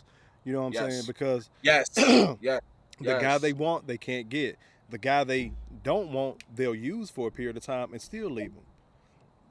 But they think those guys are going to be their backup plans. That's why, there's so much push and shit talk about passport bros. Well, get the fuck on. We didn't want you no way. Because she's pissed off. Her backup plan is leaving. Yeah. But you got to look at it, the docilness of other women in other foreign countries. I mean, they're trying to milk the continent of Africa now. I hate to see the stuff that's going on there. They're making pornos and all the corn. I'm sorry. I forgot that's a hot word.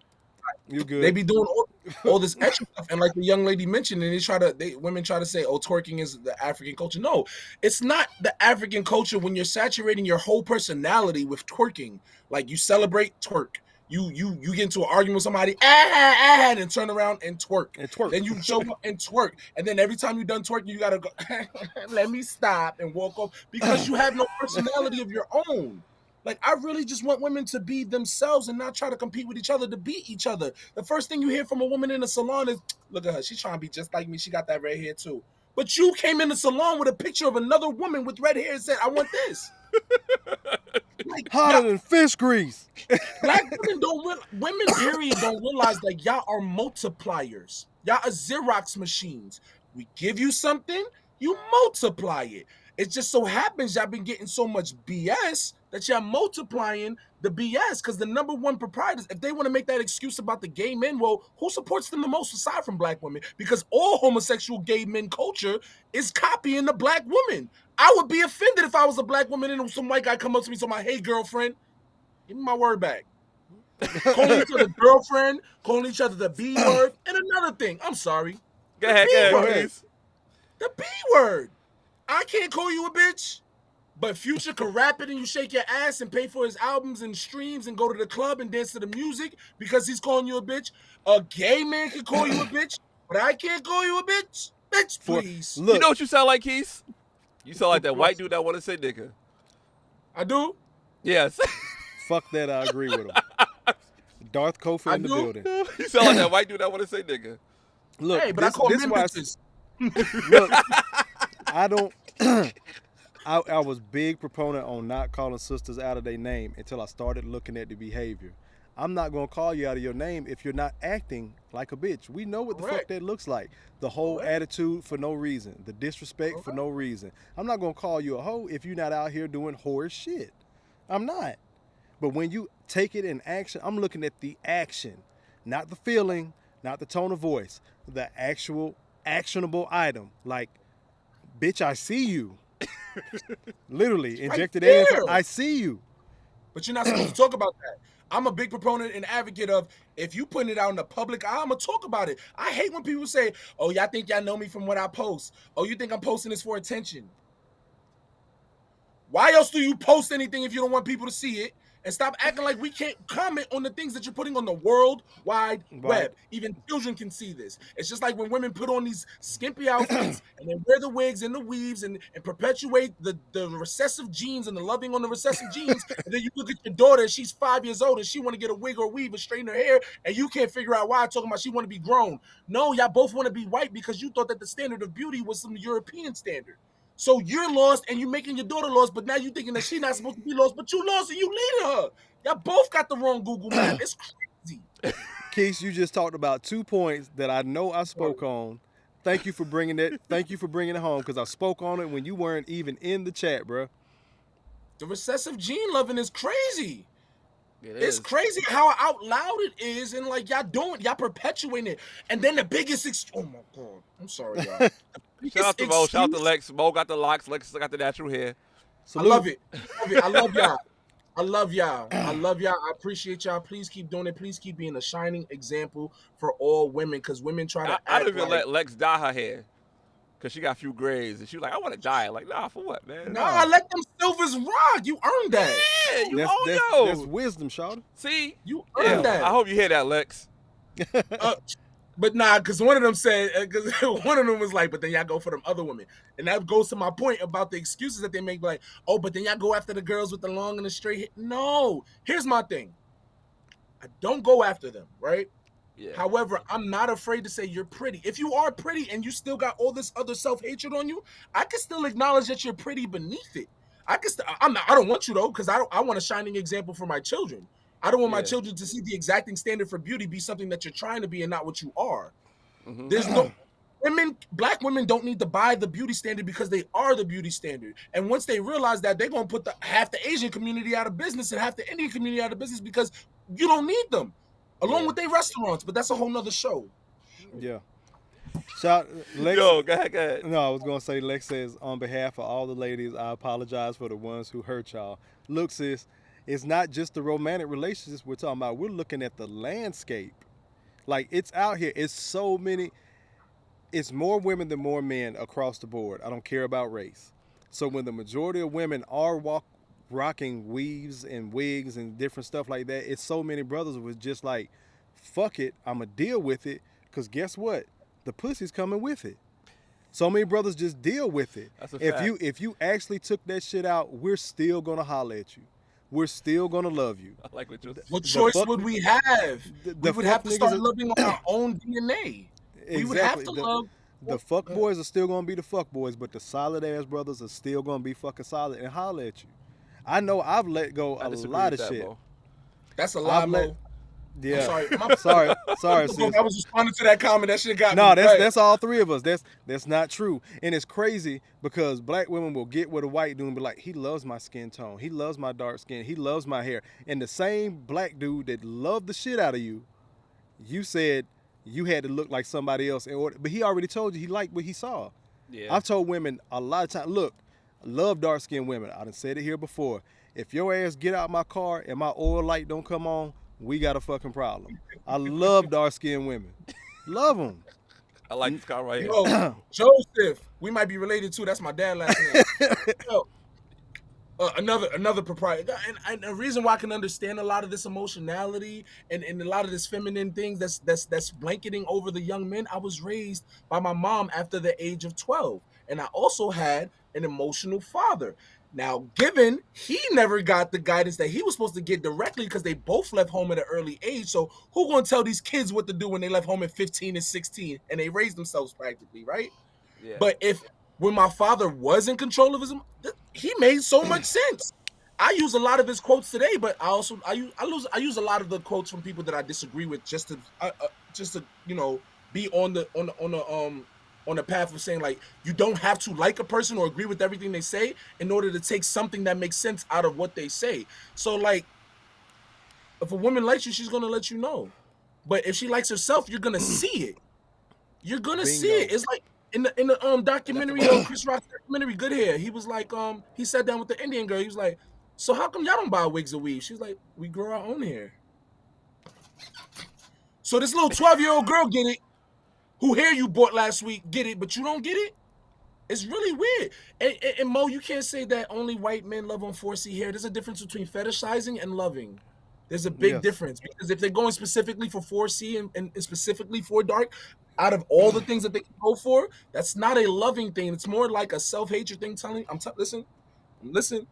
And the biracial kids come out very confused because they're on one or two of the spectrums. They're either trying to fit in their whiteness or fit in their blackness. And my cousins that are biracial that try to fit in with their blackness, it's a struggle because as trying to find your identity as a young black man is already hard when you don't have any guidance. But when you're biracial and there's nobody there to give you guidance, you're gonna try to perpetuate the stereotypes of what you see on TV as black men. You know what I'm saying? So I got cousins that do dumb shit because that's what they do on TV. And that's what black men are supposed to do. Facts. Exactly. And they think that this hyper-aggression is masculine when it's really feminine.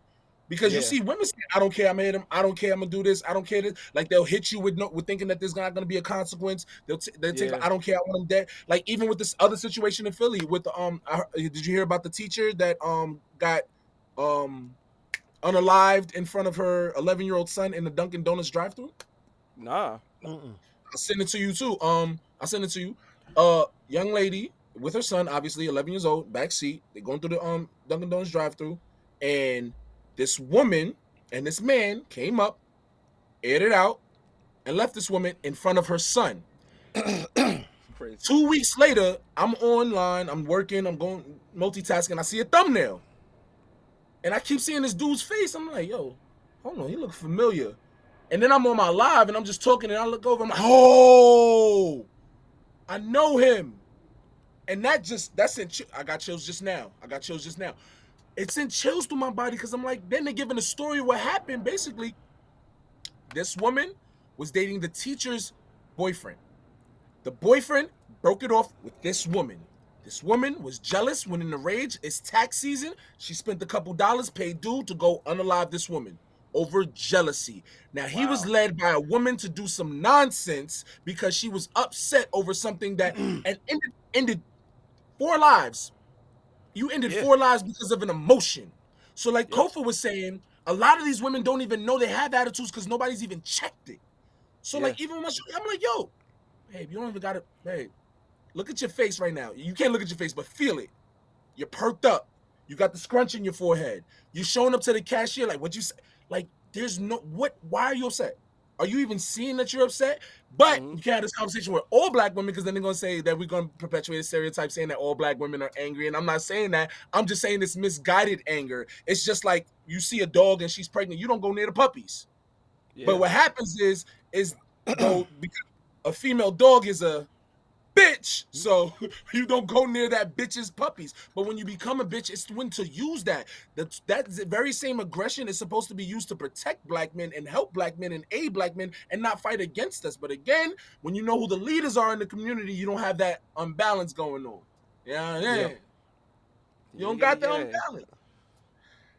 Like I always say, man, I tell sisters all the time, man, I can't fight for you if I have to fight with you. Yeah. Kofaism. Yeah. Kofaism. You know what it looks like? I did a social experiment where, I do a lot of walking in New York City, right? So I walked around, I speak to enough women, but my thing is I speak with no expectations. I don't want every woman I'm talking to. I don't want most women I'm talking to, let's be fair, right? But I like to, glue the relationship between black men and black women, especially when black women feel like they got to ignore every man that tries to talk to them because they always want something. You know what I'm saying? And I understand that. So I'll go, hey, how you doing? I like your hair. Or, hey, how you doing? You're pretty. Or, hey, how you doing? I like your outfit. A lot of times women won't turn around. Or when they finally do turn around and realize, oh, I'm halfway decent. They actually do want to have a conversation or realize, oh, he didn't want nothing else. Damn, I kind of want that conversation. Or mostly, I tried it on different days. I'll switch up days and I'll be like, yes, girl, you are wearing that. You are doing that. Yeah. And like, I'm like, all right, so if I would have spoke like this, would you have stopped? What? Let's have that conversation, though. Like, why do men have to pander in order to have a casual conversation with the beautiful black woman? We shouldn't have to do that. And we should not have to say yes and simp to everything y'all do because it's not always right. If you want a man to tell you always right, go get a gay man. Or Michael. Or Michael, because they was going crazy over Derek Jackson and they persecuted Kevin Samuels. But you know what I did the other day? And I'm chopping it up now. I'm chopping up all the clips I can find where he's giving men criticism.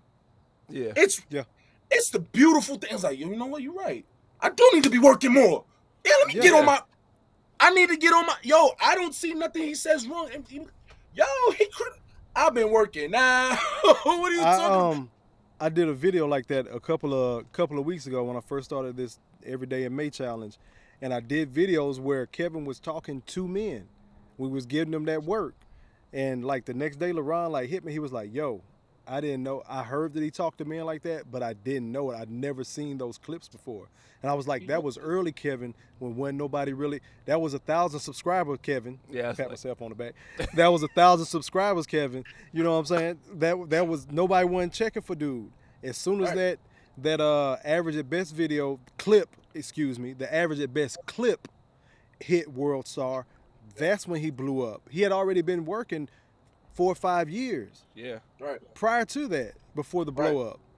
So it is a beautiful thing, but so many people don't know and don't respect him when we're actually checking each other on some of the bullshit that we do be on. And then it's like, oh, he a simp, he a sucker, he want the women, this, that, he just mad he ain't getting no pussy, all that type of shit. And then those dudes or gay, and then those same guys will turn around, use the same shit, and be led by ass. I'm not led. Derek Jackson is one of them. Vagina's everywhere. I don't get it. It's everywhere. It's on the floor. It's on the walls. It's in the club. It's everywhere. Everywhere. And you have no discipline to tell yourself, nah, I don't need that today. Or nah, she'd be better off if I wasn't inside of this. She actually needs to hear me.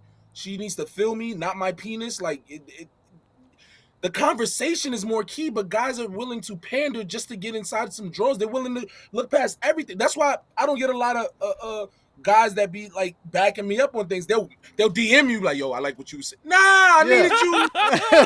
Needed you in the comments. Right, what are you doing here? Get away from me, bro. I needed you over here. Like, I feel what you be saying, but yo, bro.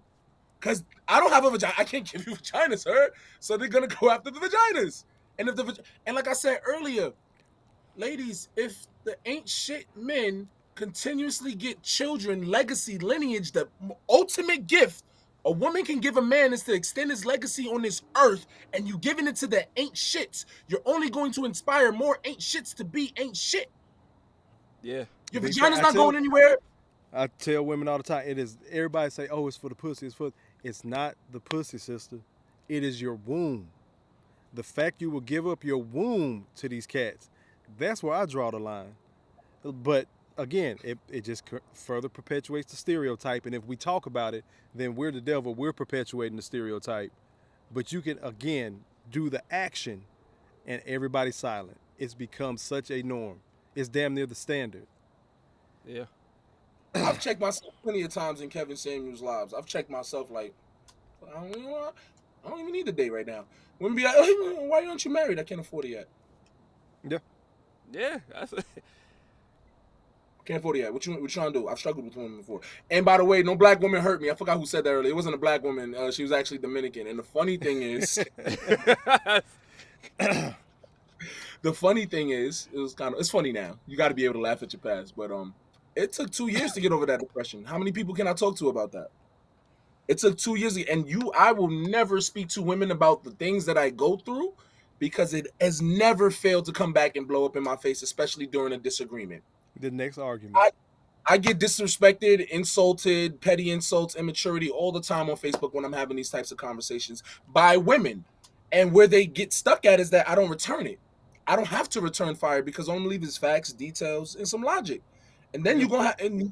And I know they be thinking about it because then they come back, or then they DM me, or then here's why I blocked you. Why are you writing me telling me why I blocked you? The seed has been planted, obviously, and you got something to think about. And then, there's the few in between that come back later like, yo, I get what you were saying. You know what I'm saying? Just like when I talk about veganism, I get what you were saying now. But you gave me all that pushback, had all the meat jokes and all that stuff. I get it. What I'm not doing is forcing it on you, but you came to my page, and you keep coming back to my page. It's like, people say, I hate what you say, but you're here again. You don't hate it that much. Yeah. When women say, I hate arguing, so shut up. If you hate arguing so much, just shut up. It's hard to argue with your mouth closed. And all the passive aggressiveness and all. And I myself even had to get past the passive aggressiveness. Like, just you're not arguing, you're not yelling at her, but you slam a door. Yeah. You know what I'm saying? Like, that's feminine. That's feminine energy. You don't gotta be gay to have feminine. That's feminine tactics. That's immaturity at its basis, where you feel like, you know what, I gotta, if I'm mad, somebody else gotta feel my anger around here. If I'm upset, then you, and that's what women be feeling like. If a woman is upset, she wants you to be upset with her. Like, baby, I don't disagree with that. Why you don't disagree with that? They look for, a lot of times, our sisters and men, they want us as men to be their homegirls. Right, and I'm not. And that's not gonna work. Nah, it's not. Not with a masculine man. It's working for them, because then you see the Bad Boys Club, right? I called this in 2011 when I stopped watching Love and Hip Hop. After Jim Jones left, it was too unauthentic for me. I'm like, it's too scripted. You can see Jim Jones is not comfortable there. He rocks back and forth. He has the nervous smile on. He don't want to be there. He's trying not to choke people out, but he don't want to perpetuate that there's always violence on these shows, because Mona Scott has made millions off of perpetuating the negative stereotypes of our black women. And now other women come into the culture like Jocelyn and the Cardi B's, and they come in and y'all don't realize they doing a menstrual exaggeration copycat format of what they think black women do. Because you even hear Cardi B don't even sound right trying to say a lot of the things that black women say. And I'm like, yo, but black women are supporting it. Black women always support the bad exaggerations and copycats of themselves, so much so that they've normalized it. So now you got black men thinking that it's okay, and you got men calling themselves women and they not. Yes, bitch. No, bitch. Oh. Man, I'm sorry, y'all. Man, you see how I be moving on, bro, it's come on. And you're not allowed to say nothing. You're not allowed to do. I had to have another talk. I'm like, okay, cool. Because women love to whisper in your ear, I like girls too. Okay, have a good night. That's a turn off for me. Oh, you homophobic, you this, you that. I'm like, cool. So if I suck the dick. Shout out to Biggie. You moist right now? You dripping? That's how you feel? I don't have to support your nonsense just because some other nasty, hypersexual, feminine dude wanted to do that with you. Come on, no. Now you got dudes on the Bad Boys Club really acting like the minstrel show black women. That's gonna say I'm bad on how to take the caricatures. There we go. That's a good word. Yeah, they're the caricatures. Not copying the caricatures.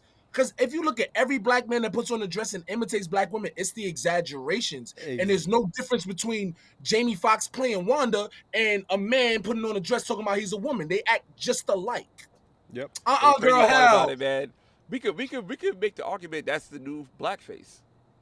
It is big. Yes. That's the new blackface. It is the new blackface. Bang! It's good. Blackface. Minstrel show turned on his fucking neck. Like it's Bro. And I mean, and then when they're in your family, it's hard to convince women like, yo, I don't want that around my kids. So this is why it's a crucial key to talk about the things that matter before you're having kids with these people. Because imagine I got a woman pregnant, and she feel like her gay brother can watch my son, or even worse, her gay friend. It's slightly different with the brother. Like that's a blood uncle. All right, gay, cool. But the gay friend. Like you gonna leave him over over Unc T's house, right? Like, and then she's gonna get her social circle shaming her. Oh, how you gonna cut off your friend for your man? For my legacy, for my life, for my lineage, for who I want to be forever with. They don't think like that, bro. Again, we're thinking family and legacy. They're thinking motherhood. Yeah, the crazy part about it, I was thinking back to the show Secessions. Me and Lamont were talking about that, and long story short, huh? Okay, I ain't gonna say that. I ain't gonna say it. Nah, my bad, Keys. But basically, episode 2. Damn, Keys. So on Secessions, Shiv chose the legacy, her family legacy, over the bullshit because she chose the legacy as a white woman. She chose the legacy. Long story short, I ain't gonna ruin it for you, Keys, but she chose legacy. I dig it. I could put 1 and 3 together. I dig it. I definitely dig it. Yeah. It's the same reason why like women try to like they say all these black women always getting with these white women. They're pandering to them in college. My bad. They put black men on pedestals in college. Oh, look at this tall black man. Oh, he's gonna be an athlete. He's gonna do this. He's gonna do that. And they see their meal ticket. You know what they'll do? They'll follow his leadership. They'll pander. And I was gonna say that about the Dominican. The funny thing about the Dominican, we were too young, and we were both way too emotional to be in a relationship at that time. I was not a fit leader for that woman at that time. Yeah. Now, with that said, because I don't know how to stop an argument, I just ensue with it. You know what I'm saying? I don't know how to tell her like this is what you should be doing. And furthermore, we was both in the same economic status. How am I lead you if we got the same amount of money?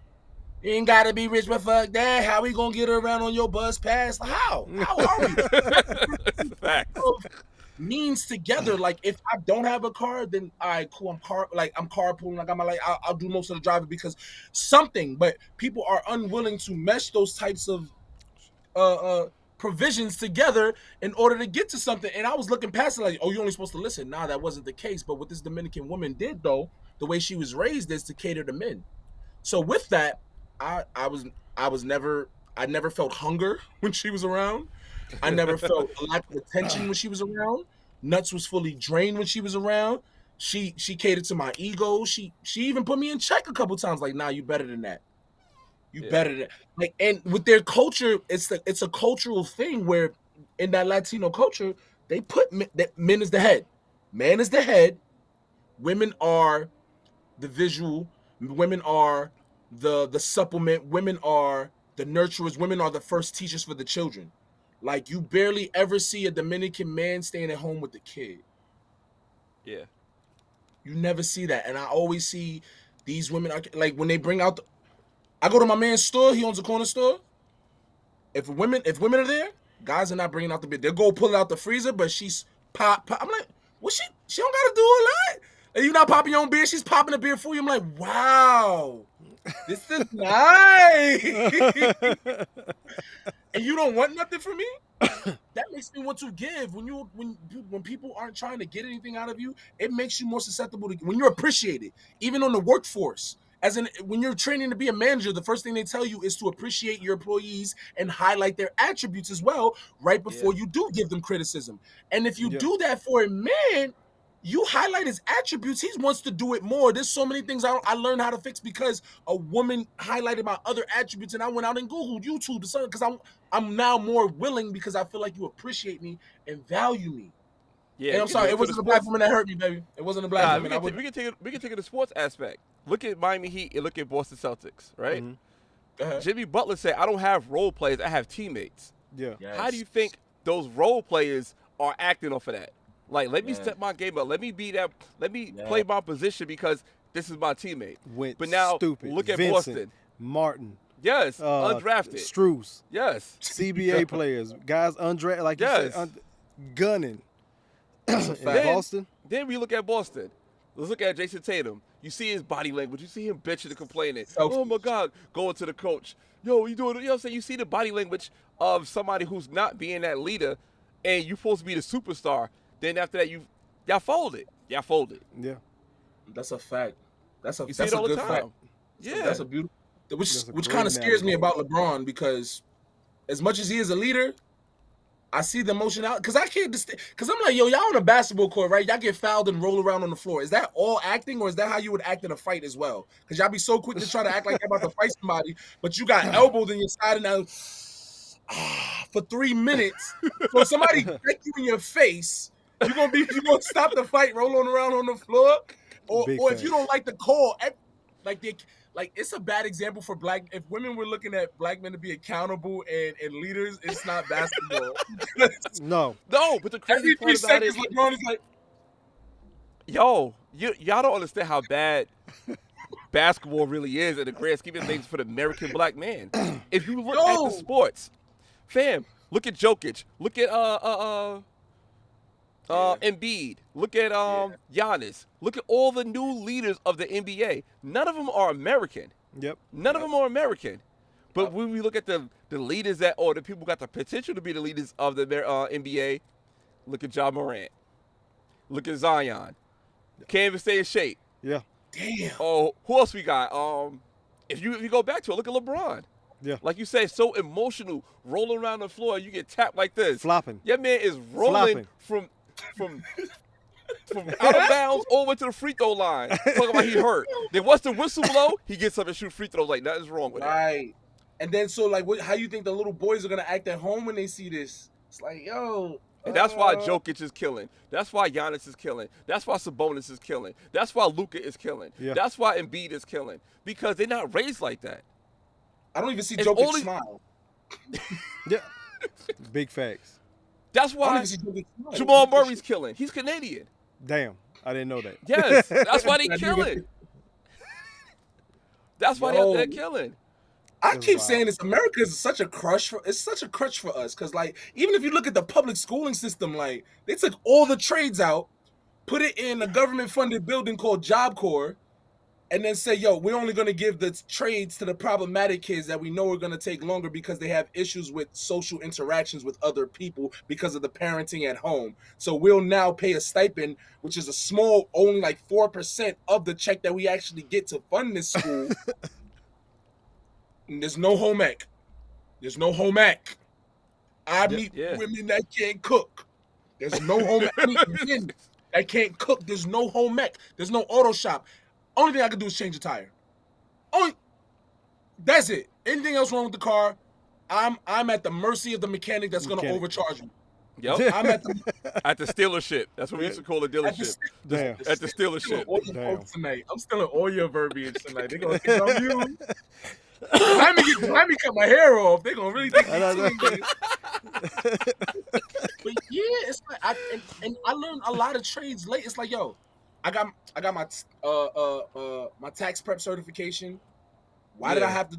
And I went to Job Corps after college. After I got kicked out of college, by the way. So I went to Job Corps after. I'm like, yo, why aren't they promoting this to everyone? Like, you can you can have your tax prep at the age of 15. I think you're at a level of proficiency, maybe 15, 14. You're proficient enough to learn tax prep. Because the real things that we only really take from school all them 12 years is really what? Math and reading. Yeah. Basic math and basic reading. Yep. Like, I'm teaching grown-ass people grade level how to germinate a seed.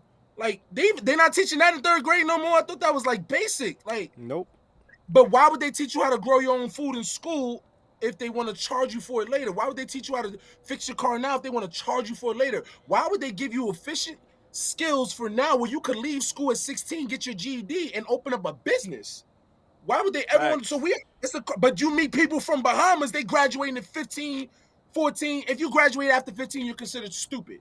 You go to Asia, they go to school 7 days a week. They run in circles around us because we don't have no real education system unless you're paying for private tutors, private education, a high valued Montessori school. I homeschool. And with that, it comes a village because your children are still going to need some social interaction with children that are not raised in your home. Homeschool. Because there's nothing being learned there. My sister's a doorknob sometimes. I'm like, how don't you know this? If you pull out that frozen box out the freezer one more time, we fighting. Come on. Bro, there's so many things that we could have learned in school that they took out, and it's only in America. I see Jamaicans, I see Mexicans, they come here, they work, and they know the work, and their uncle taught them. So for the community that's missing, that has the absent black man, my uncle not teaching me that. My father's not teaching me that. I look at this comment my brother said. He said they don't teach kids how to tell time on the analog clock or sign their names anymore. Nope, they don't teach cursive anymore. Nope. They just started. I'm in a military unit where one of the ladies, she's a teacher full time. Yeah. So she said they're just now starting to have conversations to bring cursive writing back because the schools, after all this time, realize, oh shit, these kids can't read. They're trying to bring phonics back. They really can't read. They really can't write. And it's like, what?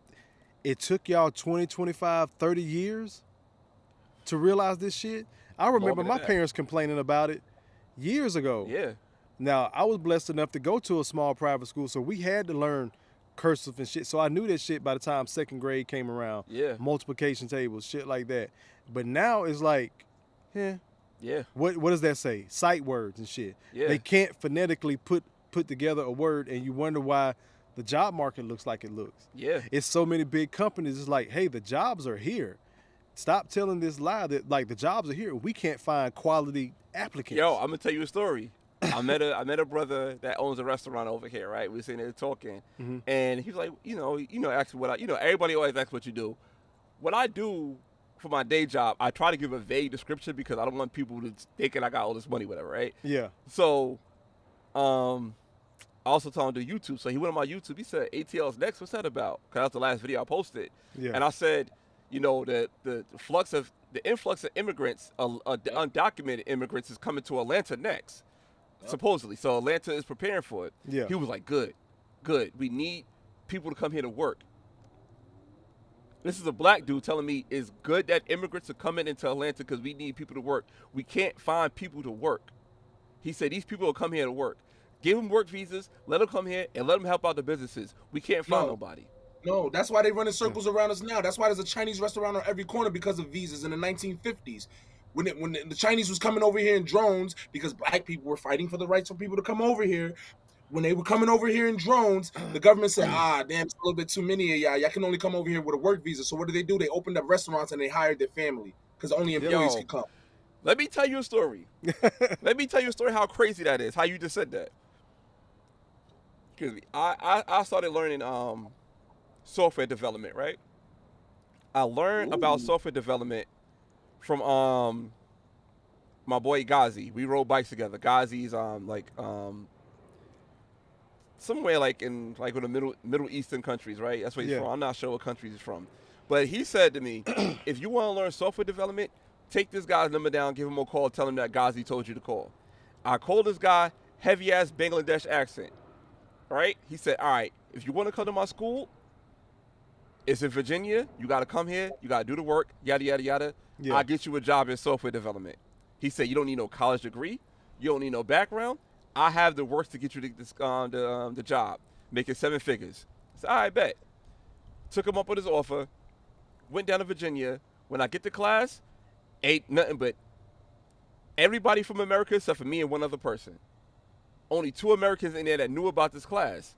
So we was like, all right, we start doing the class, And what he did was he gave you the basic knowledge of how to do software development as either a business analyst or as a QA. And he gave you the basic knowledge. And as long as he give you that basic knowledge and feel you comfortable enough, he don't give you a diploma. He gives you a 7-year resume saying that you know the work. And he had references on that because he came to this country, he started doing that, and he started having people coming in from Bangladesh, from all these other countries, learning how to do software development, and he built all that up. He made a school out of it, and it's all underground. You can't find no websites about it. You have to know about word of mouth. So if I never rode my bike with this guy, I would never know about that course, and I took that course seriously to get to where I'm at now. See that? Crazy as fuck. See what the foreigners do with courses versus what we got all these black entrepreneurs doing with courses now. All these Wall Street trappers and 19 keys up there talking about nothing for 2 hours straight. Nonsense, because we be feeding ourselves nonsense and no applicable actual knowledge. Like, let's be real. Most of the jobs are really just what's the word I'm looking for? Over-fluffed? Yes. Over-fluffed job position. It's really just data entry.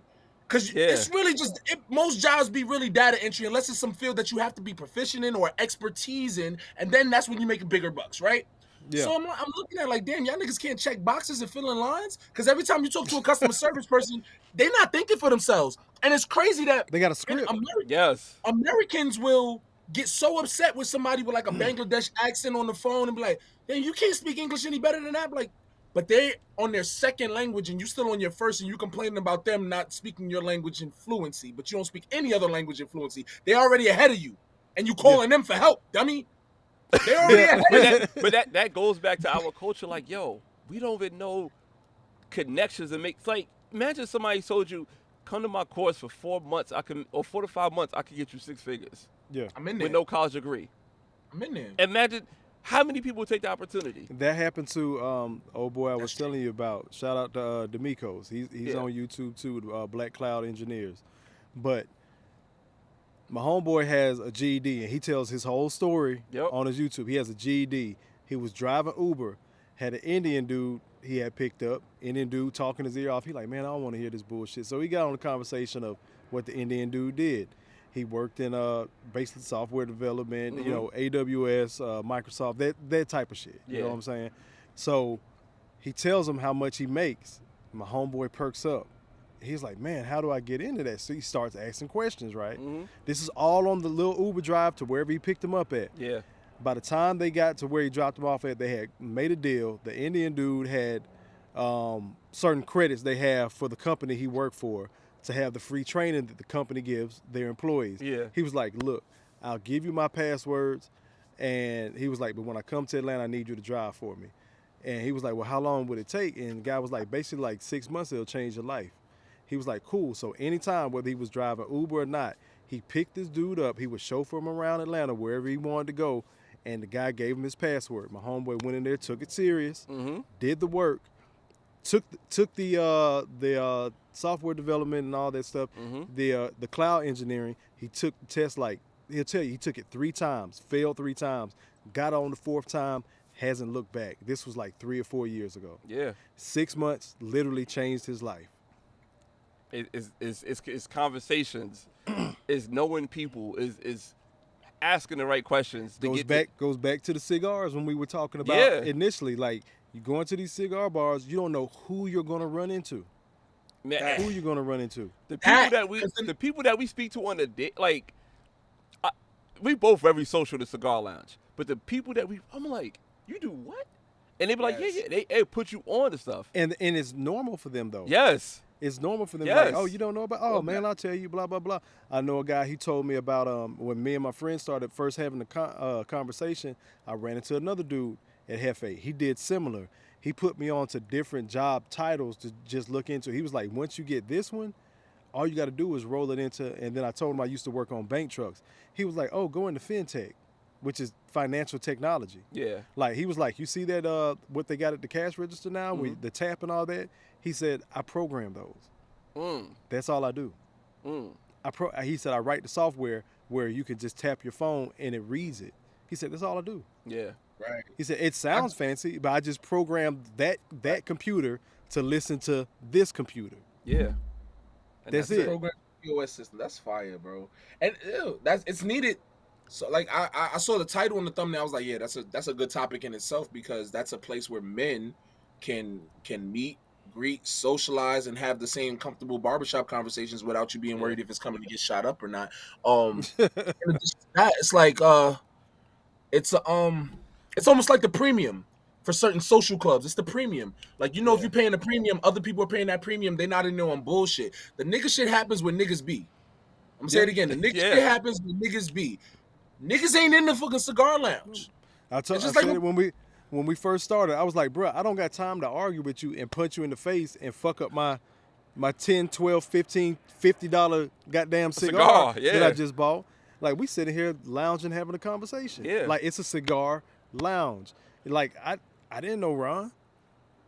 I didn't know D Mays. We just happened to sit next to each other, spark up a conversation. Mm-hmm. He's pointing at Ron. He was like, hey, that brother over there got a YouTube channel too. Oh, cool. Started picking his brain, picking D Mays' brain, having these conversations. And here we are, 6 months later? Yeah.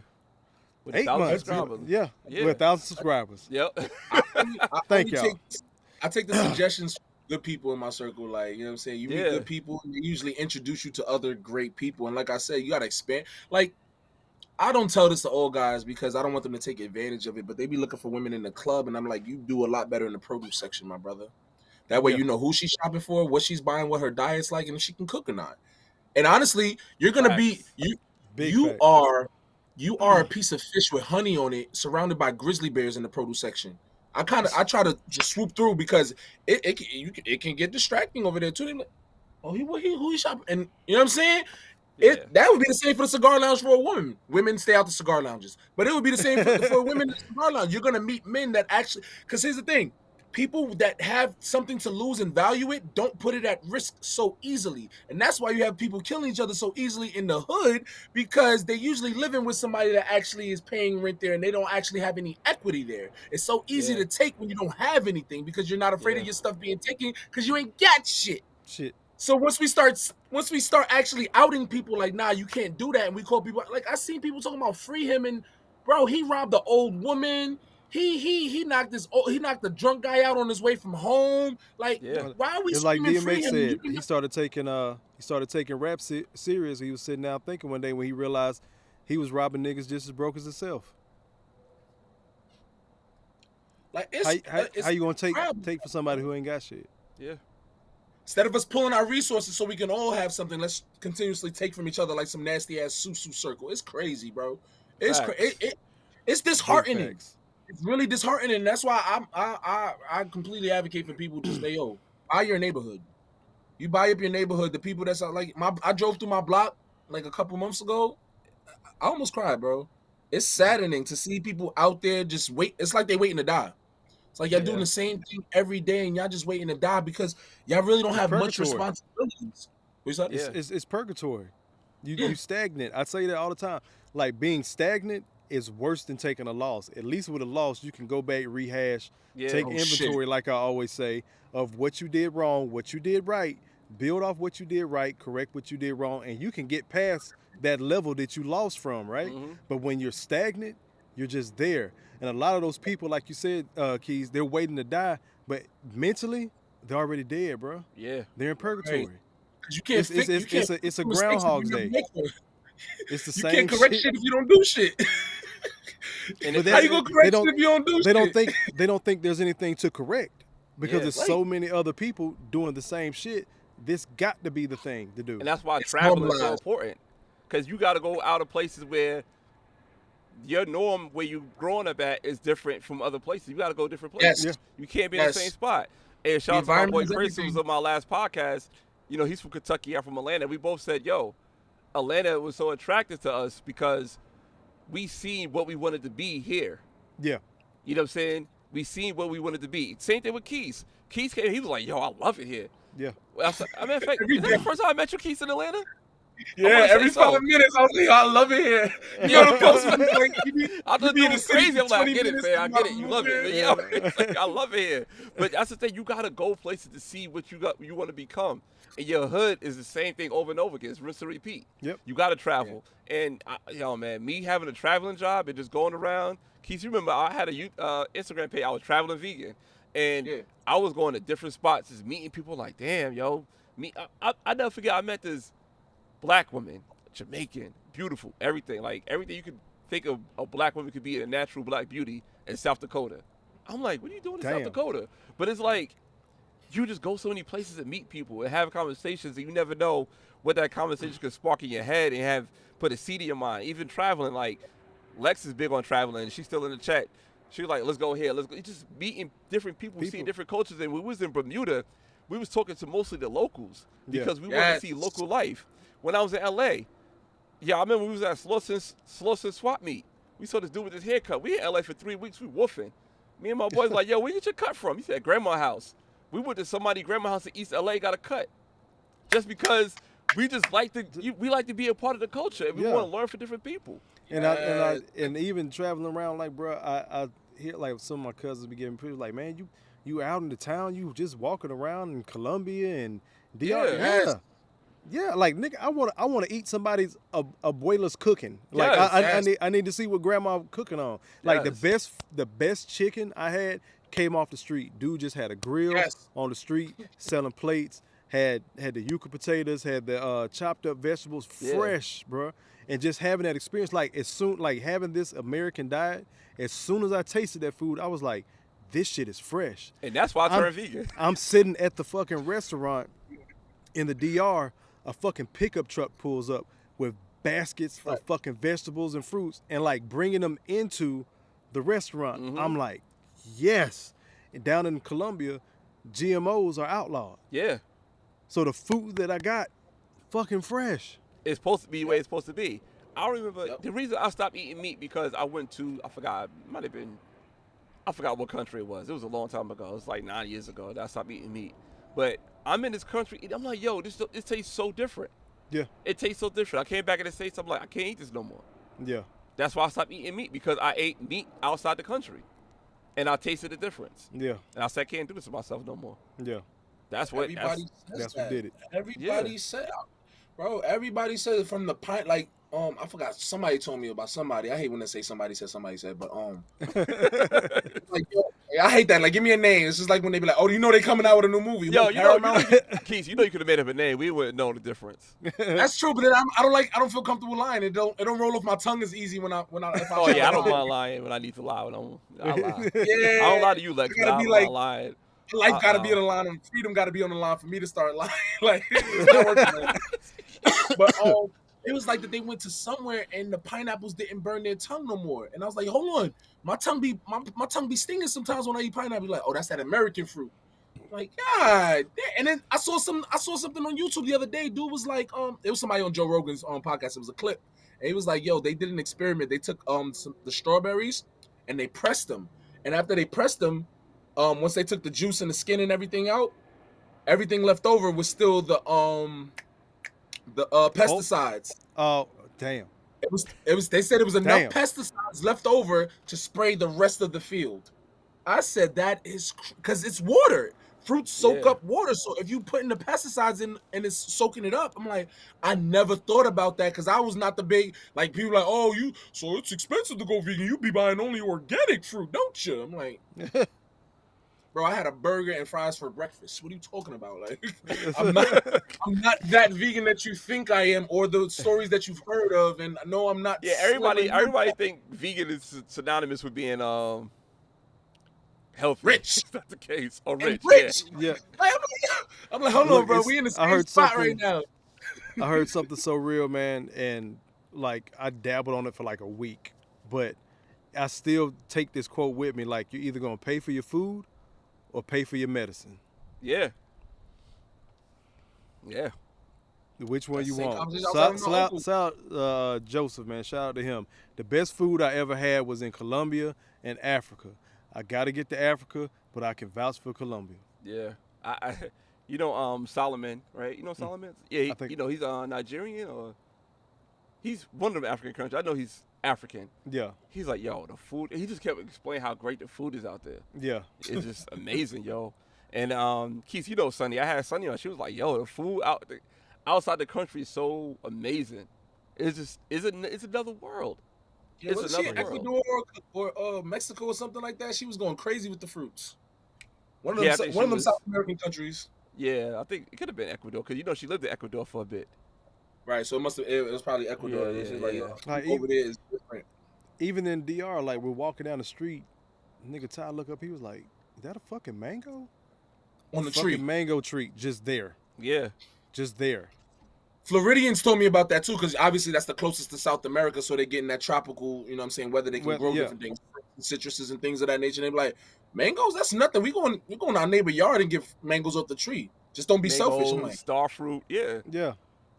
So now I don't know who heard me, if it was Meta or whatever, but then my algorithm got YouTube suggesting videos how to build a village. I'm like, yo, I hate that, man. I hate having conversations and all that shit pop up, yo. Look, and I watched it though, because I'm like, I gotta see it. He's like, yeah, you want to build this here, you want to build this here. If you want to, I'm like, yo, that makes so much sense. They're playing Sims and we're just playing pickup. Like, we really got to catch up. Like, they're really playing Sims. And I'm like, you got to play Sims on ourselves, because if you're mad about gentrification, do it to yourself. Do it to yourself. Facts. Don't be. Yeah, we come up with all these stereotypes, all these good stereotypes for them. Oh, they coming and putting good businesses in them. Like, you're mad about that, or are you mad at the fact that you didn't? Oh my God, this is foreshadowing, man. Yo, me and Lex literally had this conversation. We literally had this conversation. Like, trash. I kind of like gentrification. I liked it. Like, they got new cameras over there in the West End. Like, sometimes I'm chilling with Ty and we'll be like, man, let's go get a gentrification burger. Yo, like. I like the shit. So I ain't mad at it. I just wish that black people were doing it for themselves. It just sucks that, we have that selfishness and entitlement too. Like, you think that's the person that you're buying from, you're supporting a black business, that they're supposed to kiss your feet and rub your hands. That's not how it goes. We gave away so much here in Atlanta, bro. Like the inner city of Atlanta, it got gentrified because so many black people were moving out to the outskirts, and it's nice out there too. You do get more property, you get a little bit more house for your buck and all that.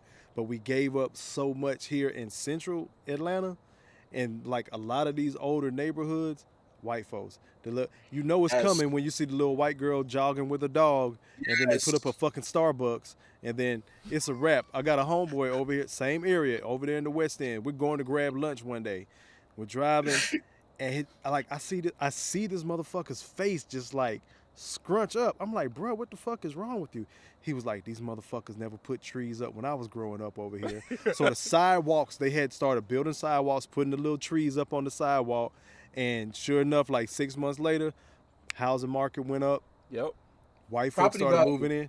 That's exactly that. Property value went up. That's where they built the breweries, and white people own those, and that's where we go get the gentrification burgers. Yep. It sucks so bad because of that. It's like, yo, y'all could have did all of this for yourself. And like you brought up the white girl jogging. I'm like, once you see one of them, that's when you got to increase the crime rate a little bit. Throw a rock at her. But also, that's on Kofa channel. Don't hate crimes on my channel. For your channel, I don't give a fuck who it is. If they ain't not black. The real talk though. If you want to do it in a positive manner, you don't feel like throwing rocks or stones. You don't want to get your David and Goliath on. Go jogging. Gather 3 or 4 black people. Go jogging. Jog that same route. Find out where they're coming from. In my city, on my block in New York City, High Bridge. It's on the back end. It's close to the water where you would go cross the bridge to get to Manhattan, right? However, they shut down the High Bridge. Once people started jogging across the other bridge and find, oh my God, I can get from Manhattan to the Bronx, their wheels start turning. Okay, hold on. I don't have to live in Manhattan where my job is. Rent is a little bit cheaper in the Bronx. I'm right over the bridge. Oh my goodness, 2 minutes away from the Yankee Stadium. Oh my goodness, let me buy this little $20,000 condo. Oh my goodness, let me list it and say it's 2 minutes from Yankee Stadium, 2 minutes from the bridge to Manhattan, 2 minutes from a hospital, 3 minutes from a school. Now they're thinking way ahead of you on some shit that you were sitting on the whole time. It's just like when I had a friend that Go ahead, bro. No, go ahead. Like black people won't like. Come on, we gotta lend the person the pencil that draws pictures better than you. Lend somebody something we gotta pull our resources. I remember I borrowed my man's camera one time. He was not using it. I started snapping. I'm like, hold on, I think I'm kind of good at this. Took his pictures, like, yo, these are fire. Next day, yo, you done with the camera? Gave him his camera back collecting dust. it's like this it's nasty undertone of jealousy that we have with each other, that we're afraid to take our candle, light another candle, like our candle's gonna go out. It don't stop your candle from burning. We gotta really pull our resources. If you open up these businesses in your own neighborhood, there's no room for them to come and open up the businesses in your neighborhood. You complain about them being here, but you don't buy them out. You don't shut them out. You don't open up the coffee shop. You don't open up the gym. How's hard? Exactly. I seen people throw away more money than I can think about, like, and you still stuck in the same. That don't make no sense, because, all right, so you spent money on that truck. You really didn't need a truck. You had a car. You bought a brand new truck. You could have bought an empty building, because every time these apartment buildings go up with the thin ass walls and it just looks IGTV ready, they throw up 2 storage buildings. What is that telling you? New York City is a big ass store. I'm like, I don't want to live in a store no more. I want to drive to the store. I don't want to see the Chinese restaurant when I open my window. I want to drive to a restaurant. Actually, like, I don't want to see them taking their trash out. It's gonna turn my stomach. I don't want to see none of this stuff. But we don't take them. We don't put the equity back into our own stuff. And I'm tired of going to different cities, and I always see the beauty and I always see the potential in things. Like when I was in Baltimore, I was like, yo, this really looks like The Wire. This is crazy. This is 2014, and it still looks like The Wire. It still looks like it. Yeah. Just came. And I'm like, yo, like last year. And it still looked like that. It still looked like that, bro. The crazy part about it, I don't know, you in the comments earlier, Keith, I think it was on your channel. Somebody said how Freddie Gray family got the money and bought a Lambo. And bought a Lamborghini. A Lamborghini. You can't make this shit up. Nigga shit. Samuels. You can't make. There's powerful niggatry at work.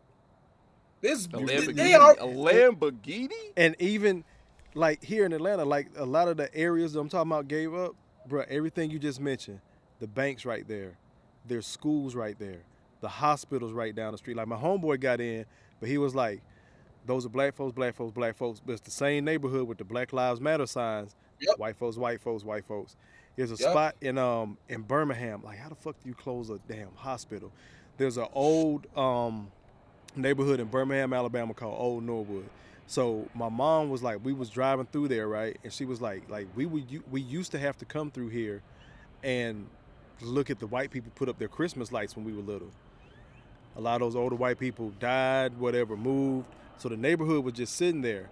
So it started to get more of us in it, but it wasn't enough. It was still just enough for that shit to get kind of re-gentrified with white folks flooding in. When I say, I bullshit you not, it's a nice-ass neighborhood, manicure lawns, all that shit. There's a fucking elementary school in the middle of the neighborhood.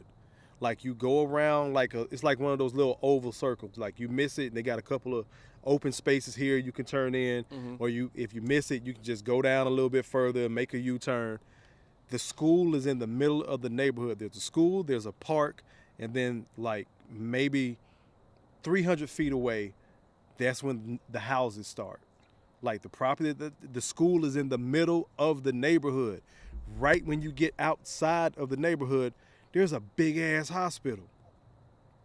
But the hospital's closed because so many people moved away. Like there's a huge hospital just sitting there. So you have a school, a hospital, a fire department that's not far away. It's maybe 15 minutes from downtown Birmingham. And we're not taking advantage of it. It's weird because if you get mad, it's rinse and repeat. At one point, it was eminent domain. They was taking all of our homes. They said, "Oh, it's eminent domain." They build highways over it. You know what I'm saying? Anywhere where we cultivate, they come. Even if we tear it down, they'll let us tear it down to the point that the property value gets so low that we be laughing that they run down sneakers. Yeah. But they see value in their rundown sneakers. They see value in their economy cars. They see value where there isn't any. So when they come start jogging here, they're jogging here. They do one thing: jog and walk their dogs. 2 forms of protection, because I can run or my dog is going to attack. So they do not walk by themselves. They don't just be taking leisurely walks. They're coming and they're scoping out your neighborhoods, especially for like that area High Bridge right next to the water. What happens next to the water? You have terminals. They took the whole terminal market away. Anywhere, any black place, any ghetto, any people of color populated places, and it's by the water, they're coming. They're coming, especially if there's a warehouse. If there's warehouses or factories, it's over for you. The West End, I was like, oh, this is dope. Yeah. Like, yeah. This will be all white soon. I'm like, damn. Germantown, Philly. I didn't know that was all black. I'm thinking Germantown. Oh, there must have been some German settlers here. Blah blah blah blah blah. You go into the history. This is one of the highest population of Africans that came off the boats was in Philadelphia. And I'm like, oh, this is crazy. And they said Germantown used to be all black. Now you got to see sporadic businesses here and there, like every third, fourth, or every 10th, I would say, business. I could venture say every 10th business or so, black-owned business sign in the window. I'm like, damn, it's like that, like, because they see the beauty in it. And now where all those old factories, old warehouses are, or were, what happens to them? They become lofts. Yeah. Yep. All the old warehouses are lofts. They got them and renovate them and make them to lofts. Yep, and raise that damn price up. Been the same fucked up neighborhood. They doing it over there in East Point, behind right next to the fucking Crystals. Yeah. That tall ass building, and it sat there for years, bro. Yeah. For years. All this money in Atlanta that everybody want to brag about how they got this and got this. They got guys buying Lambos, chicks they boss bitches. That building sat there for years. Yeah. I wish I had the money. I wish I was on a different mindset of grinding then to just buy the fucking building. Yeah. And just and at least flip it and sell it to somebody else or something. But there's so much black business here, and I say that building sat there and it's fucking perfect for what they're getting ready to do with it and make those lofts. Yep. Well, that's why I kind of like where I live, because you see the strip where we met at. Out of that strip is what, maybe 7 businesses there? Yeah. How many is black owned? 5 out of that 7? Yeah. Then you go where I live at. All them restaurants and stuff like that. Yep. Maybe 10 restaurants. 2 of them is white owned or not black owned. That's why I like it where I live at, because it's like, damn, this is black owned. This is black. Doable. The whole strip of Hefe. Yeah. No, except for the subway on the end and brake pad. And the art gallery. But nobody goes to the fucking art gallery, including white people. Yeah. My first time going to Atlanta as an adult was in 2020. That's when I met LeBron, and I ain't spend my money anywhere that wasn't black except for the hotel and the gas station. Everything else was black, and I felt, bro, it felt so damn good because black people done like before there's even white gentrification in the Bronx, it's Hispanic gentrification. They own everything around us. Hispanics and the Arabs own everything in you like to the choir, man. Because I grew up in Long Island, bro. Man, it's crazy. Where I grew up in Long Island, it is crazy. Like seeing what it was when I was a kid and see what it is now, I'm like, yo, this is insane. How many black people left out of there? And businesses, homes, gave it away. Like we'd be like, man, they keep taking our stuff. No, we're giving it to them at a cheap ass price. It doesn't even match what it's worth. Yeah, it will never. It's never going to be what it's worth, because once we're selling it to them, that not alone from letting them get that place, what they're going to do here and them taking over the neighborhood, them being in the neighborhood just takes away from the neighborhood's blackness. Like it's and then I just want us to be better. I just want us to be better because we can be. All the capabilities are right there, but we got to be willing to work with each other. And we got to be willing to see the worth in us and the worth in where we are. Yo, Philadelphia, it's culture to litter.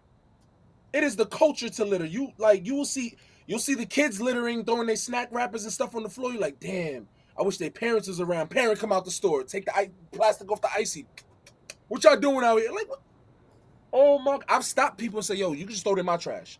Just throw it in my trash. It's right there on the corner. Go ahead, just throw it in my trash. Like I'll handle it, because it's crazy. Like we can't. It's pollute trash. The water it goes in the trash can, not on. No, don't. You're going to sewer. Like, yo, dude, hold on, wait. I'm sorry. Let me read. I'm gonna say this. Let me read this. Let me say this one real quick. Dude, bowled a half. That already pissed me off. There's still water in the bottle, and you're gonna throw it away. But he bowled a plastic water bottle from across the street into where the sewer opening is on my corner of the block. Oh my God! And missed. So I just threw my hands up like, he's like, yo, my bad. I was trying to make it into the sewer. I'm like, bro, that don't make it no better. Just throw it in my trash. Like, you got kids. Hey, read Lex's comment. I'm sorry. No. She would just say for Kofa, man, if you ain't reach your watch hours, I'm gonna have the neck rolls, because I guess Lex been in Kofa's live stream all this time, not giving me my love, giving me my watch hours. Oh look, it'd be bad if I go over there too. I didn't even think about that.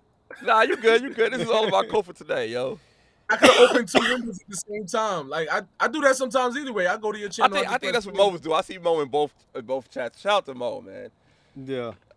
I be telling people like some people like I've had people. I'm not gonna say everybody, but I've had people look over my shoulder and be like, "You didn't even watch the whole video. How you gonna like it?" I'm like, "That's my man's. What are you talking about?" It's a like. You got a bunch of bullshit. The likes are free. Sort of subscriptions. Keep me going. Salute to 1,000 people. I got you, man. Come on, like, yo, why does it have to be so much more than what it is? Like, yo, you know them, they black. That's enough for me.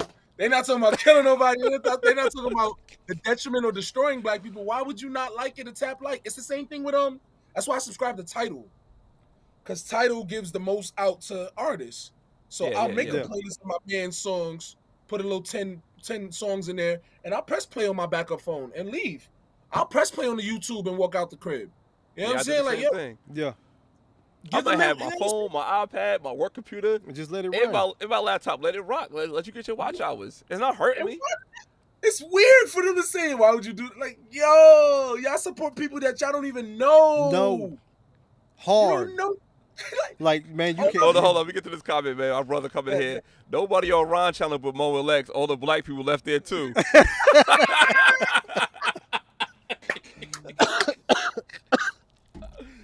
Damn, man. Oh, shit. Damn, yo. That's hilarious. I appreciate do for self, but it's not supposed to be do for self to the point that it's all the way selfish. Or do alone. Yeah. Yeah. Do for self. Pull somebody up. Like, that's why I mentioned earlier in the chat, like, yo, nepotism, I'm a fan of nepotism. I just wish that black people did it at a grander scale. And when you put somebody on, if you get put on, don't embarrass the person that put you on, or be more hesitant for the put on. If you know you're gonna fuck this up, don't get put on. Pass it on to the next person that use the opportunity. It was so embarrassing. I got back to New York City and I was working on an off the books construction job, just doing the demolition. You know, nothing crazy. I told my brother about it. I'm like, yo, my man said, like, you come in or whatever, you know what I'm saying, with us. He come on a job. He got some certifications. He get a better position than I got. He getting paid more than me. You know, this nigga was showing up to work drunk on the lift. You know, you got to service the lift. No, sir. You see it. First of all, that's people's lives. And second of all, you going to see everybody. You got to talk to everybody because you on the lift, controlling the lift. So you think they're not going to smell it, see it? And like, that was so embarrassing. Yo, your brother, and he's older than me. Like, yo, it makes you not want to put nobody on to nothing again. So I get it. But and that's how it happens. We have to love each other enough with just enough room to fail. We gotta get, because we catching up, so we gotta get our fuck ups in, but we also have to be careful enough to not try to fuck up. You have to be intentionally trying to do your best. You know what I'm saying? Like that intention word, man. People like, I didn't do it intentionally. Nah, you intentionally went and grabbed the gun. You intentionally loaded it up. You intentionally came up with all those intentions that you had for that. Have the same intentions on your everyday, just like y'all was speaking about when women go to work and they never talk to their boss the way that they'll talk to you in a relationship. Fake it. I don't even want your love. If your love comes with that, I don't want your love. Just respect me, because your boss gets better treatment than I do. Oh my God. Big fake. You know, you've never said, oh my God. Right? Speak how you talk how you speak, write how you speak too. That's another thing. I'm sorry, that's way off the topic. I'm gonna just say that. Yeah, Keith, you good. We good. We've been going for a minute, man. You good? Go ahead. I don't like when black people get online and start writing in King's English. Like, when the fuck did you become Shakespeare? Screaming from the top of my lungs, from an effervescent center of my life. I've always felt these emotions. And like, my nigga, you never said must a day in your life. Now it's all of a sudden we must come to this. I want to hear you talk, because we don't write like that. So why are you talking like that? But just be yourself. And that inclusive bullshit, it's not inclusive if you're trying to be like them and they're not trying to be like you. Fuck out of here. You going to work to try to be like, me and my mom be having that argument about the wigs and weaves all the time. But my mom used to have really beautiful hair. And I was like, when did that stop, mommy? And then that conversation starts. And I'm like, y'all like to get that bullshit about y'all had that perm at 2 years old and it ruined your hair forever. Well, now we're past that, because all the girls on the basketball team got long ponytails. Why is that?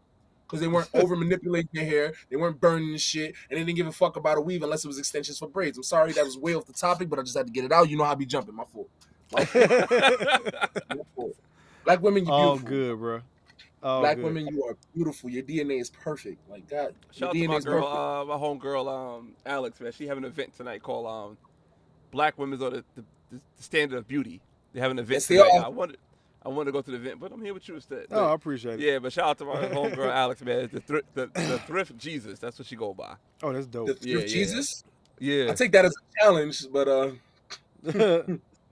Now, yo, it be some thrifters out here, man. You be on your grind, but there's one dude Troy out here. Yo, he is crazy with it, bro. I be seeing stuff he pull up. I'm like, I don't know how y'all do it. The patience, I don't get it. that's funny because I have people go with me thrifting and they will. I don't see nothing like. And then see what everything I picked up. Where'd you see it? I'm like, yo, I don't, bro. Shit, This you is just walk Hold past on, it. wait. I won't get to this comment right here. Mo said they call it hair protective style, protecting for the Lord, and the only person who ever going to see it. Yo. Cause they be bullshitting and people be accepting that fucking. It's a protective style. It's not a protective style if your hair is never breathing. If you don't have edges anymore, what was it protecting? You like, got. I give a lot of pushback. Would you buy a against Lamborghini? Would you buy a Lamborghini and put a Honda body kit on it? You protected it. Put a That's your wrap on protective it. style? Oh my. There's women watching this. I almost said the wrong. Listen, come on now. Your hair is the Lamborghini. Why would you go put this Honda hair on your head? It's hot outside. I bet it's hot. It's a fucking helmet. You wear that shit so goddamn thick. And then they got the nerve to say, "Oh, her lace front is off, or it don't look natural." Because it's not hers. Yo, one of my biggest pet peeves, man, when a woman having a lace front, and I see that stupid ass net. You see the net, yo, I hate that net, man. That bitch going. They started fishing. wearing the headbands now, boldly, like outside, not even just to hold it down and gel it down. They wear the headbands outside. It's like not even. You might as well just have a sign on it that says "fake." Like, not mine. I love this more. Because then they try to tell you it's expensive to take care of your own hair, but how much was them bundles every month, mamas? Come on. You combing somebody else's DNA, and you complain about hair in your food. Cool. Miss, I don't eat everybody cooking between everybody restaurant. Shut up and comb Pertha's hair. Shut up, man. Come on now. Like she said, I still want to see your exes because I need to prove my point. I need my point proven. About what? I guess the hair stuff, because I mean, I'm with Lex. She got natural hair, so. I told you, I've dealt with that. I accepted that, Lex. I accepted that as well, too. Because I accepted it that this was the standard. This is how they did. But I've seen them in their natural hair. I'll show you pictures next time we're together, Lex. Yeah. I'll show you pictures. I don't take pictures with women I date or post it online, so. Yeah. Oh, I didn't either, but I just, I can go to their IG, and then I got pictures from. I could probably do that. But my first girlfriend, she's a porn star now. That's not a good example of any. It's like a real porn star or OnlyFans? Nah, it started with OnlyFans. Okay. I mean, it's a camera and. It's not much of it. Right. You know what the difference is when you start, because it's only about like what I don't know, because I know the whole industry is fueled around the women really, so it's like about what 5 niggas in the whole shit. So once they start working with those actors, then I guess they made it. She done leveled up. Well, here's my thing. I said this the other day, and this is all coming to that topic. To this topic, I don't know if I want to switch to this, but with my first girlfriend, right? Go ahead, man. You can lead the conversation. You're the guest. She took my virginity, right? Mm-hmm. And the only reason I lost my virginity is because she wanted to have sex. She wasn't a virgin. And then, at this time, I'm really simpy and young, so I'm just listening and being understanding of these conversations, and she's telling me things of her interactions with other men. At this time, we're 12 and 13, and I'm talking about men. And it's nothing to her. And I knew her father, which is the weird thing, but her father was a Michael. And the father was not really, the parents weren't really together. They was kind of like just co-mingling, kind of making it work kind of thing. And he was off handling business in Germany and here and blah, blah, blah, and whatever, right? It didn't seem like his family was the root of his being or whatever, right? Now that I think about it now. Yeah. Because I'm thinking like, oh, she got a mom and dad? Dope. Oh, nah. It wasn't the case, because then you could be led. It would probably be worse to be led by a wrong man or anything, or people that just think it's okay. But then then after he left, you're just left to the mom that's working and you got free time, and the idle mind is the devil's playground. So, and then you figure out how to loop around your mom. You figure out how to work her hours around. You figure out how to sneak and do whatever you want to do. And for a girl, that's even worse. You're given the benefit of the doubt already. So while she was having sex with grown men and I'm not even realizing it, like, hold on, they left you unprotected. And that hypersexualization of you at a young age led you into this hypersexualization of you now, which led you to insecurity, which makes you think that you need to do this for anything. Going from a web designer to this is kind of crazy, because you can see all the forms of self-hatred. When I saw the hypersexualization, I didn't realize it then. And then I saw that she switched from black men to white men and Argentinian men and stuff like that. And then you went from there to porn. So I was like, damn, I see with the absence of the black, because what father would be in the home and allow this and not see anything and not check it unless he's a Michael, right? Yeah. So I just don't get it. So when I posed the question, I'm like, because I hear it all the time, I see it all the time. These little 15-year-old girls, I downloaded TikTok. I'm about to delete. Help me find better content on TikTok, y'all. I'm Googling hashtags, because as soon as you download it, the first thing that pops up is just ass all day. Yeah. Yep. And Your boy Shay said the same like, thing. Why is all these pajama pants and compression shorts on my screen doing the same little stupid dance? And then and I'm like, God damn, the best poison you can give to a people is the one that they pass around willingly. So you got women that's just trying to be like other women doing bullshit on TikTok all day. And I'm like, you don't think you know better than your body. You think you know me from what I post. All you post is your body, and if I have a conversation with you, I'm pretty sure it's not going past that, because that's all you're offering right now. I've never looked at a woman and said, look at the degree on her. Right. And that's all the fuck you're showing. And women try to tell me, oh, that's superficial. If all you care about is women looks, just because I said that's the first thing I noticed does not mean that's all that's all I care about. Yeah. But that is the entryway through the door. If I can't look at you every day, then we're gonna have an issue. Yeah. Yeah, y'all the beauty standard, not me. I just so happen to look this good. You need to look this good. You know what I mean? You have to look this good. Like, and you're born with your worth. Like Uncle Kevin says, you're born with your worth. You're born into this beauty land. You're born to be in this pedestal-ish area. Like, oh, because we all do it anyway. Even with the animals, I'm like, oh, and she's going through. And as soon as I hear she or feel she, it's like, you have that sense of care where you have to take care of that a little bit differently. The problem is women think that care is supposed to equivocate to pandering and simping for you and agreeing and being your yes man in your echo chamber, because what you think is right and what's not. Just like if I don't show up to fight for you, now I'm pussy. Nah, I'm smart. Yeah. I'm not showing up to fight for something because I'm the one that's going to try to logicize the situation. Well, what happened? Tell me everything that happened. That's how Emmett Till got killed. Because y'all think that black women don't realize how they can be Karens in that same echo chamber. Y'all don't realize how y'all can Karen it out. Like, I said just it. Like I said just it like don't call me times, white girl bro. said. Yeah. Because when you call on your brothers, that means you're no longer involved. The same checklist that women say they want, attributes they want in a husband, is the same fucking attributes that they call dudes simps for, that they don't want in boyfriends. Yep. Make this shit make sense. Yep. I don't. I'll say, brothers, you can't be giving them all that leeway. Like, right. I hear women, instead of listening to women and believing them now, I just hear what you're saying. But I'm watching how you move. I'm watching how you conduct yourself. And men got to start doing it. That's a big part of the vetting process that we don't talk. We can ask a million questions. You can tell me whatever the fuck you want to tell me. What you show me is what I'm going to go by. Yeah. This woman was in my inbox. My ping pong game is easy now. Like, I know how to thwart and avoid shit now. I'm not, when you gonna be G.R.O.W.T.H, none of that. Everybody think that the vegan way is to come in on a conversation and think you shooting your shot. No, I'm a shooter. Yo, when you gonna cook for me? Never, bitch. Get the fuck out of here. That goes for the men and women, because guys think that's a fucking entryway. Because I'm a nice guy, they think that that's leeway to get they shit pushed in. Like, I'm gonna knock you the fuck out, bro. Like, this is too much. Like, Grand Rising King. Right. No, like, none of that. Nah, it's good morning, B. That's why I'm gonna be like, going back to saying good morning. But yo, like, y'all come at Future. Like, I put it in the comments too. Y'all be coming at Future. Y'all don't like Future, but then y'all support Future. Like, you can't support the guys that you talking about. Just like you said, they like the good guys. They talk about, oh, I'm a guy that does this and this and this. I know guys that do that. You pass them up. You pass them up for things that are fixable. Oh, you didn't like his shoes? You raggedy heifer. You ain't like his shoes, you could afford him shoes.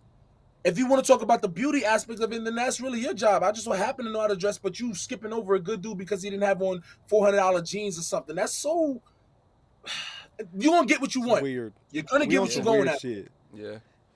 The same thing with the Future guys, types or whatever. They got all this dope money. They got all the hustlers, scam. This is where you get the videos with chicks that like, I'd rather have a scammer than a 9-to-5 dude, and things like that.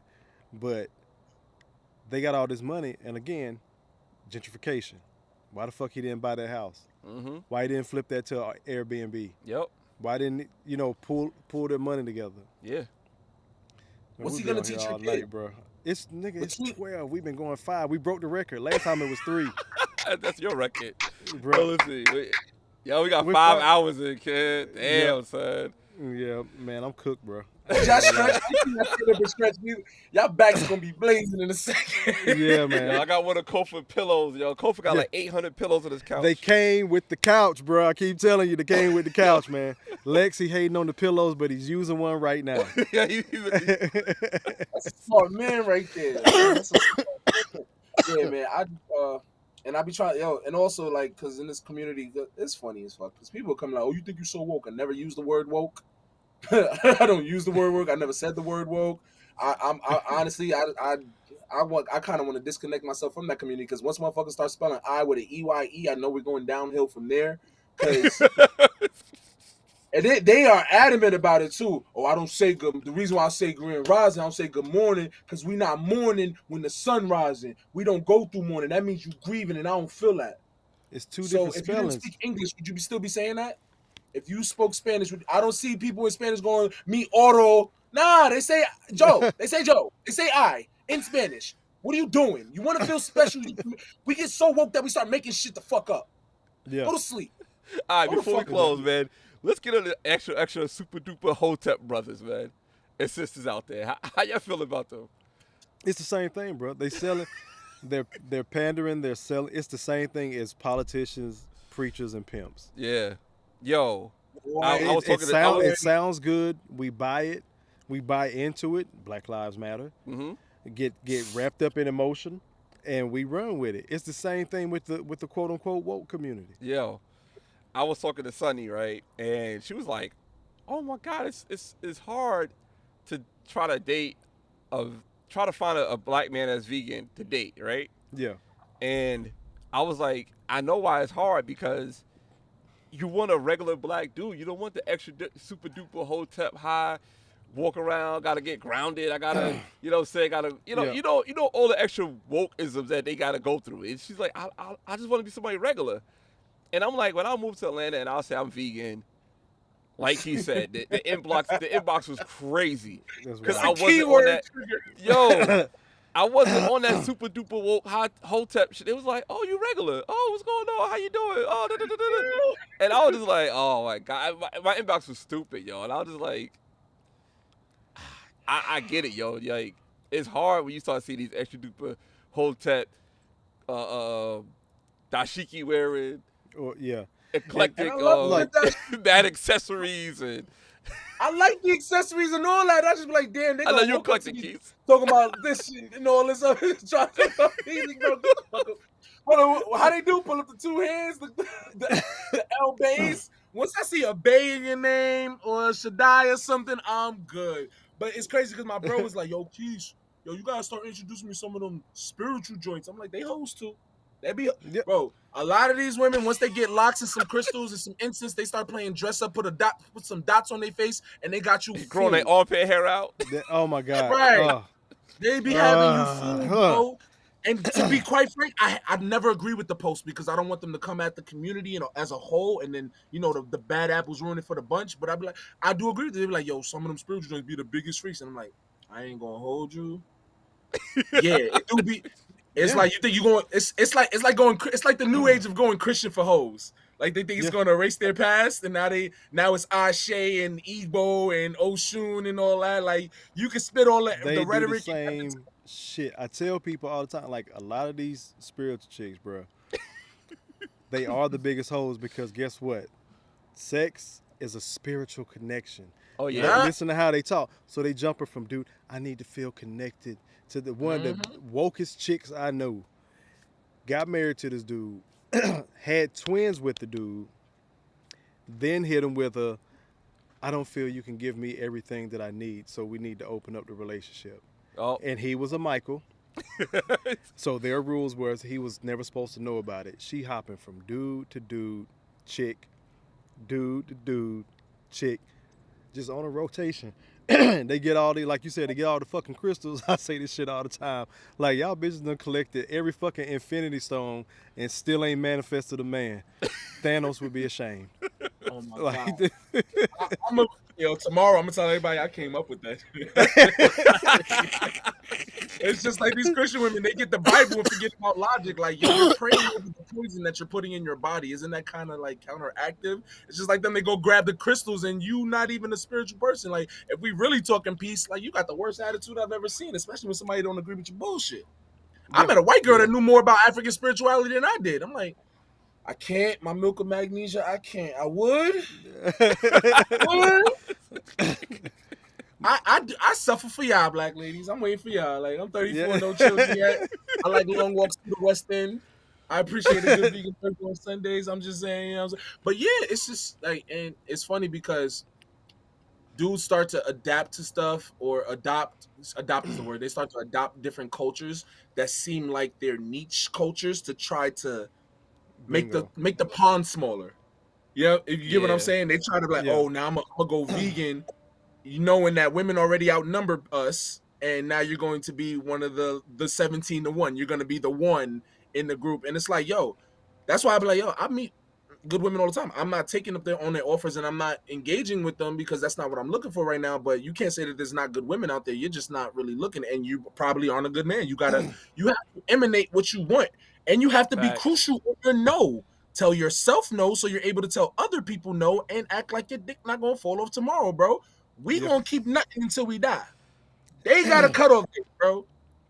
Value your dick a little bit. It's not a problem with valuing your dick.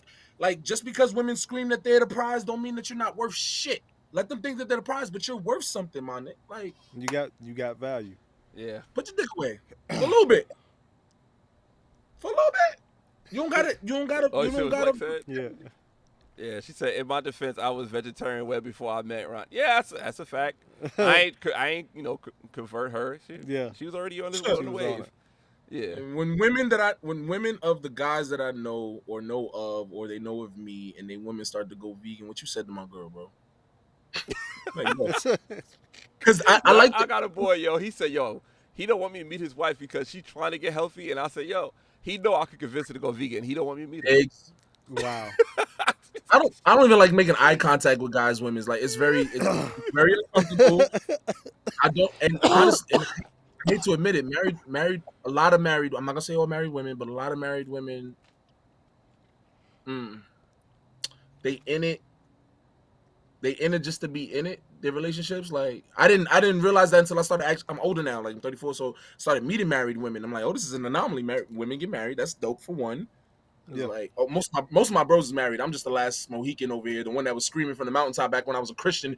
It's man, woman, child, and I'm childless and unmarried. So it's like I was the one screaming this from the mountaintops, and they all got it. I'm like, yo, there's good men out there, there's good women out there. You just gotta really go after what you want, bro. Like, it's there. It's there. You can be whatever you want. You align yourself too. Yeah. Align yourself. What you looking for and why you looking for it? Because then you say you want a good woman, what you gonna do with her? Now you got her, and it's your first good woman too. Or what you gonna do with her? What was your plans? Yeah. All you know how to do is fuck and chill. You can't teach. My firm belief is that once you leave a woman, regardless of what woman you meet, when you leave her presence, she should leave with something. Not materialistic. She should leave with something. You should be teaching. If you can't teach her nothing, you can't. Like, it's really hard. All you ain't shit niggas out there. I'm talking to the futures real quick. Frederick Douglass said, it's easier to train a child than to fix a broken man. Is that correct? I might be messing up the quote. And it's true. You can't teach right? And I'm like, for women, it's the same thing, because then when you they be like, oh, y'all always talk about single mothers. I've dated single mothers. I'm not talking from a place of inexperience. I'm talking from a place of dating y'all and seeing it can be horrible. I won't tell the full stories, but it can be hard because I don't want y'all to look worse. And I was the one that wasn't discounting single moms because my mom at one point was a single mom. She don't deserve love. That's how I was thinking. Me and my mom had a conversation the other day. She's like, see, this is why I stayed single for so long, but now I'm lonely. I'm lonely, Doogie. I'm like, damn. She's like, and my options are just, I'm like, ugh. Remember Kevin Simmons said this shit about his mom. His mom was a single mom for it was on the I don't need no man shit. And she didn't get married until she was in her fucking 50s or some shit like that. Yeah. He said and that's unfair. That's and he talked about, if you really go back and look at some of Kevin's videos, bro, he paused and had to stop himself from crying because he would talk about his aunt, who he seen work so fucking hard as a woman and was on the same shit, and she died by herself. Yes. Damn. And it used to fuck him up. Like, he's literally stopped, like, y'all excuse me, and would walk off camera. Because that's who raised us. Your auntie, your second mom, a lot of times in our community. Yeah. Like, you spend the night over auntie, she the fun auntie, all that. And now I found this article. I got to talk about this shit. Now it's the rise of the rich auntie. Women just swearing off marriage and kids, and I just want to be the marrying myself. Auntie. Yeah. All that shit. And you can't like it's real. Yo, it's a duty. Black love is not only revolutionary, it's a privilege and it's a duty. It's an obligation that we have to one another. So I have a homegirl of mine, I'm not going to say her name, but it's funny. I didn't know how much she actually really liked men and wants to be in a relationship. Like, she really craves that what's that called? The bio whatever? Yeah. Yeah. That. She craves that. I'm like, damn, I didn't even notice. Like, to the point we sitting down, we went out for the night. We go back to the crib and we just talking. Like, I was at her crib. And she stay out and wherever. I'm not even gonna say the state because then people know. But yeah, wherever, right? And then we over the crib. Go back to the crib after we just sitting there talking. She's like, Keys, I love men, like especially black men. I love y'all. I would never date outside the race. If I had to, I will. But I go for y'all first. Like, I'm down here. Like, I want to be around y'all. And I'm thinking about her other conversations because she's also, like, I hear, like, women that are very, very attractive have a hard time with men approaching them. They say, like, a lot of men really don't approach me because they be feeling, like, intimidated or thinking otherwise. Like, I hear that a lot. I can get that. And she's like, I don't know why they be thinking I'm bougie. I'm like, because you can come off bougie, but they don't know you. And it's hard for men to get a chance to know you, especially if they've never... Men need to talk to other men on how to talk to women, not how to get pussy. The OGs is always saying, oh, you don't get no pussy. Oh, you don't know how to get no... You ain't hitting nothing yet. You need to be talking to them about how to communicate with these women before you talk about how to stick your penis in them. That's the easy part. Because I've walked into so many. When you're dating these single women, when these single mothers, when you're dating women around in your age range, I know women are not gonna want to hear that. I'm 34.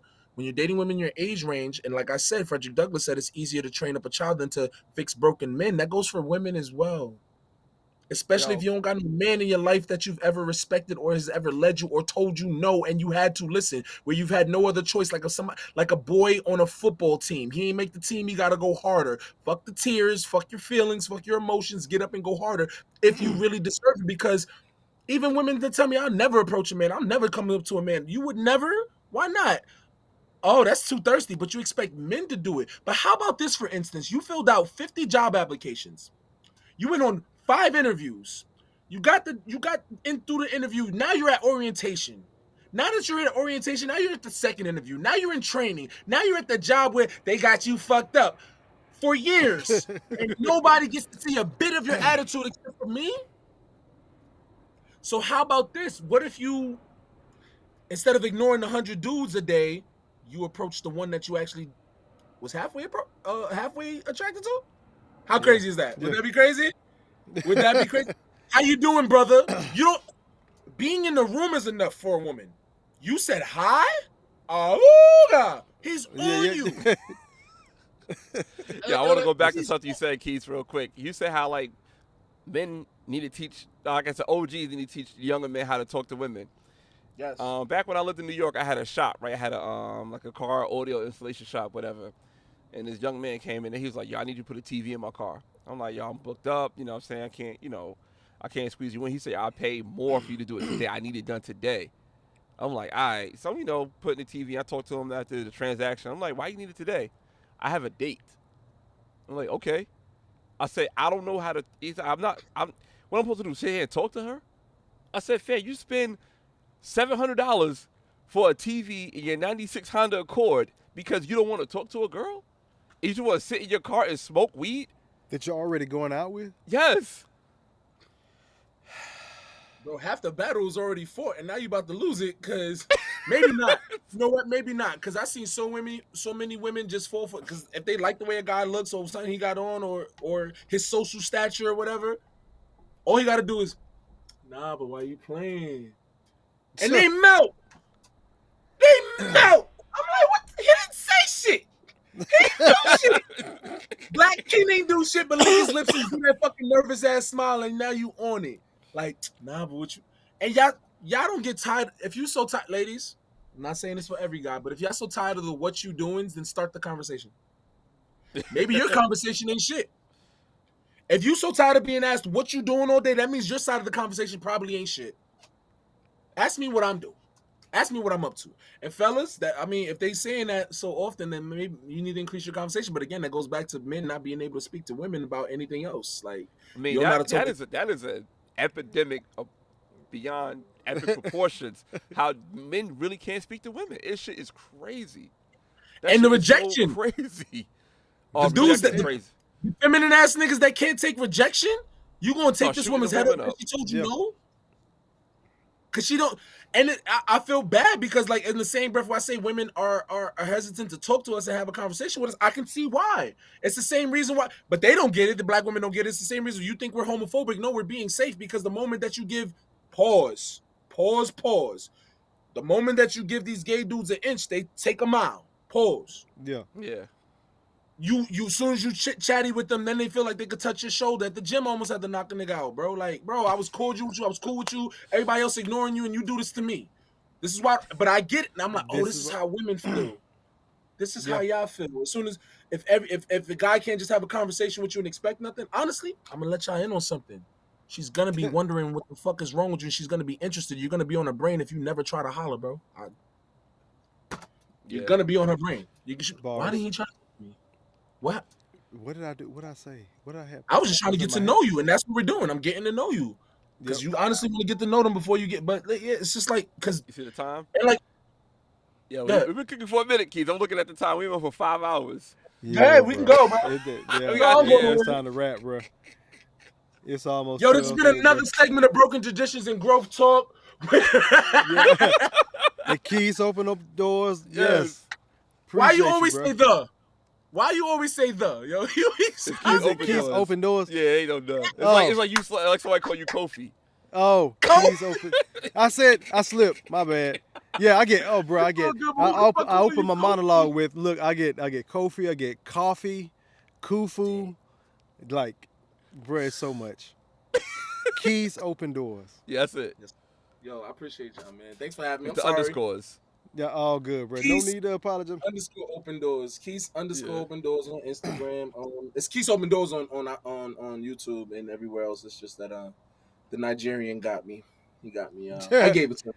I gave him my page. But yeah, this man, y'all can roll out. I'm gonna get out here. All right. Go look at Keys. We go just. All right, peace, bro. Oh man, damn, he dropped. Oh, did you? No, we good. He dropped. Yeah. So Marathon Live, man. My man Kofi.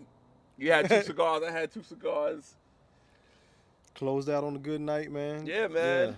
Yeah. Cooked for 5. We were joking last time. We're like, man, we're going to try to go for 5 next time. And I'll be damned, we did it.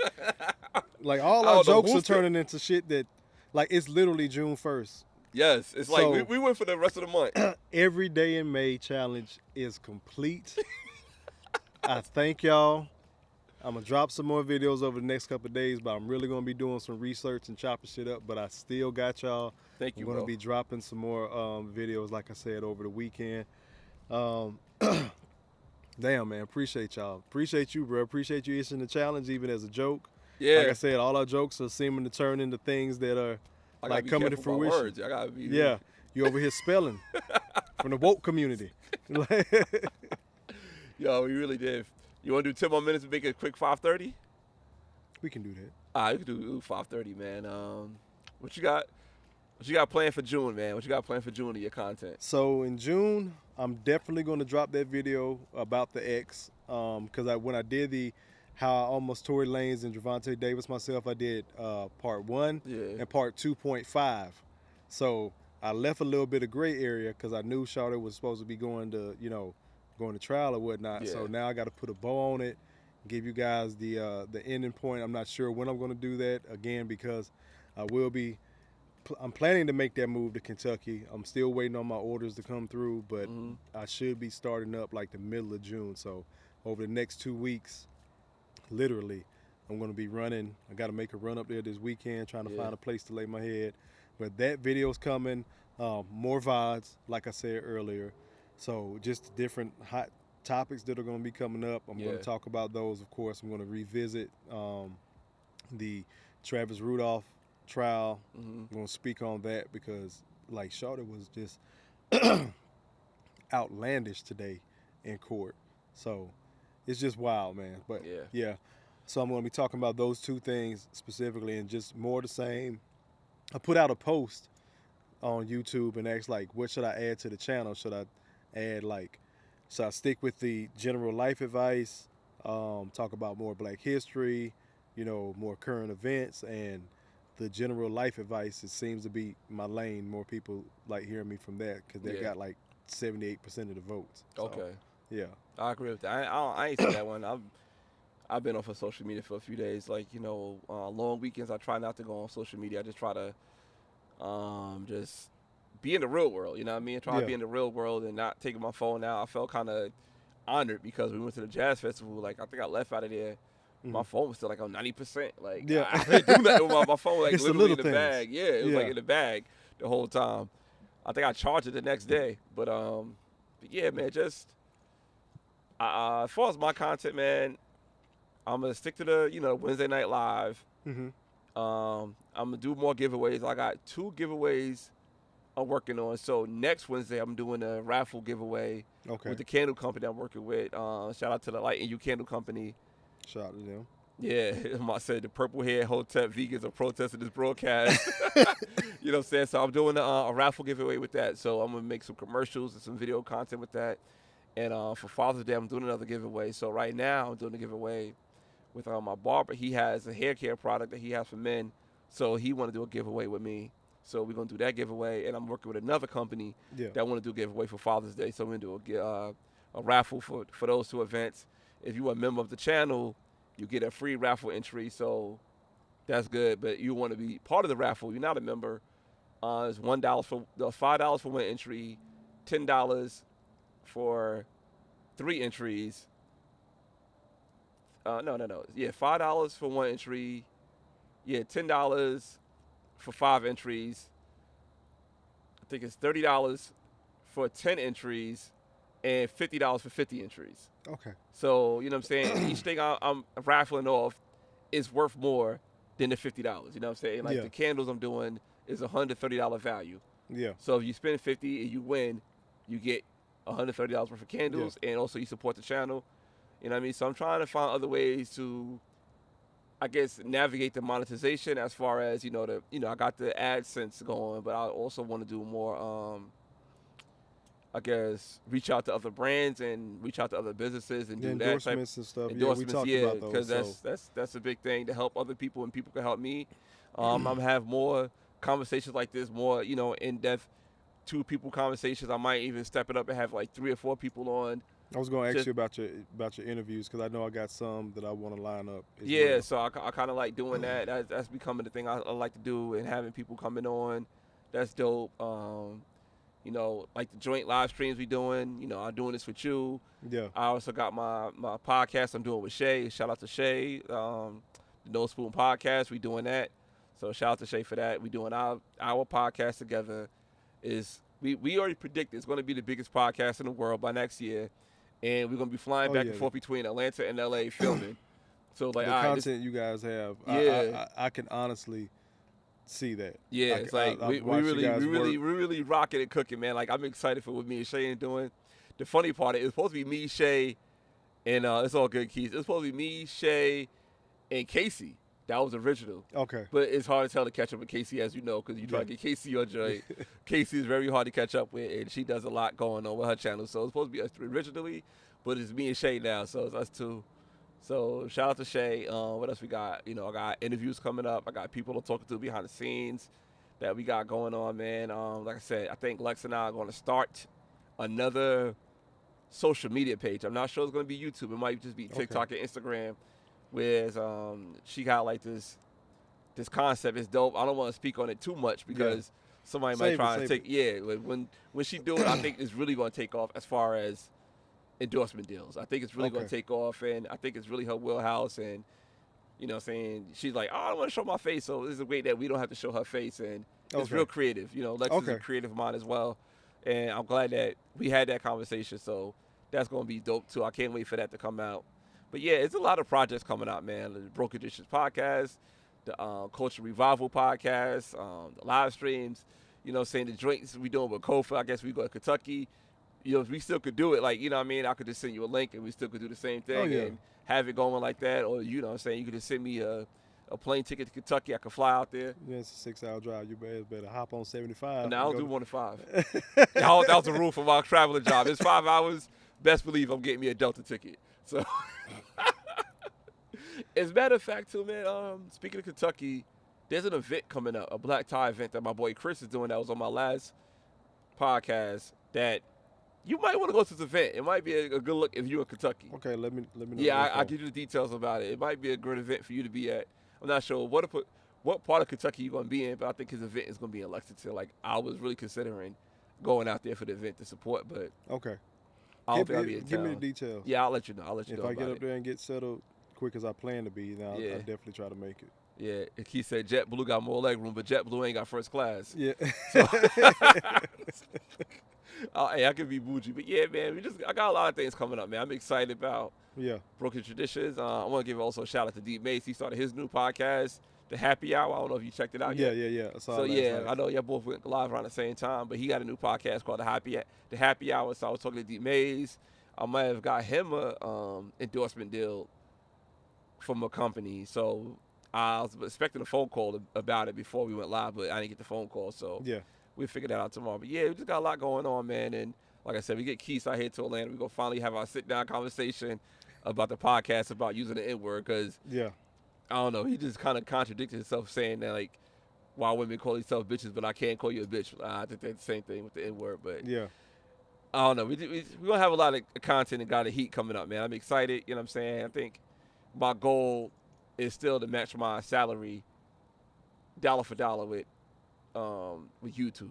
Yeah, that's my goal for the end of the 2023. And that was my goal too. That's why I was kind of pushing the whole monetization thing, and I think I'm well on my way, especially after this marathon tonight. Yeah, I know I should at least be over the halfway mark after tonight. Yeah, you should have got a hella watch out because everybody was definitely even like I had low attendance a couple of nights ago, and it still gave me like 3 or 4 watch hours. Okay. So tonight, I can only imagine what it is. I'm excited. You got your studio open? I'll definitely want to see it when you close it out. I got my studio open now. Yeah. So, but yeah, I got some of the same things we've talked about that you just discussed. The endorsements and things like that. I got to reach out to a couple of companies I'm interested in. I do want to do some more interviews. Like this is great. Yeah. I know I can set it up. I got the space in the house. Yeah. I already got a list of people that I know I want to reach out to. And just, again, I want to keep building men, whatever title or walk of life you may be finding yourself. Yeah. That's my goal right now, is to keep building brothers up, because we get torn down so much. And we do it to ourselves. We get it from the women. We get it from society at large. Yeah. So my thing is building brothers and keep telling them, like, you matter, you're not crazy, just make better choices. Yes. Like, I'm like, those 3 things are, and I kind of said it on a whim one day, and I was like, damn, I like that. Because I go back and look at my videos and make sure, the audio's right and stuff like that. And I listen to myself. I try to step outside of myself and, like, if I was another person, would I listen to me? That's important. Yeah. So being able to take away things, and then especially this month, I've been running every day. So now that I know I can talk for hours on end, I can kind of structure it. not bogged everybody down with so much information. I don't want to do a lot of information overload, so the content will get shorter, unless it's, nights like this and stuff like that. But I'm gonna start pinpointing things, just try to niche down and keep giving you guys killer ass content. Yeah, because man. I don't know what the fuck I'm doing. I'll fall on my sword to say that, but I'm enjoying what I'm doing. I'm enjoying you guys watching me not know what the fuck I'm doing, but I know enough that you're still here rocking with us. Yeah. So that's what I'm just planning on doing, man. Just restructuring probably over the next couple of weeks and keep hitting it in June. Yeah, and also, man, Lamont says he's surprised that we ain't do this from the garage. It was too hot earlier. Like, it was Yeah, nice. we started to, man, because it was overcast earlier. Yeah. And I had mentioned it when Ron got here. I was thinking it was going to rain. He was like, nah, man, it's clear. So we got out here, grabbed the hoodies because it is cool. You got the hoodie up. To be June. Yeah, like, I got a bald head, man. I don't have the waves, bro. So I gotta protect my scalp. You need them units, yo. You need that unit, yo. So we stepped out here, man, and this is like another place of my piece. You guys see me in the garage a lot. You see me out here. As a couple of weeks went on, I do like to go in the studio sometimes too, because I think I set it up pretty nice. Yeah. For it to just be me. But spaces like this, I do like being out here. This one's pretty dope. Yeah, man. And this was dope, man. I'm honored to be part of the last day of the challenge that I put out, and that's why I was like, it was just for the last day to be Wednesday. That's the day I go live, and for us to do it together, that was just dope, man. Yeah, everything is really lining up. Like I had, today was the closeout day. Yeah. For the challenge, I got the 1,000 subscribers. Yep. And I got the good word about going to Kentucky, because it is a positive. Yeah. So it's going to free up a lot of time, put a little bit more bread in my pocket, give me some chances to move around, get out the city of Atlanta, this hot ass city that's going to be hot this summer, Jesus Christ. Because I'm not talking about the weather either. Like, shit is going to be crazy. Yeah. If you got a strap, don't keep it in the car. Keep it on you. Keep it nearby. Yeah, shit is getting wild, man. Like, real talk. So keep your head on the swivel. Mm-hmm. Stay, as I say, I tell my daughter all the time, stay safe. Be dangerous. Just get home safe, man. So yeah, I'm looking forward to just getting a little bit more of the country feel, relax. It's going to allow me to hyper focus, because I'm not going to have the friends that, hey, meet me up here, meet me up there. I love y'all, but you don't like that. No, I love it. I love it. But it's going to allow me to hyper focus over the next anywhere from 6 months to a year, because we work off the fiscal year in the Army. So yeah. Depending on how things go when I get up there, I might be back in October in the city for good, and it may be not until next year. I'm still going to be back and forth, though. Yeah. So I ain't gonna lie, my energy drink is now wearing off. Yeah. The next day. Yeah. Almost 24 hours later. Yeah. Literally. Damn. That's wild. Yeah, I told you, I gotta drink that decaf, yo, and non-alcoholic beers. There's no such thing as decaf. But yeah, we want to wrap it up, man. Go ahead, do your closing line, then I do mine, yeah. Yeah. As always, brothers, you matter. You're not crazy. Make better choices. All right, man. Till next time, peace. Real Rap Ron and Growth Talk with Kofa signing off. All right, later. Peace, y'all.